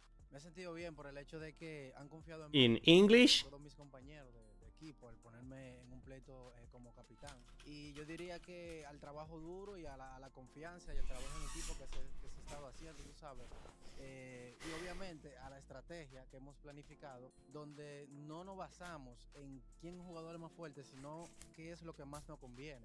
He said that he's thankful for the confidence that the team has in him, and the work that we've been putting on is because of teamwork and because we approach strategy not only on who's the better player, but what's the best player in this position, what's the best player for this matchup. And he feels that his good results came because of that. That we thought that he was the best option to be the anchor, and he proved us right. Like he was the best option to be the anchor. Jin, you know that there was high expectations on you coming into Team Bandits, but throughout the regular season, you actually did struggle a bit. What has changed from the regular season to now, months later? I think I was having a bit struggle with the character Bison because I probably wasn't locked in enough. But like in these few months, I have played really a lot, and learned so much stuff from like other good Bison players, and I feel like my Bison is in a really good shape right now. So I just want to show you guys how I can do with this character. All right, talk that talk, Jin. That's it. You have heard it from the reigning and defending champs themselves, Team Bandits. All right, we heard from the players here, and I have to say, surprised we don't see Kaba in the initial lineup. That is a surprise. Yeah, that actually just bypassed me. There was no hair to catch it. It went right over my head. But Right. I'd imagine he has to be like the main counterpoint on the home squad, right? Yes, that's probably the counterpick point. And it's interesting because the team is so solid, so it's really just about what matchups you want to do, because I think all of them are very capable players. And yeah, almost qualified for Capcom Cup is a lot of this team actually, because Zen was obviously very close a few times throughout this year as well. And in particular in that event in Singapore where Nephew got the better of him. So we'll have to see kind of how that goes. And speaking of which, we've heard from this team now. Now it's time to hear from their opponents, the team with the higher seed, of course, Team Cloud9. First season of Street Fighter League US, and they made a bang from the absolute beginning. Of course, we are here with Team Cloud9. First things first, we got to start things off with the leader, El Capitan, the one and only Capcom Cup qualified again, Jay Bizzle. JB, of course, in the past, you've been a player on multiple teams. We've seen you with Punk. We've seen you on Team UIU back in the day. But now, things are a lot different. You're the main guy. What is it like actually being the leader of a team? It's a huge difference from being just a player and having someone else lead. I really had to kind of like learn how to be a leader and how different it is from being a leader and just a player. Like I have to kind of teach my teammates discipline. I have to show them my training regimen, and we have to just be a team together. I have to, I don't know, I feel like a dad kind of, or a big brother kind of, but it's a lot of fun though, so I appreciate it. I enjoy it. I definitely feel like you guys have one of the best vibes, like just even off camera, out of all the teams when we're shooting Street Fighter League. Okay, now, my man's Big Boost. Of course, Street Fighter League US, you put on one of the best performances, but now, right here at the finals, this is the biggest stage you've been on so far. What's with the bum in bat slippers? What the fuck? Oh, well, first of all, it's a huge shoes, motherfucker. Opportunity to be able to be here, to be able to be in the regular season, to be able to contribute, help us make the playoffs. But now that we're here, it's time. We can't have any egos on the team. We all have to have that mentality of get on my back. We can't be looking over our shoulder to our next teammate and thinking like, oh, help me. No, we gotta, we all gotta man up. Now that said, Noah, at Street Fighter League, you struggled. It was your first Street Fighter League. You was getting that ass tapped. Fast forward right after Street Fighter League, and you up here winning tournaments, qualifying for Capcom Cup, Blink Respawn. We see you have Frosty Foster's getting another championship just that quick. What changed from Street Fighter League to then, and can you bring that? How do you bring that here for the finals? Just a killer mindset, just warming up before I played, because in tournaments you just play. And in the hood, I just kept playing ranked matches all day. I'm not used to like waiting. I just play. So that's where I build momentum. I feel like when I get my momentum going and I'm going, nobody could beat me. Now, Lex, I feel like right now you are one of the definitions of the word consistency in the world of Street Fighter. I mean, you've been cooking throughout the entire season. What do you think lends itself to that? And what do you think is the next step for you? I couldn't get there without like the support of my family. Being able to play like all day, just 24/7, it really helped me a lot. And not having an ego, just practicing a lot, and not thinking that you're better than people helped me a lot. Ladies and gentlemen, you heard it here first. The first season that they have had in Street Fighter League, and they have been on a tear up to this point. It is time to see exactly what they can do on the biggest stage, Cloud9. they might just very well be the definition of a locked in. That is Cloud. My dude looks there, very their Mexican. profile. I love how JB is like, yeah, I kind of have to be like the big brother when he literally is the big brother of Lex. Same hair, same glasses, same dude. They even probably shave the same. Look at the facial hair, the mustache. Yeah, they have the same facial structure, hair, like it's just they're the same human. They're just one plays God. This is the path, right? The path of Guile or the path of Rashid. Yeah, and they covered both. It's pretty rad. But you were talking about like Capcom Cup qualifiers, right? We have 3 out of the 4 in this squad alone, and it's surprising to say that Boost was not one of them. That is wild. Yeah, definitely weird to think about that way, right? But obviously these players are qualified for Capcom Cup for a reason. Very solid and very sharp. And yeah, as you mentioned, the team with 3 of the 4 on there, looks like they're sitting down ready to go. Wait, did they have like a little mind game? Oh, I love that Lex was sitting in the chair during all of the interviews, like he was going to be the one to play. And then now, of course, the captain, JB, going to be sitting down against Louis Man here. This matchup is very favorable for Dawson, so it makes a lot of, or for Rashid. I was gonna say, when did that develop? I was like, did I sleep on this? Handshakes, everybody all around, good vibes, good energy. We're here to play some games. Yes, sir. So this is one of the big takeaways that you talked about. Like, what happens if the Rashid gets put up first? Like, does that mean it'll be a little bit lackluster for the other matches to behold? Right? I feel like it's going to be a little bit different considering it is a race to 50 after all. Like, you're still going to get that reset in away squad, switch up, and lock in your teams. But I don't mind this, right? Trying to garner the points early if it happens. But Louis Man, we can't sleep on it. No. Right? Bro, we haven't even started yet. It's 3:30 in the fucking morning. You guys serious right now?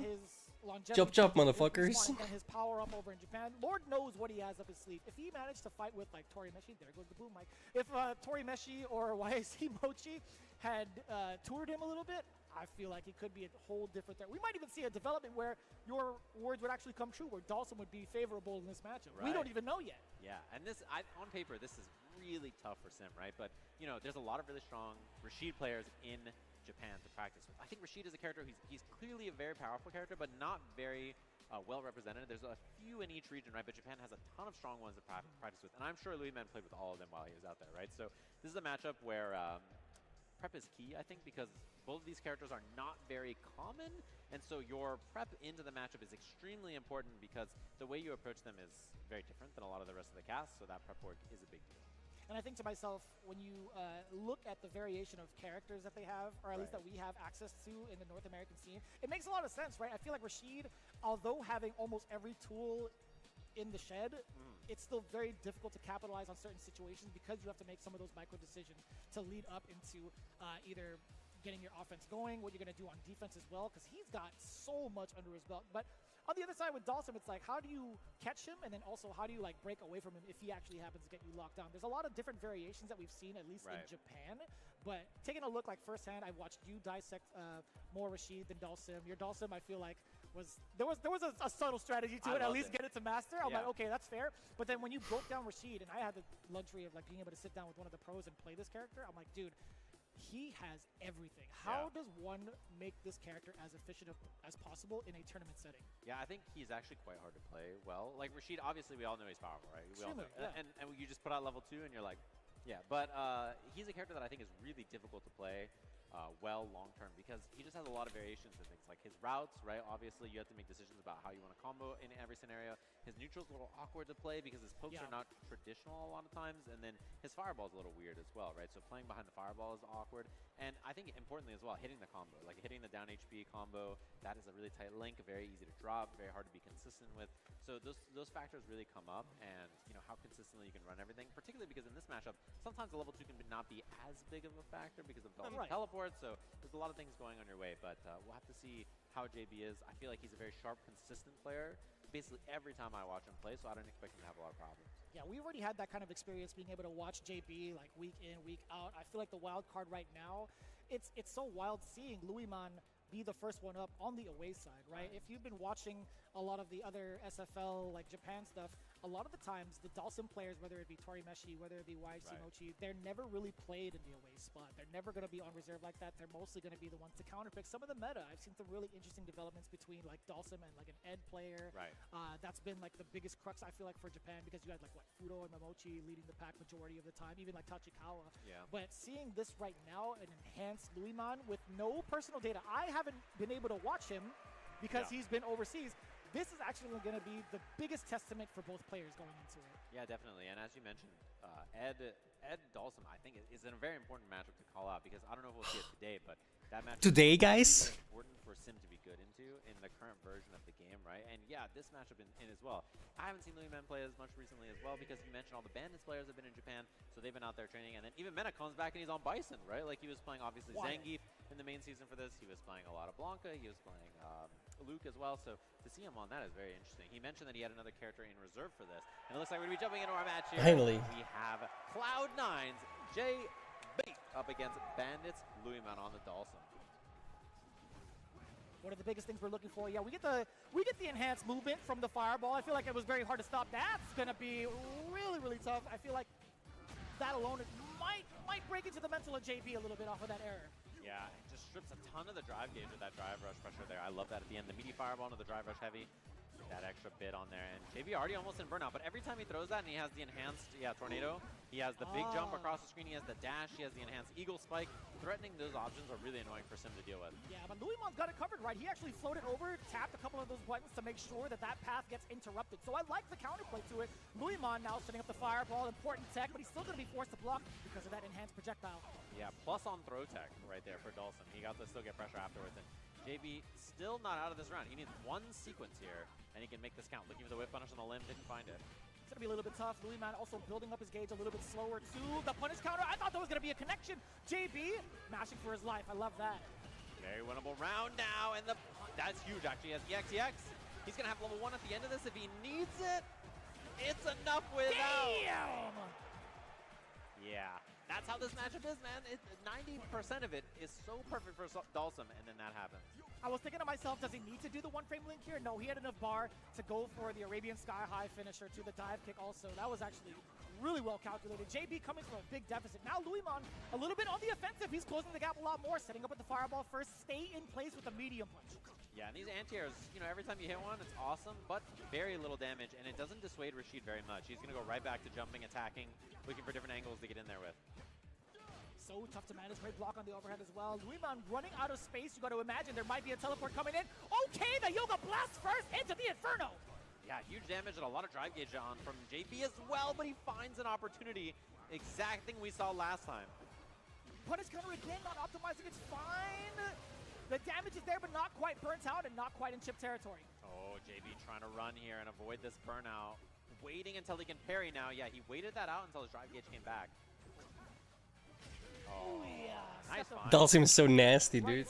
I mean, like, I think trying to sneak in a dash was valid. Louismon still covering his tracks, though. Fierce to set the range and also set the pace. The jump in, not quite over the fireball. Yeah, and a quite damaging 2-piece there. Damn! Excuse me? Huge find from JB there. And optimal on the combo. I love the decision making there. It's still far enough for the Fierce to connect. Punish counter as well. Set him up. There's going to be a lot of pressure going into it, but JB also getting the enhancement on the mixer, but also building up his gauge. Wait a minute. He can go under here. And he's going to go for the throw. I like that safe option. Gets the parry afterwards. Beautiful. He didn't want to try too fancy of a combo. Right in the jump and hits with a fireball. Still didn't give it a cover his tracks. Louismon set that up a little bit earlier ago, but he is in a deficit. He does have a lot of drive gauge to possibly throw it. Oh my God, throw it. Nothing. Keep your hands in the vehicle at all times. Dear God, that's a beautiful whip punish. Yeah, 2 for 2 on that round. He tried it in one of the other rounds. Didn't quite find it, but beautiful stuff. JB getting that punish counter advantage into the drive rush, forward heavy kick, which gives you tons of frame advantage, get that combo afterwards. So very, very smart finds there from JB. You can see the intention from both, right? You see exactly what Louismon is trying to accomplish, JB trying to thwart that.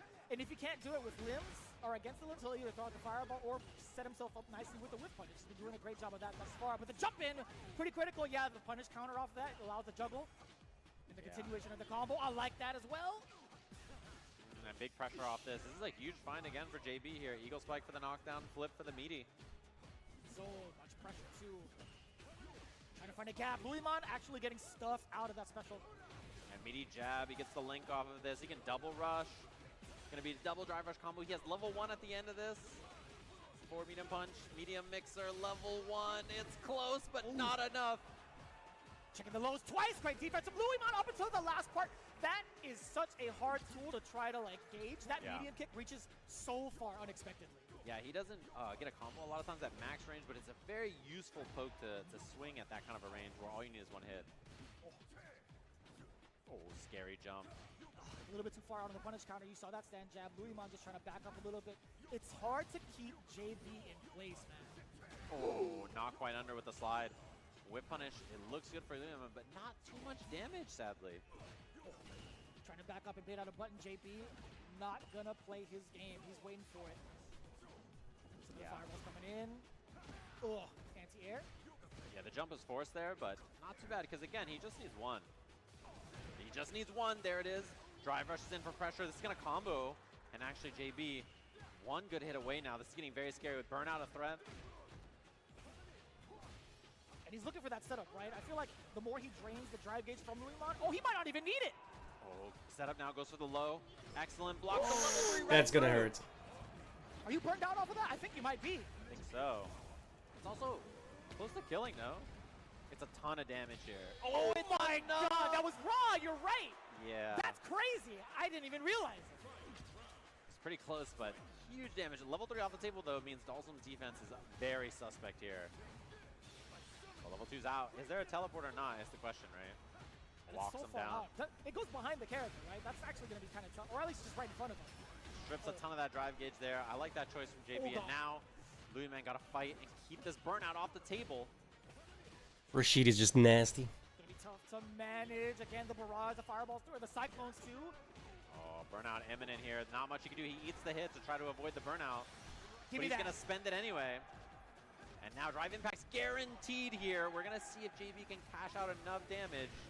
Look at the damage. He's going to try. Not Level quite one? enough. Not going to kill, but a throw stone, or stone's throw away, excuse me, hello. Or a throw. And the fireball sneaks it in 2-0. First dub on the board for Cloud9. Very cleanly played from JB. That was just so utterly difficult. You had already prefaced it, right? We talked about what happens if you do get rushed down as a Dhalsim player. Like, what are you going to do to get this guy off your back? Yeah, it's so difficult. That matchup really, there's not a lot of winning spots on the screen for Sim, right? It's like very difficult to find your footing because your offense, you know, he has the reversal to deal with you. And in the mid-range, he has excellent ways to traverse horizontal distance, but also his jump is really good. He has anti-fireball options. It's just difficult. There's not an easy part in that matchup. It's really just got to be scrappy and well played. True. And we didn't even get to see like some of the big wake-up options coming in from like JB. Like how often did Luimon actually get to score a knockdown into any sort of setup? Yeah, like maybe only once or twice. And then one of the few opportunities he had a jump back drill, and it was a punish counter whiff on JB, and then you're like, oh, he's going to get offense now, but JB just does EXTP after. Bro, it's 2:30 in the morning. They just started. This is not good. The little opportunity he did have, it Fuck. just felt like JB was ready to shut them down too quickly. Yeah, so going into that, I mean, we've already seen what JB is capable of. As the captain going in first, like we had our concerns, we had our reservations towards whether or not he'd be kind of like the anchor spot. I feel like a lot of players and people watching have kind of thought about that. So seeing this was already like a sort of a surprise, but man, being able to score these 10 points is absolutely so critical. Just look at the way he's been rushing him down. And the proper reads against the fireballs, right? He kind of let that rock the first couple of rounds. It's like, all right, well, what am I supposed to do against this? Yeah, and that's such a big factor in this matchup too. Yeah, look at the life. It did so much. But it's such a big factor in this matchup too because, like, you know, there's so many ranges that other characters struggle to tag, where Rashid is very, very comfortable with it. Yeah, so looking into it now, we do have our next player set up. Zhen is going to be the one coming in with the Bison, right? He does have like a backup DJ just in case, but that was already kind of submitted. Yeah.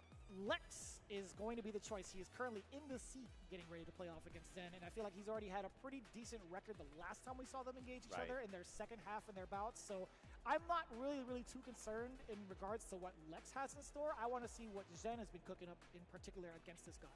Yeah, he said he just had to go lock in and like get his Bison ready. That's how it is like these days. the phrase of like the year, I think, right? Mine's even got it, right?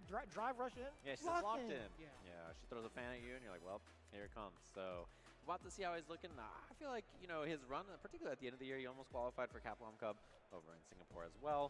And he's a really sharp, young player with, I think, a very bright future in Street Fighter. He's really solid.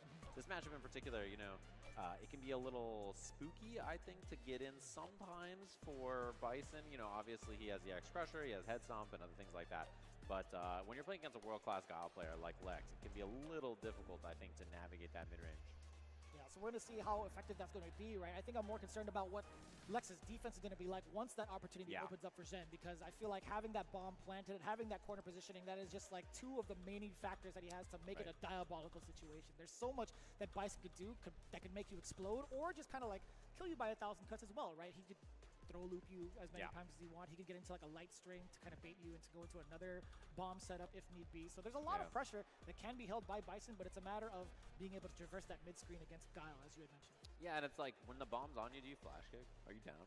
You about that life? He's definitely down. You about that life? You down to do personally, I would do it. I don't, are you down to get Twitter clipped? That's gonna start discourse. You know, you're down. You're down to be the discourse because you just block one thing. Let it rip. He blocks the flash kick. It's over. I have no skin in the game for either of these characters. So if both of them get nerfed because of me, I think that's a win. Maybe. I'll take that. Perhaps. But it's not about us. It's about them on the screen. I think Lex is not going to be the one to shy away from like throwing out something kind of outrageous, like an OD flash kick right out the gate. He's down to be scrappy. He's a really scrappy guy. Yeah, and I think that's like a lot of the nature of his play. Although one thing about this, as we mentioned earlier, is that Guile has a lot of natural lead in here because you can practice with Kaba for this. So there's some prep that you can get ready for here that's sort of important to consider. Where on the other end, they don't have a Bison player for him to do prep on. But we'll have to see. As you mentioned, last time they got this done. Go ahead. I might slightly disagree with you. Over in like the UK London scene for Lex, now that he's kind of like stationed out there, that's true. Yeah, he does have access to a couple of well-known Bisons out there. I was more speaking like on site. He has access. But yes, in terms of prep work, everywhere on the planet has good Bison players. Did he sneak off to Japan too? I don't even know. Maybe. Yeah, I wouldn't be surprised. He's not that far away. Yeah, and he's got a horse. He can go anywhere. The Guile doesn't. No, he doesn't. What kind of car do you think Guile drives, actually? Like a Mustang. He's American-made muscle, right? He's borrowed one of like Toretto's like Chargers or something, perhaps. Who knows? He's just gonna say that every time he does a boom. I hope Guile loses. We all hate Guile around here. Family man, right? Yeah, that's him, officer. Good jab check on that too. Stand medium punch from Bison. Such an important button to check until he starts doing the target combos to shut that down. That mid-range game you were talking about too. Okay, wait, let's talk about this punish counter. Yeah, dash up, target combo, get the bomb planted. What do you do here? That critical moment. What a time to press crouching medium punch. It stuffed out Zhen's butt. Yeah, and then the boom after, very difficult to deal with. You wanna hit buttons after you block stuff in this game because a lot of things are minus, but boom cancel, very annoying. What a whip punish. Jesus.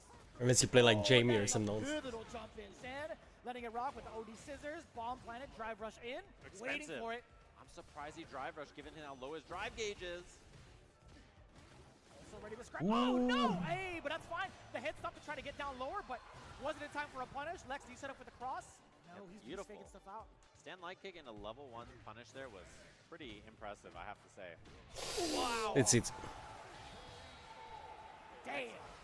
And that's one of those things that's really good about Guile. His level 1 is really fast, and he has tons of heavies he can hit like that to look for hit confirms into it. So much time. So much time. Covers so much space. Anti-air, you know it. Oh my, I pressed the button. I tech immediately. Drive rushes in. Oh, he was looking for the throw, but actually got hit by the jab, so he's out of there. Oh, the throw on the other side. Lex gets severely punished.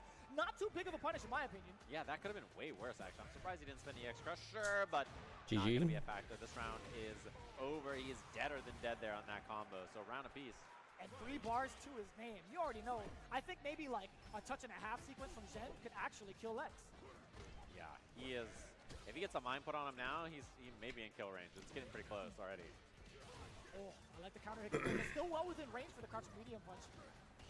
Lex setting up the booms, drive rush behind it. Again, what a time to press that button, crouching jab, disrupting the timing against Lex. If he gets hit again, it's over. Bomb still on though. With 3, You gotta eat 2 throws. That's what they say about the mine. And that's a third. Oh, GG. Double drive rush. That's the kill, Zen. Easy peasy with the level 3 for game 1. I'm also hella dead. I said, Called can we get out. one? Zen's like, sure. Walk yeah, in, you walk could out. think that. A little micro-size shimmy. Jesus Christ. You're nasty. You're actually nasty. His timing has been all over the place, but it's been so against Lex. That is so unfortunate. Yeah, and Lex is trying to take a little bit more space than he needs to, and he's getting caught by those counter hit jabs. And Bison counter hit jab is brutal because he does counter hit jab, crouching medium punch, EX scissor, heavy bomb. You're in the corner. It's a rough spot. Yeah, just so much potential damage. Hence why you even saw all those throws eaten by Lex. Perfect parry against the light. We get that bomb again. Drive rush on in there. I couldn't tell you what that was. A little bit too early. Was that intentional? Don't know. Yeah. Ooh, and a big boot on top of that afterwards, following in. Lex with a huge lead now, finding the same meaning pick. Anti-air, same jab check we've seen a few times now from Zen. Oh. Scary. That range is so scary. Oh, an immediate Nice counter speak hit. up. Lex tried to flex the button immediately after the parry too, so a little bit That's gonna problematic, hurt. a little bit scary. Hell of damage incoming. Oh my god, he is so dead.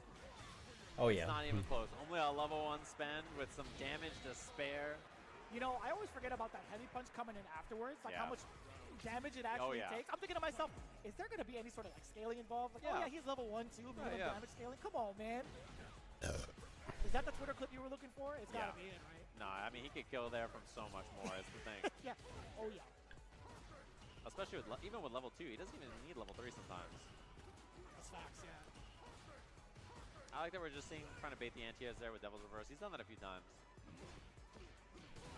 Another big conversion, at least to get Zen off of him. Setting up the booms, the drive rush. Very patient from Lex, willing to give up some space, but upon landing, Zen clips him with the back roundhouse. Lex might have tried to throw out a button, a smaller button at that. It was a counter hit. Yeah, you gotta eat one more of these throws for sure. Yep, down to just block it out. Ooh. So much pressure. Help me. Oh. Another one. Next throw will not kill. He can eat one more. Wow, What? turn around behind the back flash kick. Uh-oh. And he held that. No eagle walk necessary. He held down the whole time. Punish, What the fuck was that? Against the drive reversal. Holy shit, they both dropped it. Yeah, and that's one of those things too. If That's you're on kinda down nuts. start there, you can't EX flash kick, right? If you're looking for some kind of gap there on that. So unfortunate there, the drive reversal just comes out immediately gone. We're gonna see who they're gonna send up here for the 3rd spot. I imagine it's gonna be Boost. Yeah, he's already standing up. These cats are mad tall, by the way. Don't let the TV fool you. Every time I see Boost, I'm like, hey man, like I'm looking up to him. Physically, I'm like, dude, you're a lot taller than I remember. Yeah, why is he so tall for a No little guy, a young man? Not and JB too. JB's also quite tall. I feel like he's, yeah, I had no surprise with that one. I don't know what it was about like the difference between like him Tall and guy Boost. energy. Yeah, he does give that off. The Boost I rarely get to interact with, but there was a lot of interactions between like Zen and Lex. There was a lot of moments where I feel like Zen had the right timing against Lex's button decisions. Yeah, and I think it's like one of those things too where a few wrong choices go a long way in this matchup. You know, a lot of the times it's just like, man, I feel like I was wrong twice, but instead I actually think that, you know, his decision making was correct, like, you know, 5, 6 times around, which is atypical for Bison, right? He just really grinded him down in impressive fashion, and yeah, unfortunate there. Just blocks and he was totally ready for it, so really well done. It means these two teams are tied after the first 2 matches. It's a race to 50. It's 10 points a pop. The next one is obviously worth a little bit more, and we're going to see, it looks like Boost is going to be up there against Mena in our first round, and wow, this is going to be a scrappy match. And obviously Mena locked in on the Bison as well, so that's something to factor in here for who they sent up, and you know, Boost's preparation in his mind. Pretty critical difference in regards to like what he had to face off against like the former Mena RD, where he beat him 3-0 in the anchor spot. This is going to be a whole different case. Now I'd imagine Boost has to go through like the ringer of so many different like Bison players from different variations, at least on ranked, and also through the grind of going in on every single tournament daily. Yeah. I'd imagine he has that type of practice, but I feel like there's a specific type of preparation you would need for a Capcom Cup champion like Mena RD. He plays so outside the box, and then at certain times you can kind of play pretty orthodox. It's a very wide variation of skills that Mena RD can show off, and also with the character selection he has. So I'm, 1, very surprised that the Bison pick is coming. 2, I want to see how he's going to play it out against Boost specifically. I think Bison is like a really good character for Mena too. I was kind of surprised he wasn't playing Bison before, because I think of all the strong characters in the game, this one suits like the way he likes to play maybe the most, right? So it gives him a lot of control in neutral, and then once he gets in, the threat of his character is so high, and I think that's something that he really values in almost all of his characters, like really strong threats once he makes it in, and then the control in neutral lets him kind of like flex his great decision making and risk management and kind of you know, ability to just gamble a little bit and then suddenly slow the game down and just whip punish you and play solid. So good character pick for him. Can you elaborate a little bit more, right? We've talked about, or like you had mentioned, the amount of control that Mena RD wants to have with this character in neutral. How does that go up against a character like Ken, who actually has a pretty decent time in neutral as well? Yeah, I mean, Ken is extremely good in neutral, despite what some Norwegian Ken players, or former Ken players even, may tell you. Yeah, the character's neutral is obviously incredibly good. He is an EVO award-winning button obviously, as well. The only fighting game character to have an EVO award-winning button, which is very important. But yeah, the thing about Bison in this matchup in particular is that Scissor Kick is really punishable by Kenny. Is one of the best Scissor Kick punishes in the game, so you can't be too like kind of front heavy with that. But his natural things that he wants to do in neutral are really, really strong. Stand heavy punch, and as well as having EX pressure, and the ways the bait anti-air approach. I think those options are really valuable because Ken can't just like mindlessly approach with the X Fireball or other tools on the ground as much. So it sort of forces him to play a slower paced game. And I think when it's a bit of a grind like that, Mena is really good at those kinds of matchups. Now talking about the defensive aspects of it all, once Mena RD happens to get a lockdown on a character like Ken, in regards to how Boost has adapted to a lot of the players out here with some really, really outlandish responses, I feel like that's going to be one of the biggest things we're looking for. What happens if Boost gets knocked down, right? And Who knows? It's a little bit opposite in regards to like what Ken is going to do against a Bison player who's knocked down, right? We've seen the limited options that Bison does have on defense, so we could kind of see what kind of story is going to be played out that way. You could see throw loops, you could see constant pressure with the lights to see a confirm, etc. He could keep you there forever. Ken, Bison could do the same, but there's just a wild variation of OG uppercut that can ring out anytime because it's Boost. And Boost is down to be a little wild guy. I can't lie. You know, he's down to be a little gnarly with the decision making on defense, and even in neutral, like just everywhere. Yeah, he's down to do some funky actions sometimes. A lot of whiff grabs coming in, pretty hot and early, but you know, Mena RD now with the oh my god, that hit mad late. Did you see the option select? Yeah, he did parry OS on Wake Up there, and Mena's just wasn't meaty, and so I think Boost was probably expecting that a little earlier. Wake Up, walk forward, trying to find a throw maybe. This could be the kill if he wants to spend level 1. It's close. Not enough though. Overhead, no medium kick, one of the best buttons. It works. That should be an award-winning button. Yeah, oh yeah, and send heavy punches as well. A lot of like, wow, and counter hit confirms into the medium punch, target combo, big corner carry on that. The backdash read against the throw, well calculated. Boost getting thrown back again, thrown literally. And you know in Boost's mind so far, he's thinking to himself, this dude's not respecting me on Wake Up at all, right? It's probably, you know, getting in there, just like, do I take the risk on EXDP or not? That's the question. See if it happens again, trying to open up low, counter hit, yeah, being able to link the standing light kick. Drive rush on in there, an important tech from Mena RD. It just creates so much more space now. Scissor kick being a threat. The drive rush even a bigger threat. Yeah, a little jab there to stuff the interrupt. And finally he does wake up. He's like, listen, you gotta respect me. And there it is. There's the award him the trophy right now. Yeah, that's an award-winning button right there. And for good reason. Oh, he tried to check, but it just goes under. The jab check from Mena. EX bomb. Overhead connect. He gets the combo off this. Damn, that set him up mad high. Yeah, double dash, goes for the throw. Mena with a lot of resources now as well. One hit kills here very easily. Oh, caught the backdash, nice hit confirm. Most excellent forward throw now. Going into the corner, what are you gonna do about it? A couple more will do it for sure. Oh my god, what a delay! Oof. No true string on that. One guess away here, Mena buffering. You know what he wants. Oh, I love the driver throw, he's ready! That's huge damage. Oh my god. I feel like that was a little bit telegraphed, right? You saw Mena RD kind of pumping away a little bit. Yeah. It's not dead though. Nobody's burned. EX Crusher is very Now scary. it's dead. What a jab What find. was that? To the neutral from Mena. The way he's been using that standing jab, so impressive. That hit mad forward and a counter hit for the conversion. That was sick. Yeah, and it's pretty hard there to deal with even jab drive rush on block when you're in burnout because, you know, you don't have the XTP anymore to check the rush and things. You have to use level 1. It's a very, very tough situation to find, but obviously it was on hit there anyway, so it didn't matter for Mena, but clean stuff. Oh, I like it. I like that early drive rush scissor kick just to try to throw off the drive rush check timing. Yeah, I feel like that's also been very player specific. Boost has been doing a lot of checks against a lot of characters that have pretty decent drive rushes if you watch the way he's played over time. The bomb is still there, baby! Yeah, and unfortunately just locked into that normal after the drive rush. Oh, big damage in the corner though. He didn't want to cancel on a drive rush there because it would have burnt him out, right? Exactly So Boost hit crash medium kicking at nothing, and that means he's down a whole lot in this round. Oh, Dafuzi. Not a lot of bars to take with him either, right? Still at 1. Mena RD looking to possibly close it out too. Actually, they're both tied at 1. What am I saying? But this is the important thing right now, Boost. How do you escalate the situation? How do you get past Mena RD's defense? Or at least neutral. Yeah, and him on the Bison is very scary. I love the walk forward throws, love that. Yeah, knowing that the shimmy was such a threat. Knocking on the door a little bit. Response from an RD off of the lights. No, keep him in the corner. OD uppercut, forward throw yet again. Oh, he tried to bait for a button too with that delayed crouching heavy punch. Men RD not gonna buy it. Yeah, punish counter jab into. Oh, he had it, but he didn't believe his drive gauge was so low. I think he was a little passive. And there's the combo into the crusher. No, he takes the bomb. I like that. Being able to threaten the space too with the bomb on top of you. What did he press? Was he just trying to get out of the way? There was no counter hit, no That's punish it. counter. Boost just got hit wrong.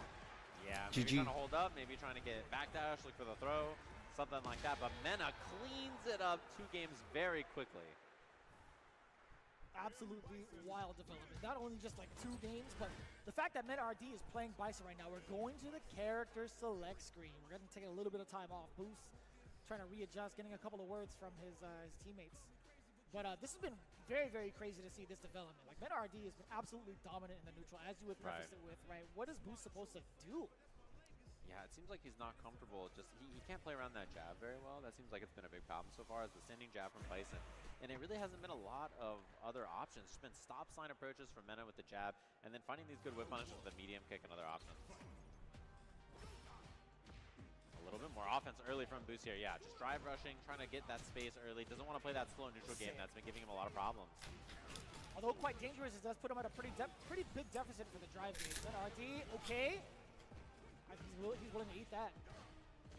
Oh, finds the Beautiful! trap. He's going to spend level 1 maybe? No, doesn't want to strip the drive gauge there. He spends the level 1 to get out of there. It's been a scrappy round. I think this is what Boost wants to force instead of what we've been playing. Sick! Still within range for the jab DP. Kind of scary, kind of sus. Oh, and he's ready again. Uh-oh. He backdashed! Uh-oh. Mena in this round now. He's going to have the drive gauge advantage. He has the drive rush available off of normal now. Whip punished! Beautiful spacing from Mena. You know, he's been first a lot with these jabs and stuff, so I think he kind of baited Boost into swinging first and then found that excellent whip punish. I'm surprised that normal didn't reach. He barely crawled out of that space to whiff punish, too. Yeah, there's a parry on wake up. He gets punish counter thrown, and now the bomb's on. Nice block. Still stuck. Oh, and we got the read on the throw finally. Boost finding success in that. Obviously going to get the Dragon Lash for the side switch. Counter hit conversion. Couple of the Jin Rise. Bam! Into the uppercut. Don't get thrown. Oh, trying to hold the space, but Mena's 1 hit away now. Very, very scary still for Boost here. Didn't get the OS there, and it's going to be EX level 2. That's enough. Mena 3-0 over Boost. Rip. Wild. That's a domination. Wild to see it in 3-0 fashion. Like, normally, when we talk about the way Boost has been playing overall, the way that Mena has been playing, we thought it would be a little bit closer. But again, this is only the first set between these 2 teams, so we never know what's going to happen once that switch-up occurs. Right. Mena RD being this strong this early, that is dangerous. Yeah, and I mean, you got to have a whole kind of powwow, I think, of your team C9 after that. What's dealing with that Bison? Who on this team is going to take that Bison down? You know, he's looking really, really, really sharp on It's this. time. So. It's time to send up Noah. Yeah, He's going to be the answer. It's like, I'm locked in, guys. I'm going in. And he's like, all right, bro. Send him out there. Put him on there. Let him beat him up. He'll be burnt out in 9 seconds flat. On his own accord, yeah. Yeah, and he'll take him down. I believe it. That's how he does It's things. just, people are just so dangerous in burnout, but like, Noah is exceptionally that. He is Noah the insanely Great. good. Noah the Great. When you said that, I was dying. Yeah. I was like, what, week 1, week 2? You crazy for that one. That's who he is. As we see a little rerun of this match between them two, bit of a beatdown in Mena's favor, and I think a lot of it was just the control in mid-range into just very smart decision-making on offense, not running into a lot of things. I love how they have the stats for drive rushes taken and drive rushes checked. Yeah. I'm surprised that both were at 1, but the one that Mena RD actually had was so critical that led to a death, man. Yeah, and then finding the burnout here, just big chillin'. Look at that jab, dude. The control he has with Bison's standing jab in this matchup is the kind of thing I talked about where his mid-range is just so excellent, right? Very few people have so much comfort in like playing that kind of a range on the screen and then just finding clean hits against the best players, you know? It really do be like that too. I mean, Mena RD, you talked about his phenomenal neutral, being able to navigate with this character as well. There's just so much on the table when it comes to these clean hits, and he's going to be controlling a lot of that. But in the meantime, as we get ourselves ready for the next rebuttal between these 2 teams, it's time to put the egg rolls in. Ladies and gentlemen, there's actually in the venue, there's actually a setup for Pagoda egg rolls right in the very back if you guys happen to be, you know, listening to us live in the whole like audio system that we have here. It actually kind of echoes. It is definitely time to try out some Pagoda egg rolls. And as we get ourselves ready too, there's so much more in play when it comes to everything that's been putting on for Street Fighter League. Obviously, Pagoda's been one of our staples throughout the CPT, right? I mean, they've been serving up dishes for a whole year. Like, how many egg rolls is that logistically? If you're Rob TV, like 1.6. I think is what I've seen him eat throughout the 30 interviews where he's taken bites. But for me, I think I could crush like 40 easy, to be honest. Damn. So you gotta crush your cravings and level up your snack game. Thanks to them. Thanks to Pagoda, obviously, for being involved in this. And thanks to Steel Series, which our pro players have won more prize money using Steel Series gear than any other brand. And they're the most winning brand in esports history. So thanks to Steel Series, obviously, you can see up on the stage. They got their headsets locked, and Dota, the team's been chit-chatting the whole time. So very, very appreciative to them for supporting SFL. And I'm glad you're talking about locking in because it's time to also unlock. I guarantee your you they're gaming overpriced potential. garbage. Asus ROG monitors, perfect for both console and PC gamers. They offer stunning visuals, fast refresh rates, and ergonomic designs. Be sure to visit asus.com to level up your setup today. Yes, and of course you can experience the power to conquer all games with Brook Gaming's all-new Ultimate PS5 solution lineup, which is very, very important. They have the Brooks board, the converters, all the goodies to get you set up and ready to go to play on PlayStation 5, which is the tournament standard for most of our events that we have, right? And, you know, if you have anything out there, you're like, oh, I want to use my Pagoda egg roll cutout thing, and I turned it into a leverless. How do I play with this on my controller? What is going on? You just need a Brooks board, dude. Get a Brooks board, you'll be good to go. You can play on any setup across the world. I swear to God, if somebody manages to make like a joystick out of like the egg rolls themselves, I would be concerned for that person's well-being. One, Yes. and two, you're wasting food, man. Yeah, well, you got to eat the food first, and then you use the box to make the controller. That is But that's what Brooks boards are. I have like 15 controllers with Brooks boards in them. They're awesome. Highly recommend checking them out if you're looking to build something on your own, something like that. So we're gonna take a short break. We'll be back with the swap sides, home and away between C9 and Bandits here in just a little bit. We'll catch you guys right after this break.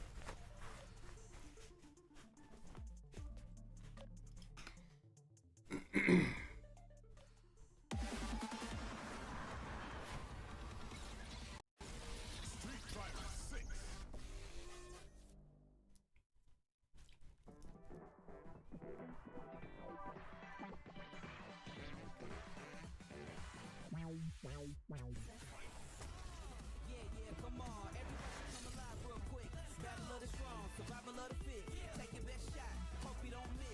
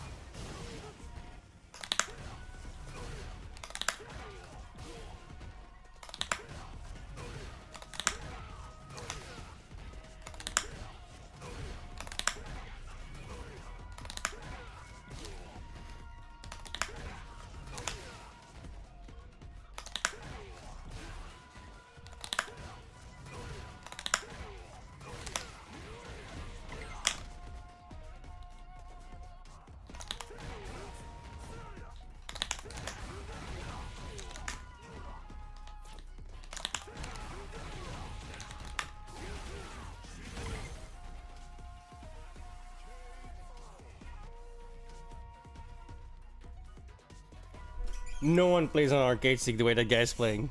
He was acting like he was typing on it, dude.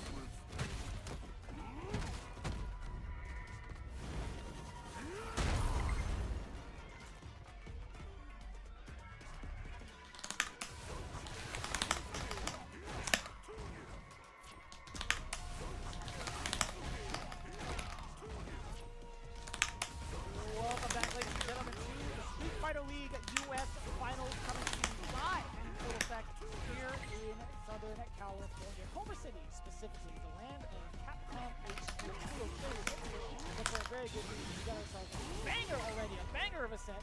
We had the Bandits taking it down over Cloud9, at least in the first standoff, 30 to 10. You know, you asked me when we were walking down after, you're like, who's gonna beat that guy? Who's gonna beat that Mena guy? I don't know. After seeing that Bison, I'm a little concerned for not only Cloud9, but everybody. It's gonna be pretty difficult, I think, to beat that guy. But we'll have to see the rest of the team score as well. You mentioned, of course, it is 30-10 score right now for Bandits, looking very, very good in that first performance. With their Bison players pushing it up back to back. Yeah, so again, it is a race to 50. Now, looking at the current score, 30 to 10, you would think, you know, it would be a little bit more close-knit right out the gate because of how close it was in the first week of the tournament. But right now, you're really starting to see like the fruits of the Bandits being able to right now. But now we got to switch it up. When the away side boosts his anchor again. Yeah, very interesting. So they didn't want to swap the order at all. It's immediately Lex, then JB, then I'm a little bit concerned. This doesn't leave a lot of space to let Noah off. No, it's not, right? Like that's all the space that we're gonna see here. So he's not gonna be locked in. It looks like for this set, potentially for this tournament, if we don't see C9 clutch up big time. And then so Lex is gonna be the one to start things off. Now we have JB with Rashid, obviously beefing again. This is such a tough spot. We've seen what the counter plays have been thus far. Honestly, I don't think you really change it up for Bandits. I think you send Jonin again. Maybe switch it up between how Luimon played against JB. Maybe throw out a Kaba in there. right, yeah, I think you basically just attack the same points, but you just swap out the them now because you don't have a pick choice. But it is pretty interesting. I'm curious who they sent first against Lex, because obviously the last match was a bit beatdown. So I'm curious if they just immediately like right back in there, same thing, or if they try to switch it again. Well, they could be pretty aggressive with their order if they try to play all. They get their 50 points right. You can even send up Mena right now. If you thought Lex was the biggest threat, like, okay, I can face off against this match. Right, and then the question becomes, do you try to save Mena for the end against Boost again because he just won, or do you just put him up against JB immediately? Yeah, this makes a lot of sense. I think Luimon up against Lex, you know, they probably felt that he was the best choice matchup-wise here, and obviously they beat Lex last time with the Bison on their second slot with him as well, but this is perfectly fine to send him up there. It's a good matchup to play Dolphin. There's so much more to consider as well. We talked about him being able to have direct access to one of the best Guile players in the world, specifically for this matchup. How often are you going to have Lex face off against maybe like a Mr. Crimson if he's trying to reach out to the EU team? Yeah, like Crimson is not a very popular character, right? So we can find that matchup again. As we jump in between these two, we will see if we can get this score a little bit more tied up, or if we're going to see that 40-point lead for Team Bandit here. There seems to be some kind of error up there on the stage. Sun was in his eyes. Had to take his cat for a walk. How are the cats doing, by the way? Lovely. They're all doing fantastic, of course. Hope everybody's cats at home are doing great. I definitely caught the spillage. I think it was one of the streams. I think it was. I want to say both of them hang out, but one of them took a nasty spill in their bed and rolled over. He noobed down. Yeah, he was in his cat bed and he just like fell right off the desk. Noobed down. Just it happens sometimes, you know. Zero spatial awareness. Just rolled over the bed. Yeah, he woke up, did a barrel roll, fell, and it was just along on the Evo stage-esque tumble, and that was the end. I like that. Yeah, it looks like it was a button situation, perhaps. And they're locked and loaded now. Should be right back into this. Man, this stage looks cool. The sun is set, as you guys have probably noticed. We don't have any more of that light behind us. So we jump back in here between Louisman and Lex. Our fourth match between these two teams so far, 30-10. And if Bandits win this, it's going to be a 40-10 lead. They just have to win either of the next two sets. Man, that would have been a crazy conversion if he managed to catch that in time, too. The bazooka knee off of the drive rush and catching Louisman in a counter hit state? Oh, boy.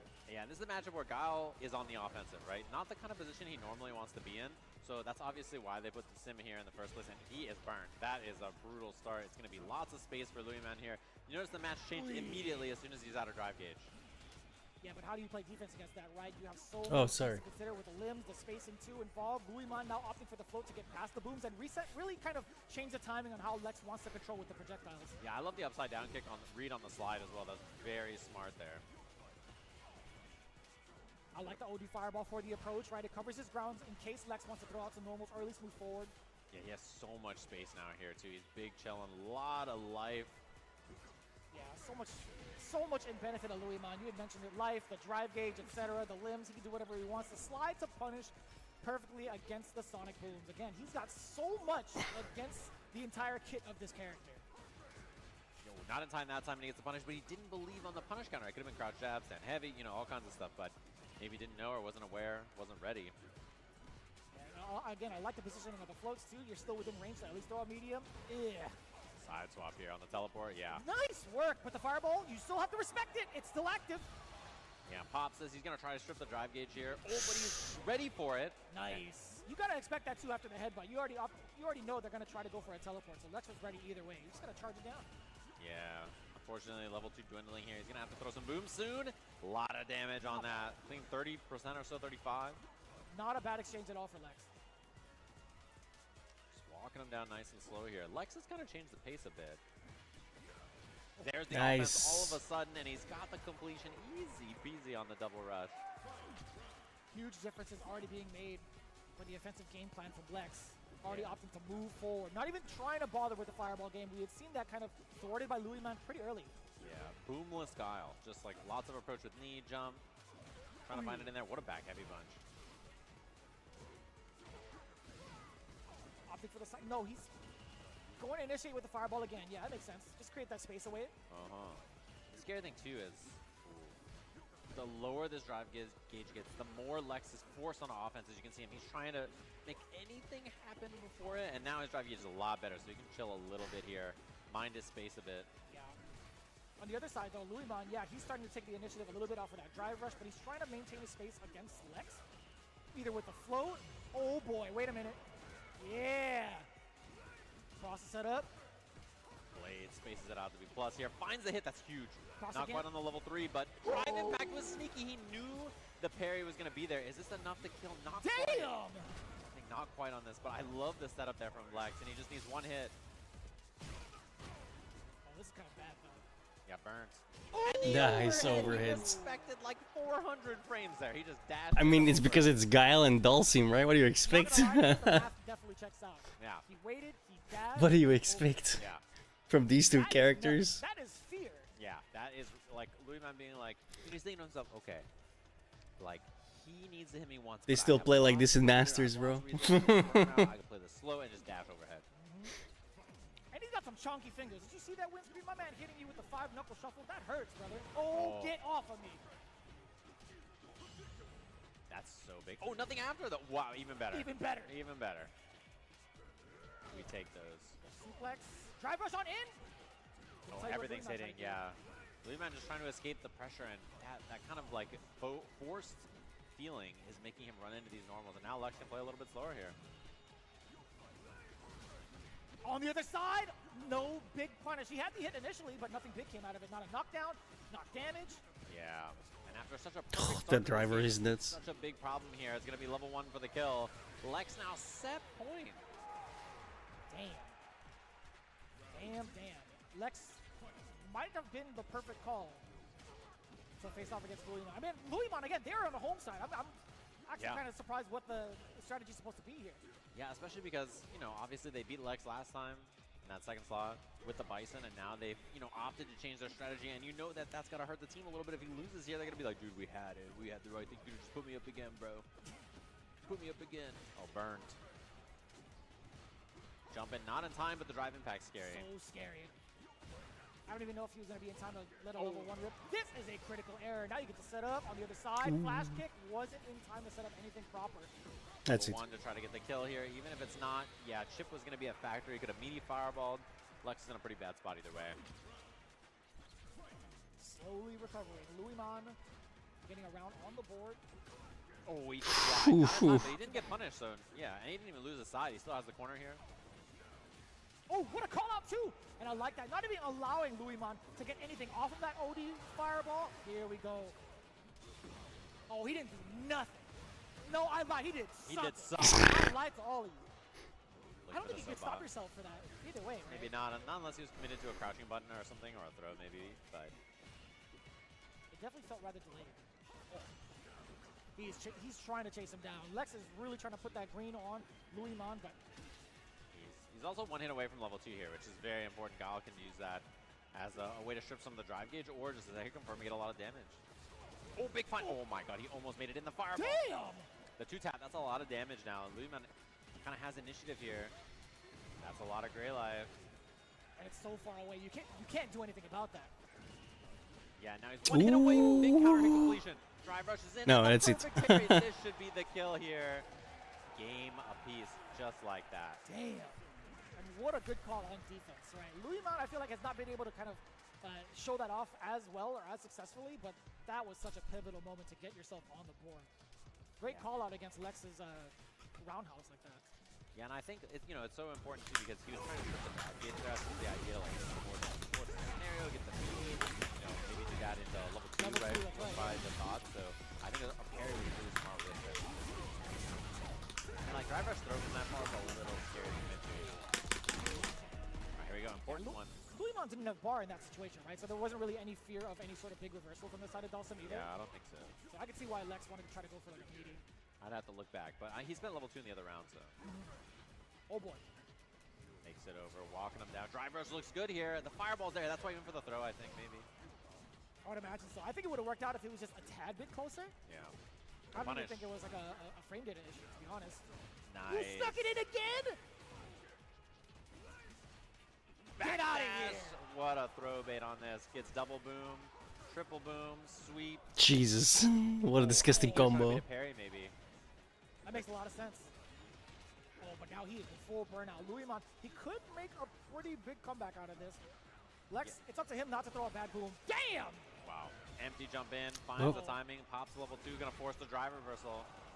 Uh-oh. You could actually get the burnout. This might be dangerous. Yeah. I think no matter what, Louismon had to teleport there. If he blocks the boom, he's in burnout. If he misses the parry, he's in burnout. Level 2 on top of that, you're gonna get chipped to death. Yeah. He put him in a rough spot, and he covered his tracks really well there. Didn't allow him to get out.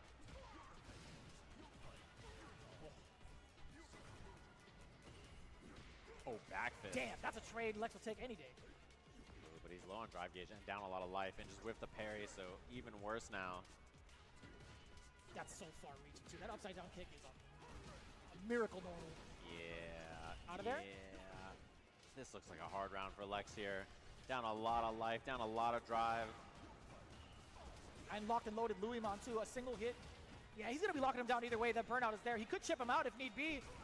It's a bait against the flash kick. Well calculated. Louismon looking like he's on the board still. I mean, match point for both. Excuse me. Oh. That could have been disastrous. Yeah, but look at the drive gauge from Lex here. He's down so much already, and that's such a big factor against Sim. It makes the matchup so hard. 1 bar left for Lex. Whip punish is so important here. He gets his drive gauge back. Whip again. do about this? What do you do about this? Now low on drive gauge, as you had mentioned, Louis Man now on the offensive to set up with the OD Yoga Fire. He's gonna get burned. He has to jump. He has to wiggle. He has to do something to avoid the burnout here. He still gets burnt out. Dawson is Louis Man just is gonna be in full control. ridiculous. No, not gonna be quite to the corner. But watch out, the flames are burning, man. Jumps. What the hell? The fireball hit him and throws it. That's huge. Now he's in burnout. Oh my god. No. He can strip a ton of life here with this boom pressure as well. And obviously driving back scary. That's a huge amount of damage. Does he go for it? He's ready. Oh, Is he dead? It's raw. He's dead. Yeah, he's I dead. think it should be enough to kill, or it's very close. It's enough. Louis Mac clutches it out with a level 3. I don't know if Japan taught him that, because that felt real DR. That was actually some passion and some heat. My man came in back to his roots. He's like, you know what, level 3 sounds good. I'll have it.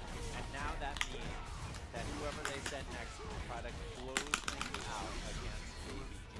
Has to win here to keep his team alive to get those extra bit of points. So now, who do they pick, right? Do they feel like, okay, we have a big lead here? Do they just send in Mena to try to finish it right away? Honestly, I personally think that's the case, right? Because you have another shot. You have to take down JB now or boost later. Yeah. Pick your point. I honestly think send out JB. Looks like they're going to put him... Oh, okay. He's plugging in the controller. He's getting ready. He's going to be sitting right back down for that Bison 50. I was right, yeah. They're sending their best Zen. Yeah, that's true. That's the one right there. I gotta say, man, right? I mean, he's practiced a lot of Bison, a little bit more than RD. Different play style. That's for sure. You know, so. Impressive stuff, though, I have to say, from Lee-Man. He was in a pretty tough spot here, down a game, down a round, and clutched it up. I think, you know, especially the resilience on that DI versus level 3 scenario there, whether he rips it or not is such an important question. And Lex just did it right away. He's like, I'm down to just do it right away. I'm doing it. It's happening. It's making it happen. I'm committing. And that's one of those things that, you know, it really came down to that moment. If he blocks there and stays in such a good position, he's able to turn the game around and win immediately. So. It definitely felt so good. Lex was giving himself up just a little bit. You saw it. You kind of saw it when he was going up. He was just sequence away. I still can't believe the 2 level 3s that he let go. At least the credit for level 3. Yeah, and if you know, if that's blocked, that's it. That's the end for him. Lex has like heavy punch into drivers and a heavy punch into drivers. He's dead. He doesn't even have to do a fancy combo there. So pretty tough spawn, and he survives well, which is very easy to like misfire on the little things he does when his attack is strong and he's loose. We'll see if that continues on, at least for the side of the Bandits camp. Like Zen is looking to put the final nail in the coffin, but you're facing off against JD, best machine players on the planet. We'll see how that goes. I mean, Cloud9, they still have 2 more big shots to keep it alive into the switch-up, right? So, at the moment, 40-10, looking pretty difficult for Cloud9, but if anybody could start that engine, it is definitely JD. Yeah, he's the only one with the win on the board, so it's going to be an important factor, whether he can get another one, get the team momentum going, morale going up, you know, feeling a little bit better. It's important to kind of get things moving. And we'll have to see if Zen can close things out. This could be it, right? This could be the last match, send C9 home. A 4th place finish in Street Fighter League here. But if Bandits gets going, I think it's like really dangerous for everybody else. Fighting Spirits not doing anything right now. They're waiting, getting ready for this. And then of course, I don't think it's going to be cold sitting there watching all day, right? So this is going to be an important bit of momentum. I'm trying to think of like the outside of it. It's like, all right, well, now that we know who MinRD is kind of like sticking with, or at least the rest of the team is going to be playing out with, I feel like the rest of the team is really kind of predict who's going to play what character. But now that I really think about it, MinRD could still play Zangief. I swear to you, if he pulls out he can do anything. He's played like the whole cast. I feel like he could play anything. So that's always a threat as well. And looks like they're setting up on the stage here.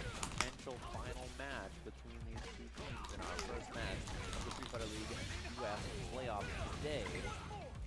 Can't lie to you, gotta feel bad for the C9 team in the sense that they were so close in so many of these sets already. Like that last one down to the wire there, right? So it could have been the difference. 30-20, not looking so bad. 40-10. Yeah, a pretty huge difference, right? Like most of the time when it comes to like overall season play, you have so many chances of redemption and so many other teams that you can pick points off of as well. But this is it. You're in the finals, you're facing off against your opponents, you're facing off against that one team in one single shot. On to the next one, or you're we'll see again, JB, the only one with a W on the board thus far. He's still has a very valid chance to bring his team back to life. Yeah, and we'll have to see what the adjustments are here.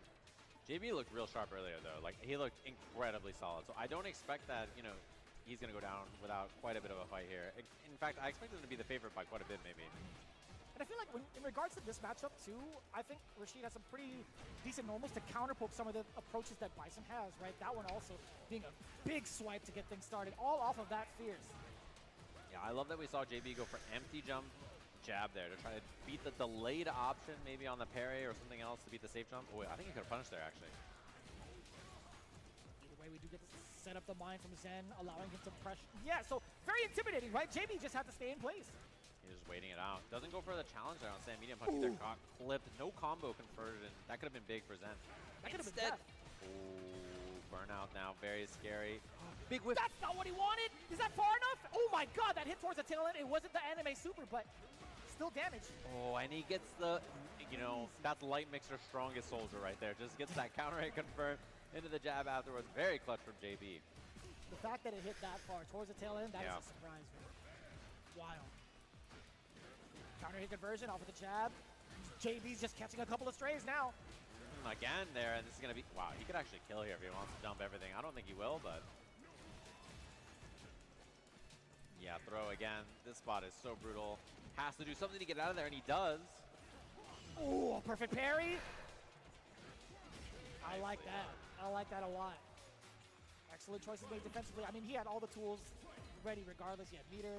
He had plenty of drive gauge. He was not sweating. Oh! Oh, unfortunate, but he didn't get the completion. I don't know if he didn't know what side he was on or what was going to go on.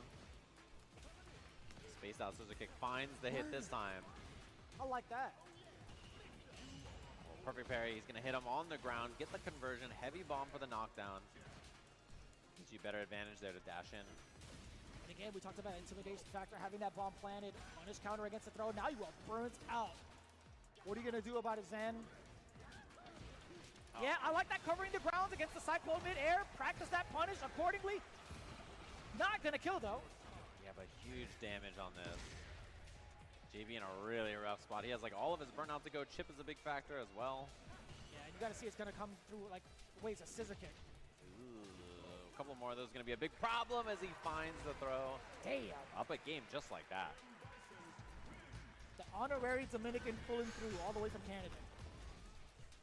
Back character select to take a breather. That throws me off every single time. How does he there? Come on. Is he using like the jetpack? There's no way he has this much like balance. Look at that. Come on, son. What do you mean he almost fell off at silver punch? Nah, he's chilling. That's crazy. He just winked. There's no way. There's no way he can get himself off of those CCs. All right, so Zen on the board. One game. JB. These are still 2 out of 3 territories. It's not an anchor battle. Just got to be 2 quick ones here from JB. I feels like he was a little off on some of those interactions that we saw earlier. Yeah, the big punish counter that he let drop was like the main one for sure. Yeah, those are very important drops too. You need that damage, you need that corner carry, and I love the check there, knowing that the tap parry was there and he saw it. He was like, oh, I should just dash, get myself out of here. A couple flashes of the parry thus far. JB not making the appropriate reads, and he's paying for it too with the drive gauge. And speaking of which, okay, not too bad. Or so I thought. Bang! Double burnout. And the advantage here is the JB by quite a bit because he gets the offense here as well. Hella damage. Yeah, I still corner get carry. very surprised for that. Or by that, excuse me. Lots of plus frames too. And he's going to be out of burnout first maybe because of it. Well, maybe not actually. He finds the jump in. That was kind of rough. That was a counter hit as well. JB just maybe mistiming.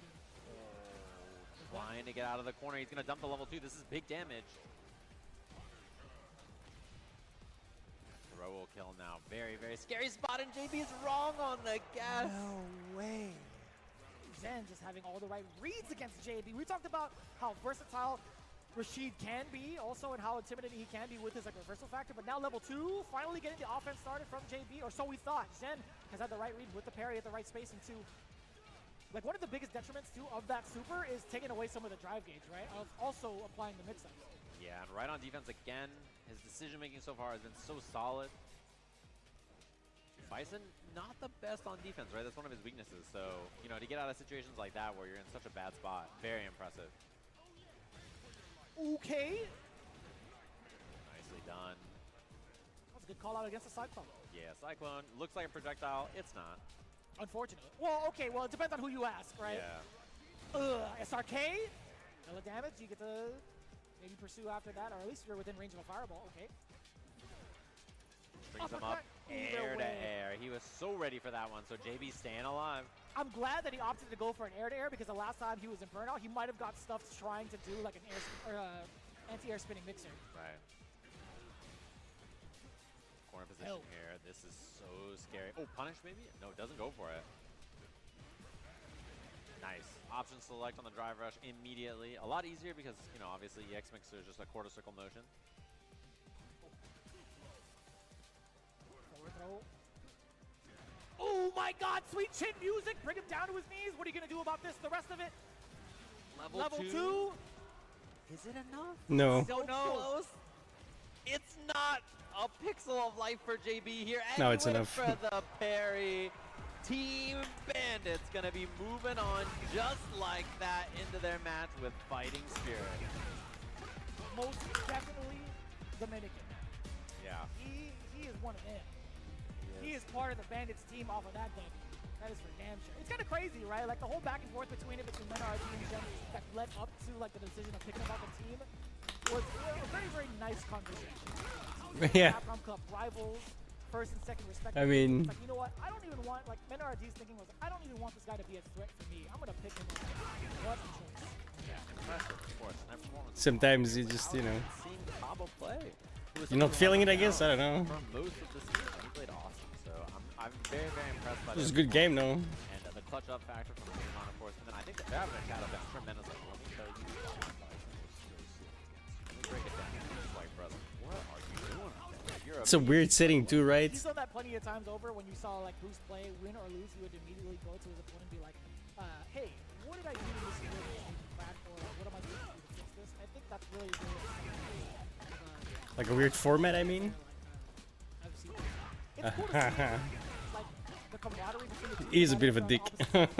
Seemingly. Menard is always going to be the one to kind of let you know, hey man, going forward, if you want to beat me in this matchup, do so. The only improvement Menard is very low. He's like, have somebody test your weaknesses. Oh, for crying out loud. You know, they're chatting immediately about it, right? Like breaking it down. Impressive stuff. Good work from Team Bandits there. And, you know, JB trying to clutch it up, but it was a tough one. It seems like Team Bandits was just so ready from top to bottom.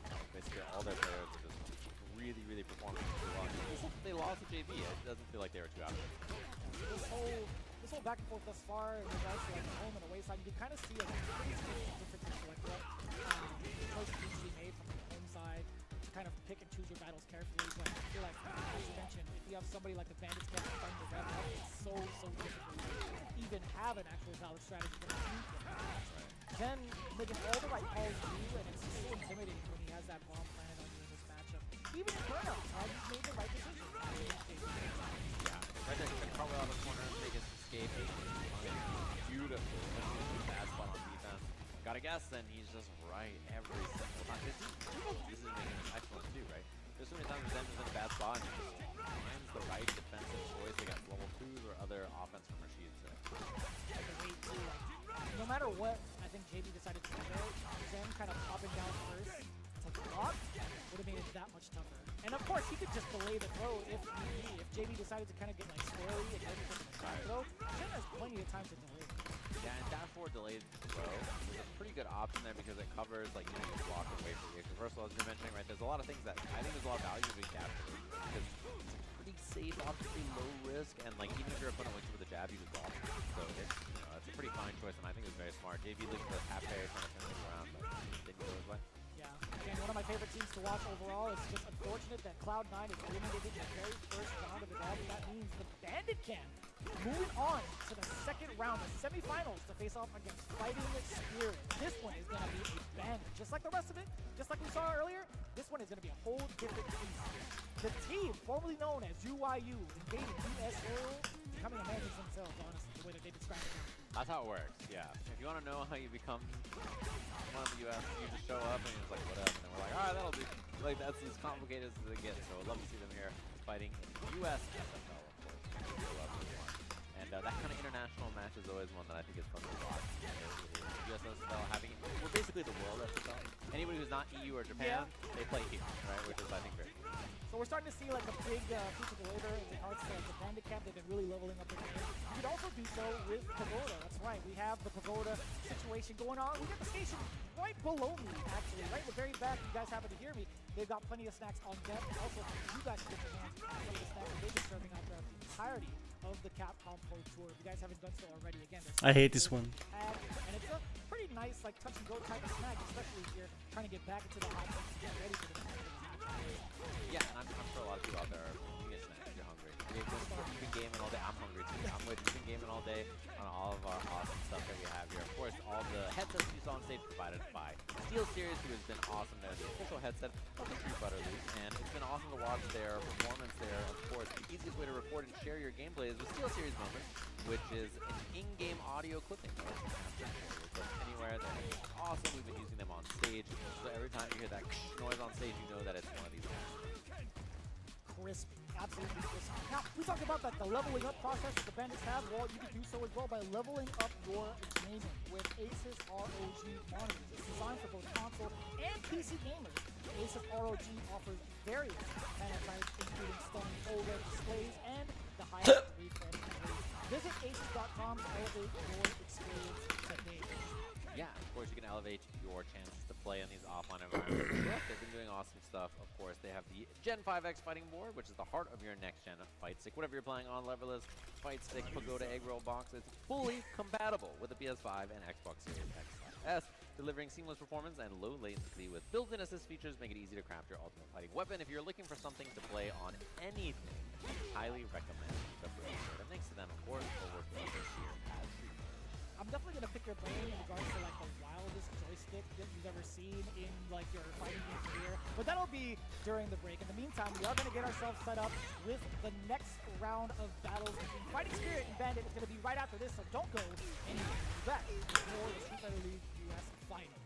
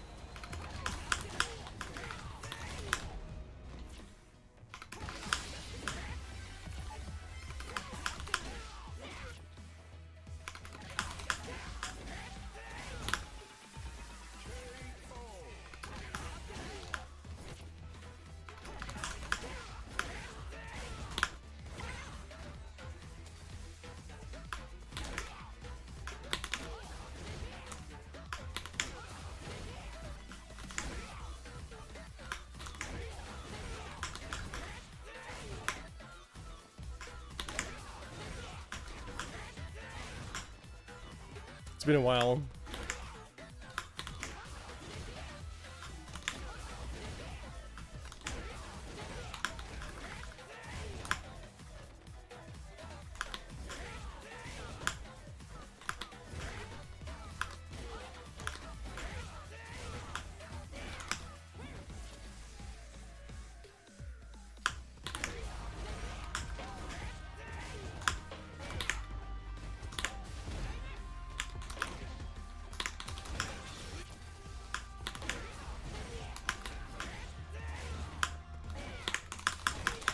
Not that long though.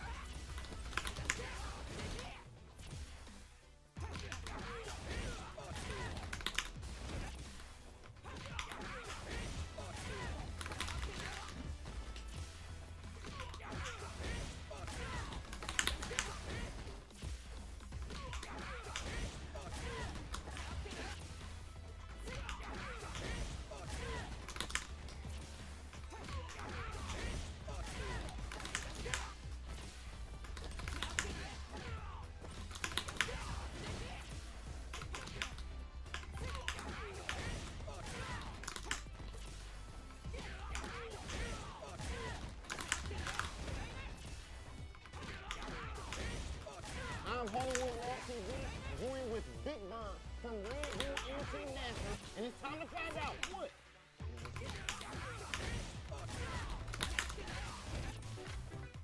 Oh, Big Bird. When it comes to brotherhood, right? There's few things that can bring somebody closer than touching egg roll. So can we please start the interview off right there? Damn, hold on, let's do this hand for us.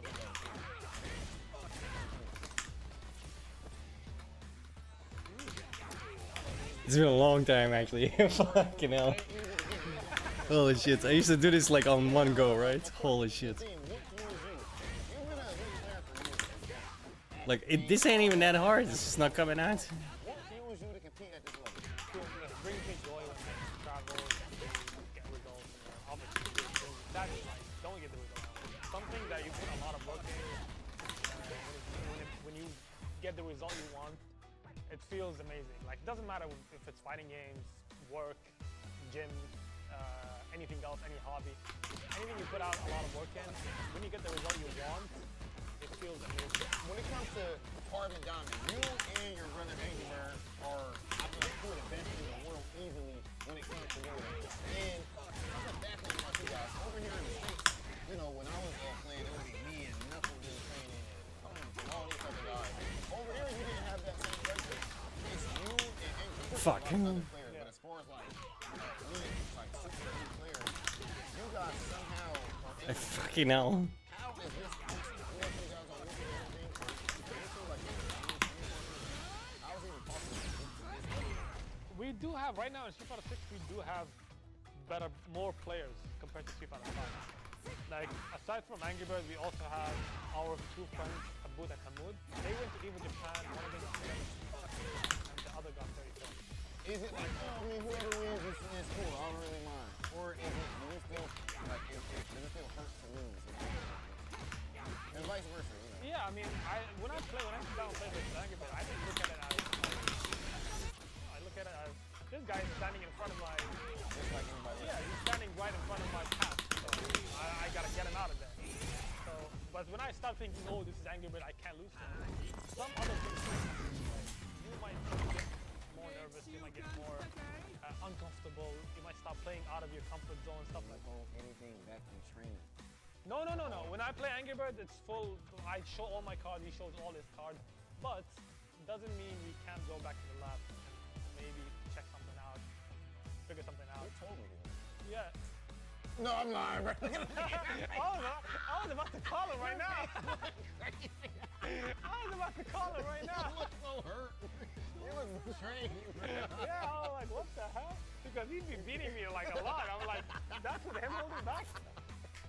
Ladies and gentlemen, I'm your boy Big Hollywood Raw TV. This has been Big Bird, and this has been What Fuels You with the Welcome back, everybody. Of course, we just saw him up there. Big Bird obviously won. Usually he's waiting for the winner of all this all the way over into Japan. He'll be there playing for Capcom Cup as well as the final. Save them here, joined by Sankolo. We're back with more action, and I have a question for you. You got to watch all this earlier. Me and Jeremy are sitting out here chatting about it. What do you think about that performance by Bandits? It was pretty wild, man. Goal line was a little bit closer towards the edge, a little bit more, but Jin, as I pointed out, I told you he'd be informed, separated the Bison place.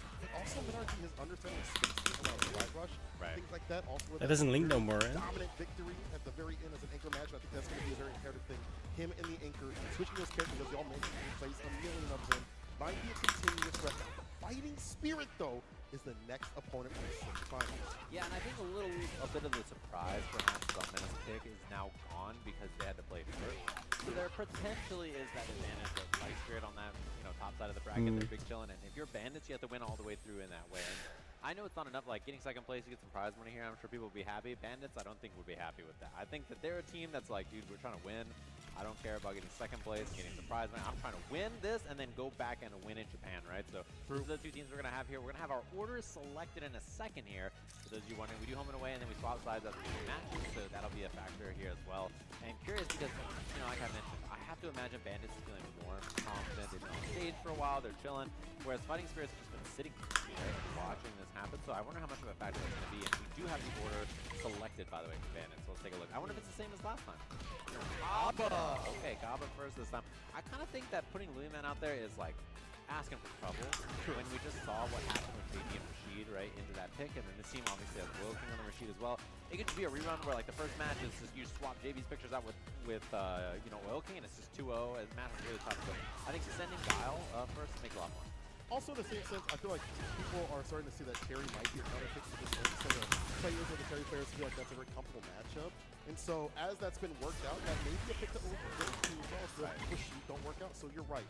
Setting up the Sim might be a bad pick. You put up the Comet, but Corazon to start things off. He was the most winningest player for this team in terms of everything calculated.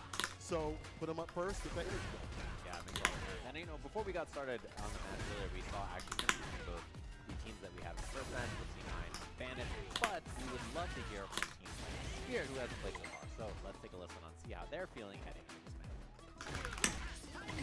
The longest tenured team in Street Fighter League US, and that is, of course, Team Fighting Spirit. Oil King, of course, you guys have, you've been through it all. You've been through 016 season, all the way to becoming a Street Fighter League US champion, and here you guys are right now after another strong season. I gotta ask you personally, you said that you were gonna be stronger this season on an individual level, and you did it. How did you feel about this season, and what do you think led to you having such an improvement? So far, not bad.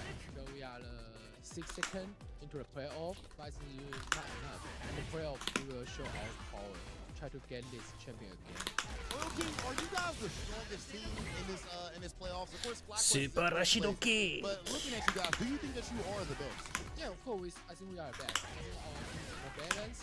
No matter me, no matter NL, no matter Shen and DCP, we have different character and we all very strong. So I would say that. I would say our team is the best in the playoff, of course. Okay, now let me ask NL real quick. Now NL, of course, you're a superstar player, and then this season, when it comes to Street Fighter, qualify for Capcom Cup. You're here in the Street Fighter League US Finals. How does it feel to be playing at the level that you're playing at right now, NL? Did you expect to perform this well? This season very tough for me after Yakuma. Very hard to understand this character so many years before. But finally, I'm here. So I want to make it one more time. Right now, Oil King brought up how balanced this team is. All of you guys are extremely strong, accomplished players, but for some reason, NL is usually the person in an anchor spot when it matters most. Why is that? And do you have a lot of pressure on you being an anchor player on such a strong team? Whoa, what? Usually, our anchor is DCQ, but Oil King thing, I can win everybody, but I can lose everybody. So, so DCQ feel very hard. I go because I can win everybody. Okay, and now, Chillin, you talked a bit about, I guess, like aging in the scene and, how stuff is like a little bit harder now. Where are you at right now? And what can you tell us about what it's like playing in the scene after so many years? I think I'm at the scene for really long. I'm not so old, so it feels a little weird. I'm kind of in between the older generation and the younger ones, and I'm not here and there, so sometimes I'm trying to find a position. We gotta talk to my man's Easy Cake down there at the end. DCQ, you are one of the strongest players in the world to actually not qualify for Capcom Cup. You were so close. Does that make Street Fighter League even more important? 每次大比赛总是我们4个人有一个没进去，今年轮到我了。那我希望我们这个 final 第3名是 final。 He says that every year, one of us will not get in this team. So this year, unfortunately, is him. So he hopes that we can get to the final, qualify together for next year. So none of one. DCQ, Shin, NL, and Oil King, we've seen them putting in work for years, and here they are again in Street Fighter League US Finals. Can they take it all the way? And you heard from there. When do I do that? Excellent to hear from all of them. And they're my favorite Street Fighter League US team because none of them are here. Yeah. Which is like the most American thing I can think of. You know, we just have them in, we're like, they're with us. Welcome to the squad. And if they win, I will be waving the red, white, and blue chair for them. And happy to see them on that stage, of course. And excited to see what they're bringing to the table because you mentioned earlier there's a factor that all the players on this, for the most part, play with each other all the time. Yeah. This team is across the world, right? So there's less familiarity, I think, on a week-to-week basis of them and everybody else, but we obviously know them because they are, you know, really football. Capcom Cup worldwide, really phenomenal players, so, you know, that you kind of know what to expect from them. But getting to watch them, I'm so curious to see it. I'm so curious to see who they pick to go against Kaba first. Let's take a look at this. Perhaps Cien on the DJ? I like this a lot. I like it. I thought DCQ might come up and he might go up a little bit later on, maybe in the anchor position. Still good pick up against Kaba and Gaio. I think you can go toe-to-toe, band to band with the fireballs.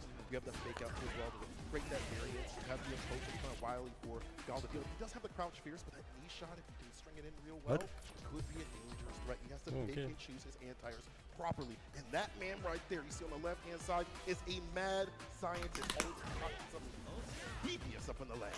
Yeah, he's one of the few players I can think of in the world who can, like, sit in training mode and become a world champion. There's not that many players I can think of where, like, the experience of just playing other human beings constantly is how you sharpen yourself. I think Cien, he was very isolated for a long time over there in Singapore, right? And now that scene is so strong that there's lots of players. And the next one in this game is awesome. There's a lot of people to play with. You see our first match between these two teams here.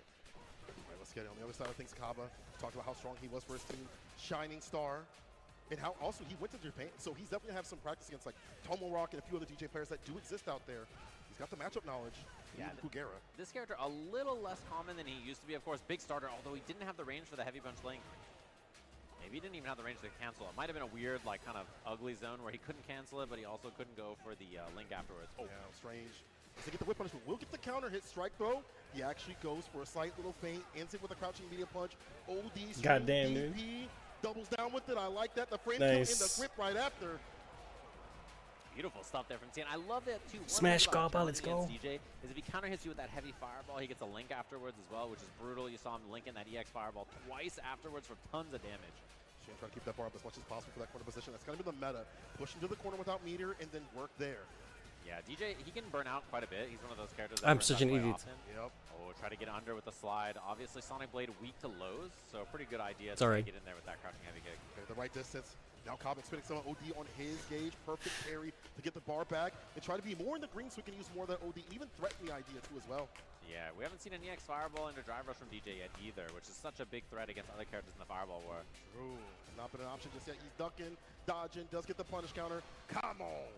Take some bar back from this. Yeah, he's going to burn him out off this, right? So obviously, Cien feels the pressure to swing, which he does.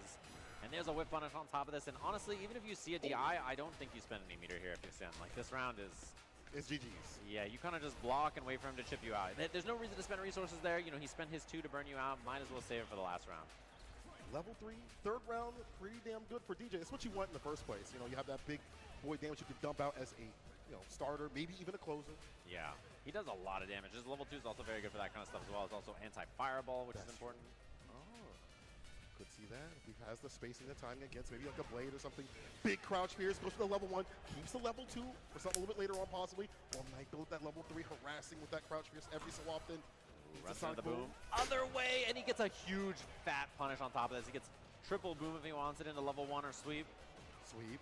The knockdown meaty boom is there. Backs up a little bit, you thought. Yeah, rough spot for Cien. He lost half his life, lots of his drive gauge here. Just way in. The drive rush jab is a little bit quicker on the draw. Strike though, this time he goes for a little bit of a bait with the crouch pierce. Doesn't find an opening. He wants that level 3. He wants a big super. He needs something significant. Also get the bar back. But patience is helping out. Ooh, a lot of drive gauge could be stripped here. He's almost in burnout, and that'll do it. So now, very rough spot for Cien here. You know he's got to be buffering. He's got to be scared of EX boom to beat his regular. Oh, he might fall on it. It made him block though. No anti-air. Not able to get the conversion. The flash kick is there. Chip is this very scary factor here now as well, and Cien almost out of burnout. He can block it out now. He's safe. Yeah. But at what cost? Look how much health he lost. You have to find a hit confirm into level 3. Anything with it, find an entry point. Maybe have to expend some of that OD fireball at some point just to get in, just to get that mid-range, and he does. Oh, tail end of that. Spending a lot of drive gauge now. Burnout scary. He doesn't have the range. He had crouch heavy punch. Hits. I think he was a little worried about going for jackknife, the up kick. But unfortunate there, forced onto the jump, down to the wire, and Kaba with the clutch. And jackknife would have kind of sucked for him because he wouldn't get like a super right after. Yeah. You'd be back to full screen. You tried to work your way in so much. You already costed so much bar. But Kaba, on the other hand, his resource management has been fantastic. He'll use OD to kind of push you out. We saw the OD stagger every so often to put Chillin into burnout into not in a point where he can drive reversal or go into burnout in his own terms. Yeah, as soon as he threw that EX fireball and he has like that sliver of drive gauge, he has to go. Because if he gets burnt out, he's dead, right? That round is not very winnable at that point. So really you felt the urge to go in, and I think Kaba was super ready for it. Just the patience to take that down back, wait it out, get the flash kick. Kaba saying the Sonic Booms. There's the OD, a little bit more early initiation here from Chillin. Now with the heavies as well, looking for a heavy kick punish counter, getting nothing at all. But at the very tip right there of the medium Sobot, does not get punished. Perfect parry on the way. We go for the side switch, warps off. Yes, sir. Trying to bait the throw, doesn't find it, but he gets the counter hit after the parry is over anyway. He went for it. Like the check. 6-frame crouching medium punch for DJ, very good for situations like that. Now Pierce to back it up, looking for a nice little chunk of damage on a punish counter. Drive rush medium, hella plus. Ends it with the fireball. Trying to kill that drive gauge as much as he can, but Chillin is the one on the deficit right here. Got to get aggressive enough where you can build the bar back, and that has not been able to happen at all. The problem is, too, is that he needs to throw when he's in to force Kaba to attack or do something else. It's going to be a double drive rush. Booms. One more into the level 1. That's the kill just like that. But every time Cien gets in, he needs to throw him, right? Because Cien, otherwise Kaba's going to block it out. Yeah. But by doing that, the next sequence, you need to drive rush again, and then you're down more drive gauge, and Gal's already winning the drive gauge war, so he's constantly just at a deficit, and throwing feels pretty bad for your reward. Very ballsy style right now here from Kaba, who's been, historically on the more aggressive side, more active, especially with his drive gauge. Look at how he's evolved his game plan to not be in burnouts, always have resources, to strip away theirs too as well. Nice interruption. Sobot there, unfortunately loses. He was already ready on that drive rush. See, Cien, a lot of this has not been his own fireball game. In this game, it's been a lot of walking down, trying to make something happen. Kind of have to have a fireball game with DJ. He more so get the bar back to be able to fight Kyle in the first place. Crush fears. Kaba willing to block these sequences out at the perfect distance. Knows there's no threat. Nice punish. At the tip. Stand like kicking the flash kick. Had the charge up. Comfortable up in this corner. Beat her up. Yeah, in that range, it's really difficult to fake the drive rush enough to make Sonic. Oh, wow. What a. Kyle's so disgusting. Oh, he went for the juice, but now he's down a lot of drive gauge. Don't worry, he still has the sauce. That's what matters the most. The bar at the bottom. Looking for that heavy kick activation for like a level 2. There we go. Come on. Wait, such a bad spot for Cien now. So close to being burnt again here. Flash kick, the anti-air is there. OD with it too as well. One more hit, an OD Sonic Boom or OD Flash kick will kill. You'll take the trade, you have the help for that transaction. And Kaba with some satisfaction moves on 2-0, securing the points that we talked about. Having that heart to start out, very, very strong stuff. Yeah, too clean. And now they're talking about who's going to go up next and like having a chit-chat there on the stage. So I'm curious about who even comes up next for this match. What is their thought about who's going to go up next in this position? Obviously, they know Bison. Obviously, they know the opponent. What they feel comfortable sending up is going to be the question. I mentioned it before. I think being on this stage, playing back-to-back, staying warm could be a pretty valuable asset for Team Bandits. Oh, you hear the people in the back for the Bandits? You don't like the Bandits like that? That what we saying? I think they're a fan. I don't be on nobody's side right now. It is too dangerous. fan. But we have to see who's gonna come out. I don't even see, dude, NL's not even on the stage. Wait, where is he? You know, he's probably outside. That's my guess. Yeah, he's usually outside before every match. Makes a lot of sense. Nasty habit. Yeah, don't do that. Yeah, don't do that. But you know, yeah, that's my guess if I had to guess anything, but we'll have to see. Stops me no smoke. Anyway, we'll see who comes up in this next match. But going back to this one, a really good job of kind of being that Wallsy style guy, which I didn't really expect from Kaba. He's really evolved this style gameplay that we've seen over the years, and it's been so effective to keep the drive gauge up, with the way their drive gauge, with the ball and his side of things too as well, for that level 2. Yeah, this whiff, I think that was just the beginning of the end. Before this, I think the rest of the set was awesome for CN, but this was such a heartbreaking whiff, and I kind of felt like the set just slipped away from him after that, so pretty rough there. And Kaba is always playing a really, really excellent player. I'm always impressed by his play, so not surprising to see here. And what was wild is that the Bandits won in their very first time without even playing him. Yeah. That was his first time on the stage, so really impressive. That's a good round right there. Kaba securing the first. I feel like I'm worried about who comes up next for Fighting Spirit, but I'm also worried about the anchor position. You already send up, obviously going to anchor position. Right. He's gonna find like that's a scary prospect. You send up someone like later. I like defense. Yeah. And they mentioned sending NL up as well, so that's like another factor to think about. So, who do you save for that spot? Who do you feel comfortable sending in next? The thing is, you don't want to like end up the anchor position is what you focus on, because if you lose the other two, then you're down points anyway, right? So, and especially, and if you lose the anchor match after that, now it's like, well, we have to win every match or it's over. I think that's, yeah, you gotta be very careful about that. We got our head-to-head of our next match. We'll see who's seated down there on the stage. I have a feeling. It is NL, of course. It's going to be going up there. Akuma, they didn't want to play the mirror, it looks like, and they didn't want to send a foil king. So I wonder who's going to be in that final position. You mentioned that NL has done it 2 times about the Akuma, so it's either going to be Oil King or DCQ for their slot in mana. I too imagine it might be we'll get to that in a second, but NL, recently I haven't really seen him play that much Bison. Like outside of Street Fighter League, I've ended and he's been able to play CPs and things like that. It's been a lot of Akuma, a lot of Luke. Luke is also another factor. But I think Akuma does fine in this matchup, as long as he's willing to go alien. Yeah. It's a big part of the character. Demon Clip is still a very strong asset. It's hard for Bison to continue to challenge. Crouch shooters, tank train, not the best to anti continuously, but she has the variants that can deal with you as well. The fireballs like light ones, follow-ups. If you don't have a way to alter your sound card, Bison and anti-airs are like really hard to deal with. Oh yeah. But if you do, it can be a little tricky, because if you read the air fireball, but then he goes for the regular jump, obviously, pressure or something, heavy bunch, but he can go for some like turf war options that are like, this will just work against whatever they're sending in. This is not be okay, but it's definitely, I think most of the cast, the big problem they have with Akuma is like, how do you deal with the fireball, which is already annoying, and then on top of the fireball, how do you deal with like walk speed and then the jump? And the jump and the aerial approach factor is such a huge factor in every match. You're going to hear it brought up constantly.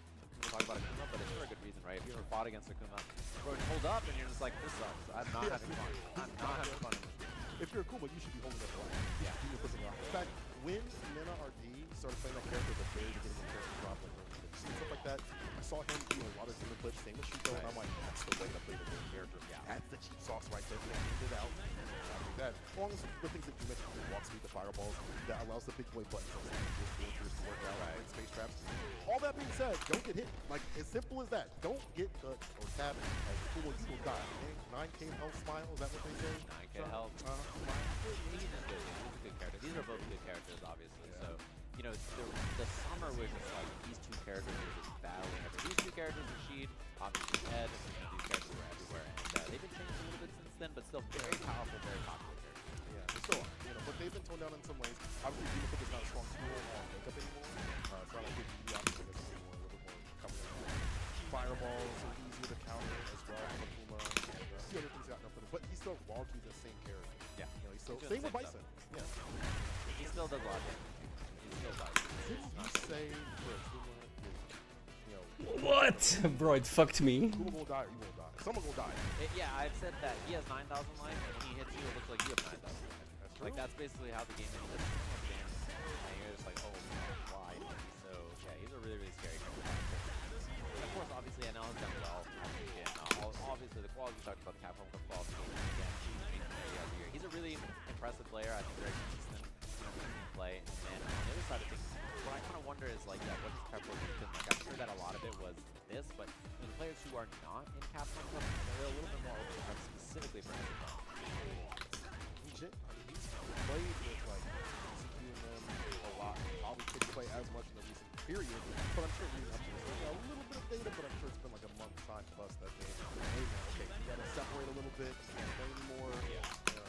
your respective playgrounds. And it's been a little while since SFL, right? Time since Star League US ended, they kind of blocked. As well as the patch was a big factor as well. You know, the December patch a little bit, although the character Ed is less represented here than other places.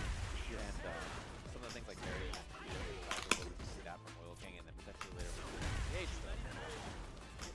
What we're going to see in terms of what characters will be allowed to play some of these characters. I heard possibly Gary may not come up for Chris, but players say things all the time, and then they just, you know, you get there where players like, yeah, I'm gonna play this character. Fuck my life.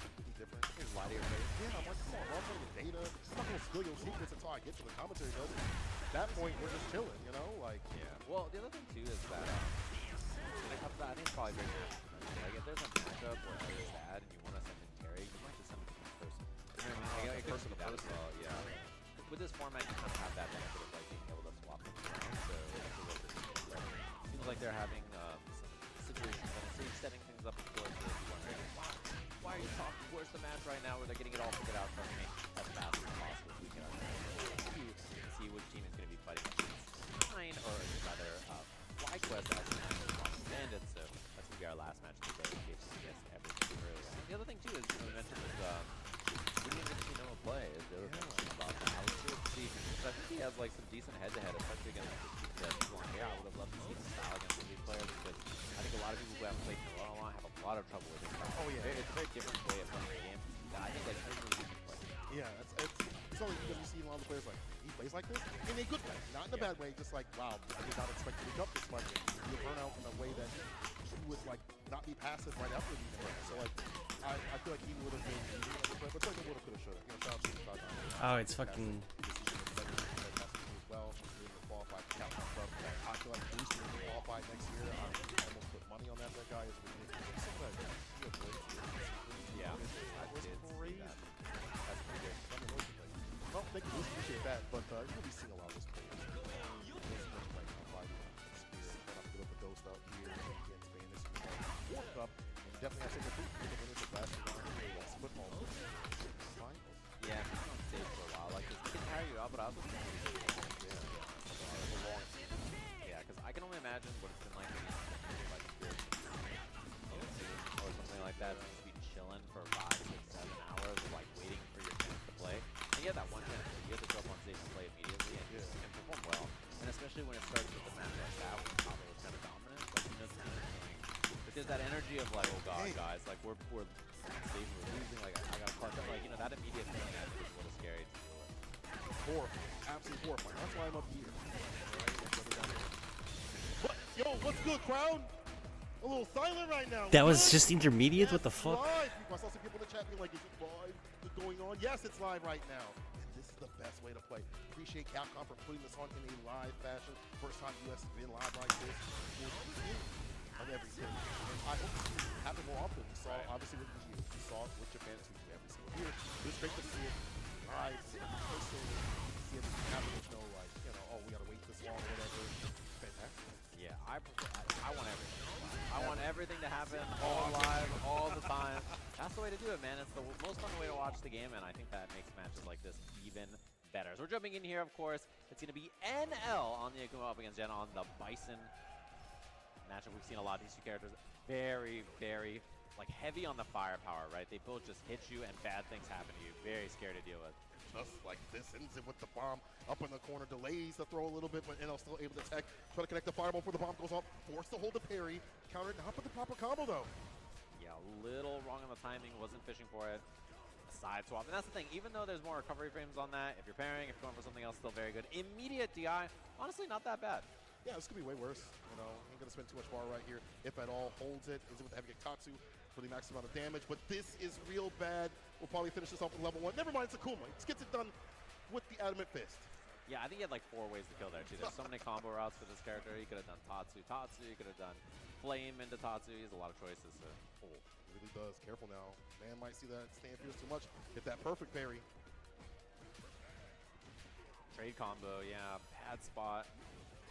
Little crouch light kick confirm as well. And he hasn't challenged after that medium punch each time. We'll have to see. Maybe he's scared of the tar combo. Ooh, nasty pickup incoming. Hell attack, stand fierce. Level 1 kills? Oh, dude. 9K Hell Smile once again.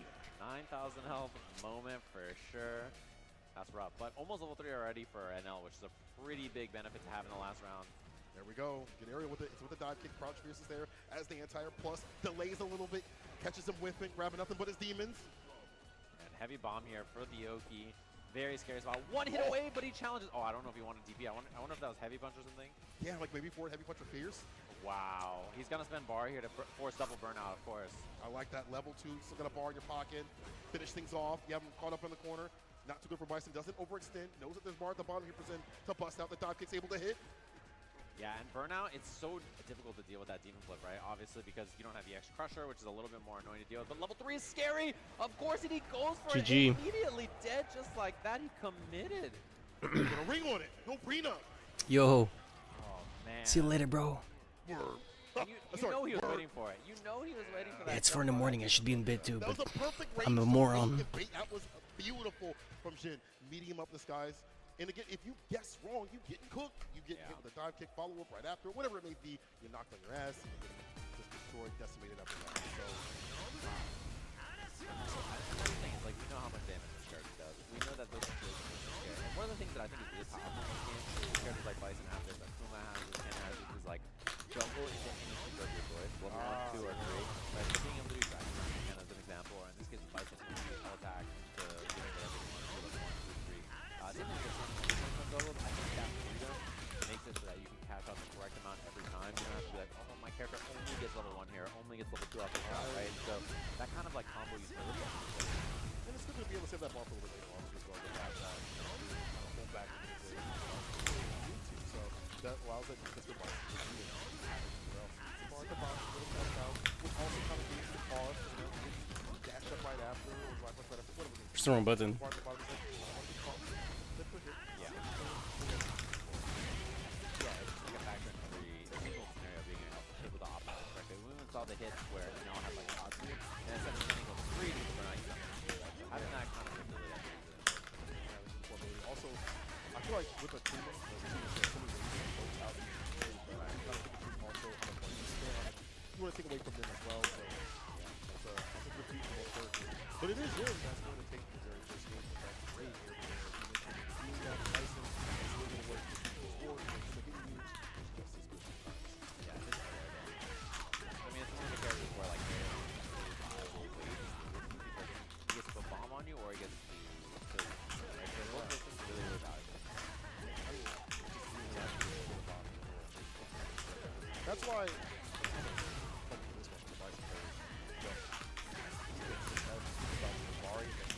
off a situation if he makes a correct press. I say that with DCQ, we'll talk about him later on, but when he's able to stagger his lights and he's able to get like a reversal button, he always gets a bomb off right after. Yeah.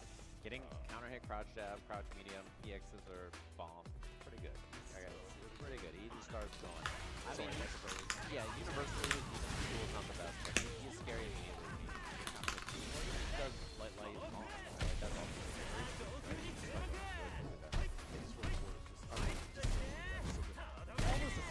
He's such a psychic player. He's so hard to talk about in terms of like how he was able to be such a good player. Every time I talk to him, he's like, I don't know why I did that. It just came to me in a dream. And that's literally how he has been. He takes it. He takes it from Dober. Because Dober is his senpai. He has just these psychic reads. He knows what you're going to do before you even do it. So that's why you see a lot of preemptive things happen for him that work out in his favor. He just has to read on what the player sense.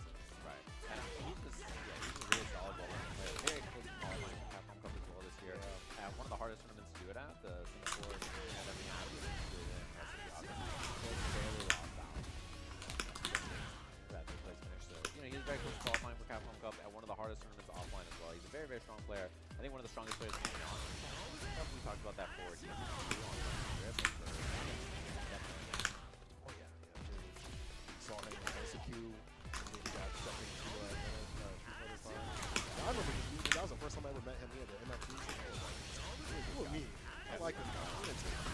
He just showed up, LC queued it up, he's a beast. We're just like, alright, that's not bad. He's like, whatever, if I win, I win, I lose, I lose. I'm like, how can you have that mentality to pick up? But I guess it's like a lack of stress, though. It kind of helps. Even like this scenario right here, you're not stressing that way that you kind of play fighting games. You're just kind of like, I win, I win, I lose, but I'm also trying to get that W, but I'm not too stressed about things. It's like taking a little bit of that extra weight that comes out from you, where you have a whole team. You don't want to let them down. You want to lose points. And like that kind of environment can make or break, right? Definitely we've seen that do that so far playing through. Looking fantastic. And I wonder, how they're feeling already in the sense that like up the game. I have to think that they felt confident they could win coming in and they do it. And like it's just business as usual, right? And like if you're a 5+ watching, you guys are home. Here we go. Here we go. Gotta fight Gonna these go guys. warm, like they're gonna be ready, like That's the thing with fight matches. Like, if it happens, but it's just a strong, sharp start here from and honestly, just amazing how we gotta start off strong and keep that going.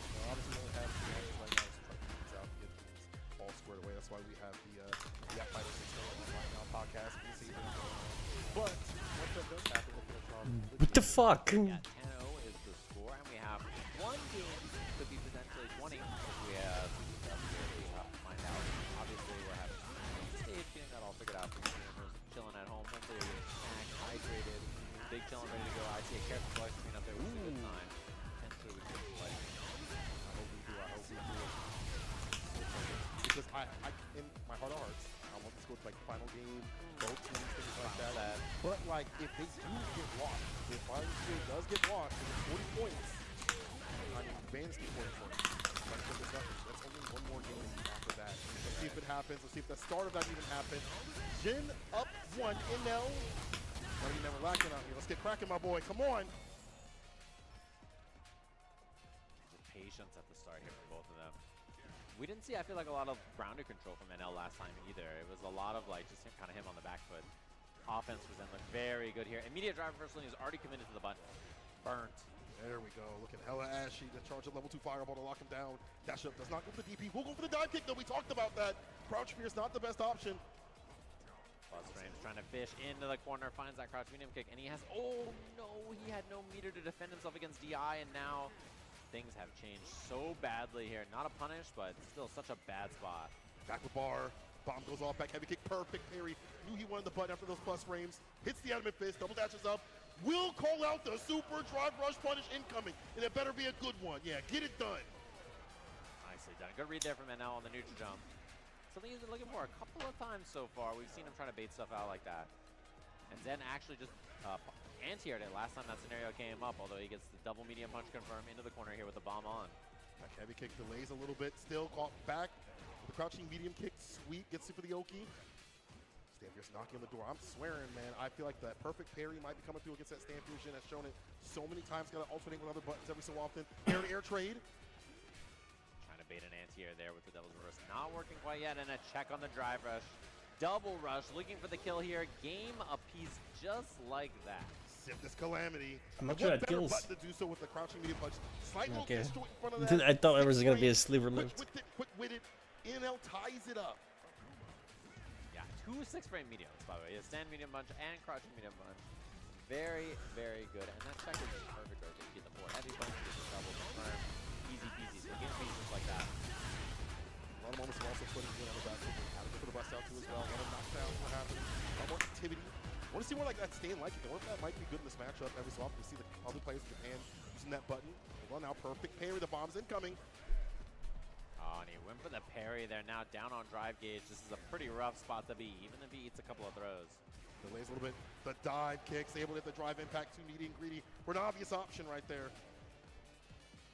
Light. No confirm from NL, but in a much better position very quickly here. Ooh, Oh. never mind. I had to have been a fireball. Is that close though?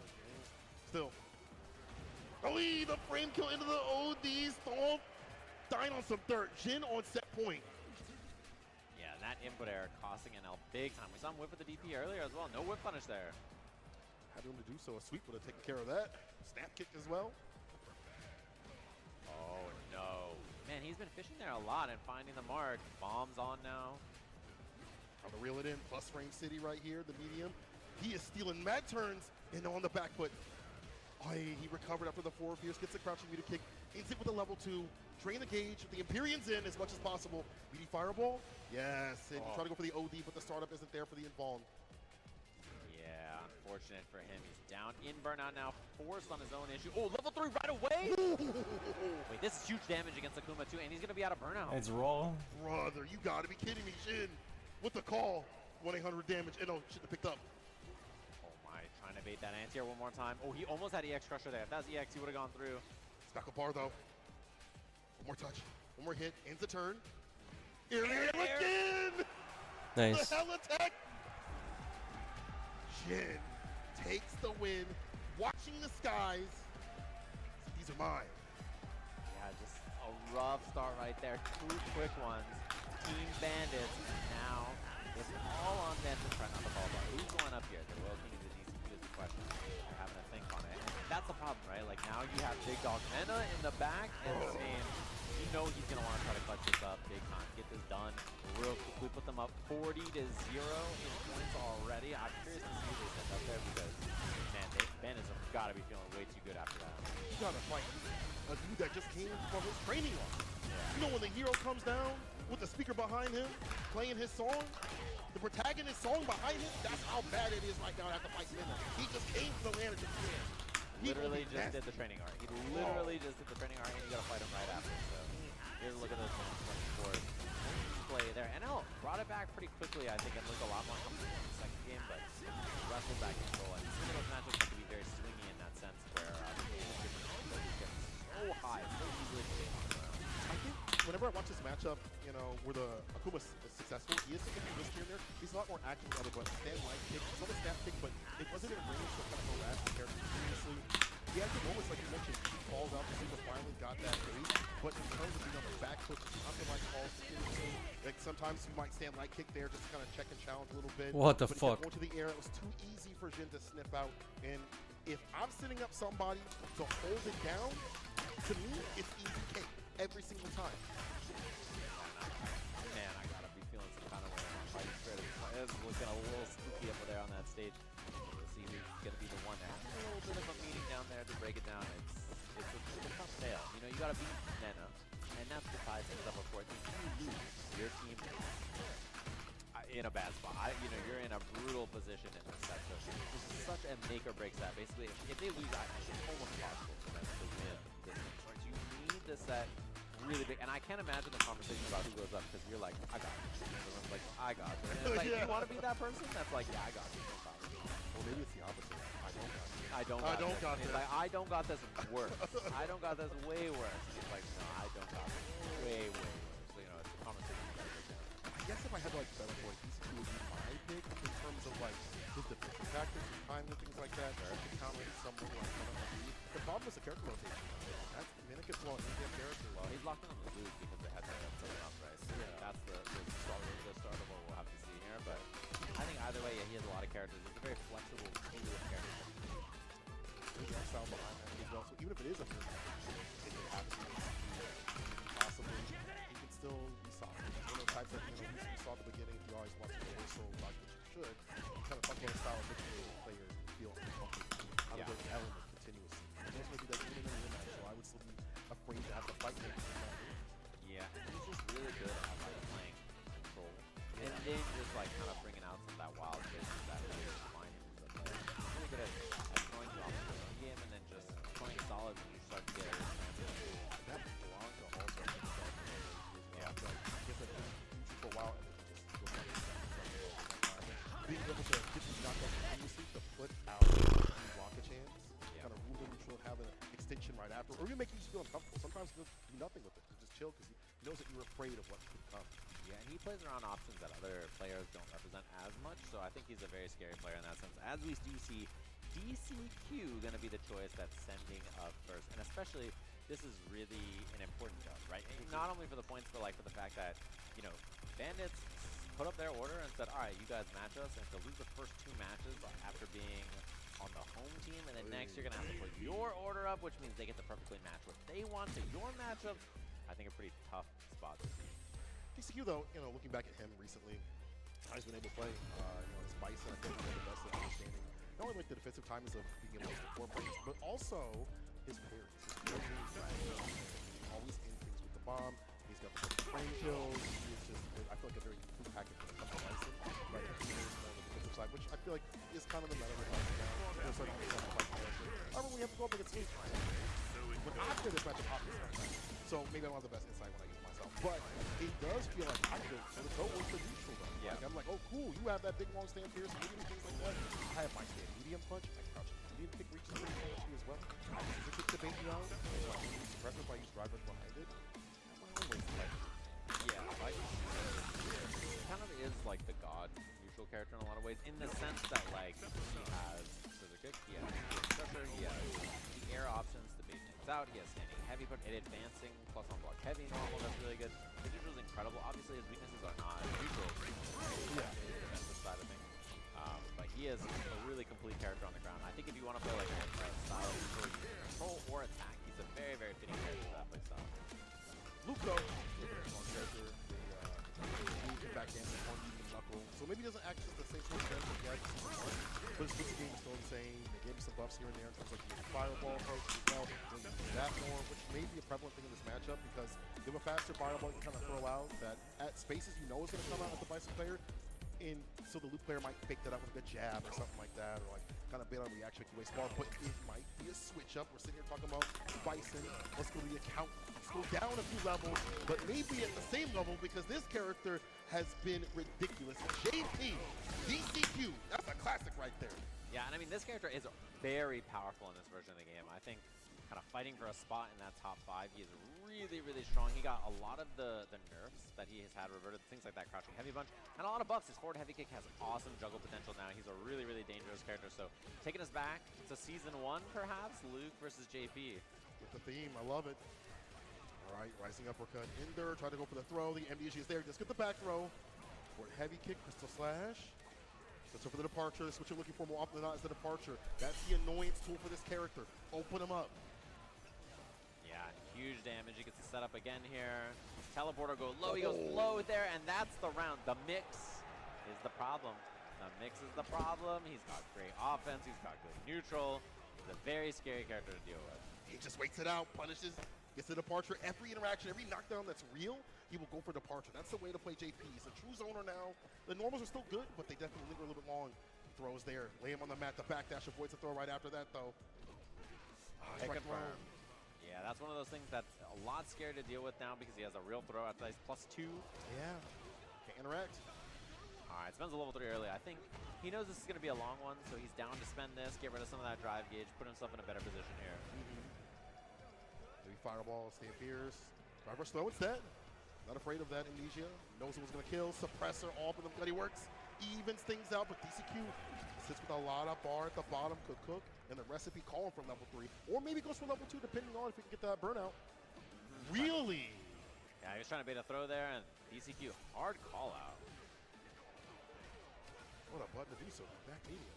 All right, Tex. Just playing it slow here in mid-range. Oh, caught him airborne. Didn't get the juggle, but check on the drive rush. And Minnow even tried to bait that a couple of times so far, but DCQ has not fallen for it. Not at all. I poke with these crouching medium kicks and medium buttons overall. But Nena knows he can hit that stand fierce or crouching medium punch if he finds that button lingering a little bit too much. That range, though, is the problem. Oh, and he gets a punish counter on it. It's a lot of damage, a lot of drive gauge loss. No anti-air. He's been tap parrying, anti-airing a lot. Yeah, there's the anti-air. Into the level 2 right away. I see. Trying to go for the ODDP. Gets blessed. DCQ puts him to rest with a level 2. That was a hit confirm away anyway, but man, ended up panicking a little bit. Maybe didn't expect the JP as much. I'm sure maybe he did expect it, but switch it over to the Blanca. You know, this man told me at Cream City, he was like, yeah, this might be the last time you see me ever play this character. What do I see on my screen right now, Minna? Crazy work, how players don't follow their words. I mean, I saw him playing Blanca like a week ago in Japan. Yeah. I saw he was on this character. He's playing keep throwing them? Yeah. Come on, bro. He's pretty good on this character, it turns out. He could definitely win an Evo on it or get pretty close anyway. He's a very, very, very, very strong player, and I'm not surprised to see the Blanca coming out in this matchup. You have Slide, which is a very annoying thing for JP to deal with. Better mobility, good ways to throw off the air approach as well. It's true. That variant's always a problem for JP. Even though that crouch fierce got buffed back to the way it used to be, right. You still have to have the proper angle, the proper timing. Things that have like that dive kicking nature will still blow that up if it's like not probably time. I'm not sure I'm gonna survive much longer, guys. This is taking way longer than I thought it would. We'll see if the switch up works out. Your mid RD, it started later, but I was basically like a lot later. Yeah, Yeah, and a lot of like forward heavy punch from Mena, as well as the thing he leads with Waka quite a nail. lot. Yeah, and then he does a lot of coward crouch hop, delayed ball to bait stuff, you know? Something that he did a lot, but a lot of people probably remember, you know, he got this dub against Kakadu in this very matchup over at EVO Japan, right? That's true. Times have changed. Let's see if it's changed too much for him. Flip out, able to whip punish the fears, the lift off, side switch, tries to go for the grip. It's an immediate break here for DCQ. Max range on that forward heavy punch, very hard to deal with for Blanca. He's a longer crumple poke. now, right? I think so. Punish count. Wow. Into the slide. He's just so ready. Big jump in already. Knockdown. Heavy kick, such a good interrupter. Instinct with the level 1. One more touch. The stand fierce. He finds the button that he needs. We'll probably go for a side switch here, I'd imagine. Yes, sir. Stand fierce. Departure. Drive impact. Forward heavy kick. Crystal slash. Stand fierce. The departure out again. Guess right. And he does. What a DP from his core zone. He was ready that time. Rough spot. Obviously, last time he got put in the corner against ECQ, he had some real problems, so. He is pressing the issue. I could have any reversal, slight walk back with the crouching medium punch. Wasn't able to get the fall. I wonder if OP would have did it or if he did spin OP and maybe I missed it. Yeah, and scary thing too is Blanca level 2 about to be a factor as well, which is very annoying to deal with. So we went for the slide there. Gets clipped. He can ball in for more pressure here, and he plays it a little slow, a little cautious, maybe beating that amnesia. Perfect parry finally coming through for DCQ. Drive rush forward, heavy kick, pierce, departure. Makes it snap, the fake out. Trying to make him waste bar as much as possible.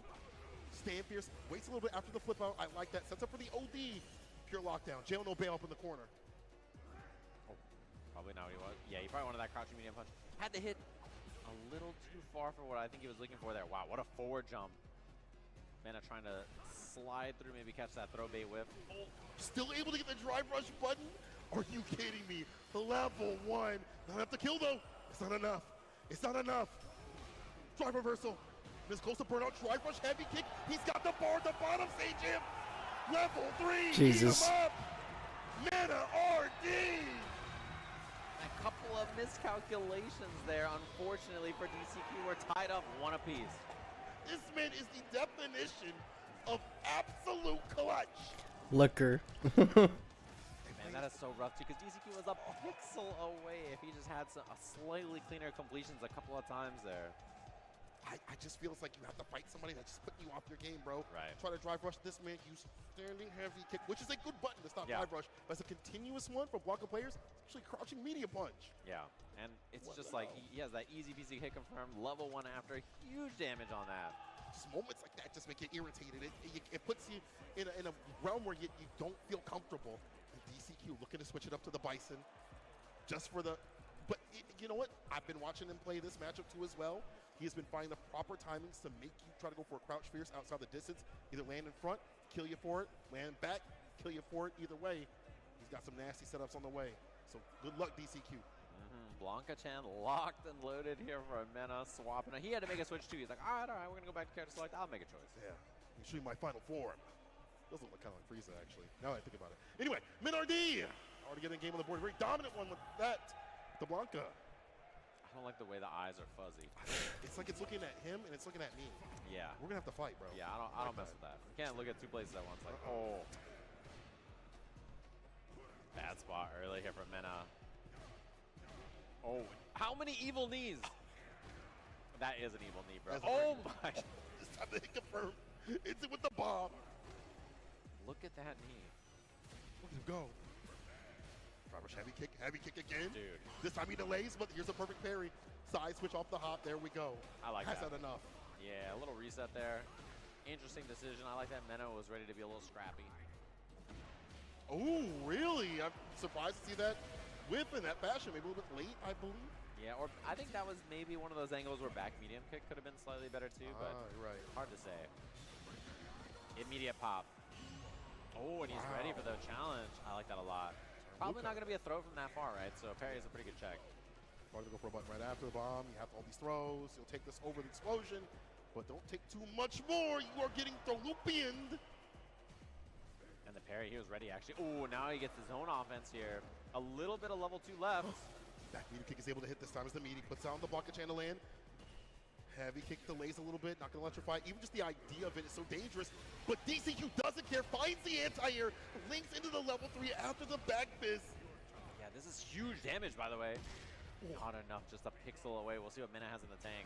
Oh, big hit. You gotta be kidding me. There's no way though, right? Like, he puts on the block of chance, drop impact. They can't do that. He plays around the reaction, and DCQ goes up a game.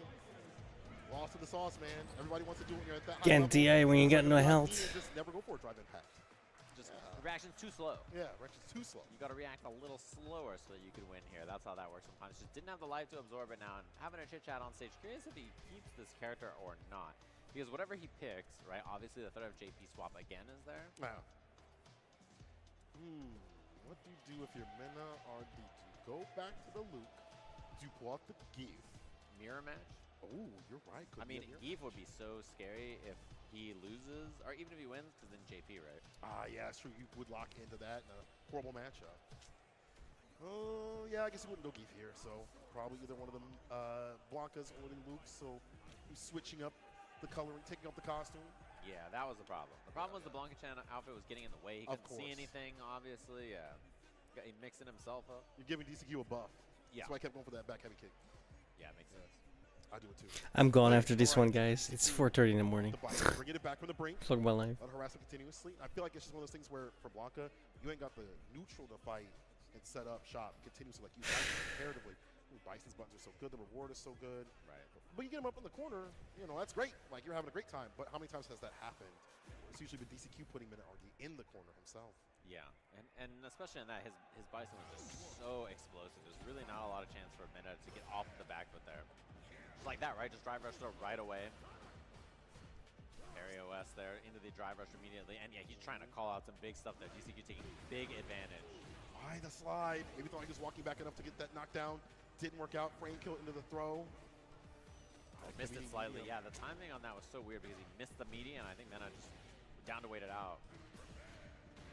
Back heavy kick flip out. He just, watch, DCQ just delays a little bit, waits for you. Stand medium kick. Here's the hit confirm though, here from Mena RD, but has spent so much strength, gauge, and health. Cost it up in the corner. Jumps back, trying to find some way to avoid it. Had the hit, but I don't think he wants to drive push with so little drive gauge right now. Maybe he feels a little bit more comfortable now. Yeah, now he's down to commit to it. But the anti is there. DCQ moonwalking back that perfect distance. He's on set point. From what was such a dominant, good game that we have from NRD, the Bison pick was the way. Yeah, solid damage on this. You get the setup afterwards as well. Corner position early.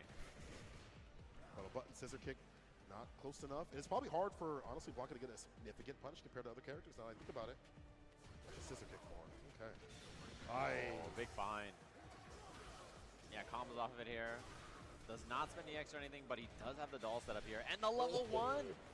Immediately out of there. Does not want to deal with it. Because before Minute didn't really interact with it, but this time did work out. He's caught back up in the corner. It's not your hood, you have to leave. Level 1 does clip the button out and about. Gives him some distance, some breathing room. No more level 2 for Blanca as well. Just chilling. Rainbow Ball cross up. He just wasn't ready. What did I tell you? Full screen. Just, yeah, full screen of all things too as well. Where you think you'd have a more easier shot to anti-air. Oh, this guy is good. Perfect parry on the way down. We'll be able to get the punish counter right after. Oh man, that is huge damage on this. A bomb at the end. Next hit kills if there's a reversal or something. Oh my god. Command grab! Oh! He's at the block of chance. What he's looking for here. Just time to do so. Back heavy kicks able to hit. Gets the counter hit. The bar at the bottom. Psycho Crusher. He's got level 3. At the very last moment. The last hit got it too. That's crazy. Keeping the team alive. Rigged. Mena was looking unstoppable earlier, and now look at the change over there on that team. Look at them having to think about that. Who was that guy? Was he on that team before? Who was that guy? Who was that guy? Who was that guy? How did he get in here? I didn't even see him on the stage. Yeah, really. Did he go to the process? Go to the combines? I don't know. Man. 2020, just like that. Very big turnaround, and they needed that bad. And Bros, honestly, I'm the gone. It's so fucking late. You know, he had that Thank you so much for that. I'll be back later today because I can't even say tomorrow no more. It's 4:30 in the fucking morning. Peace the fuck out. I'll see you guys later. Bye bye. That we swap things up here. They get the home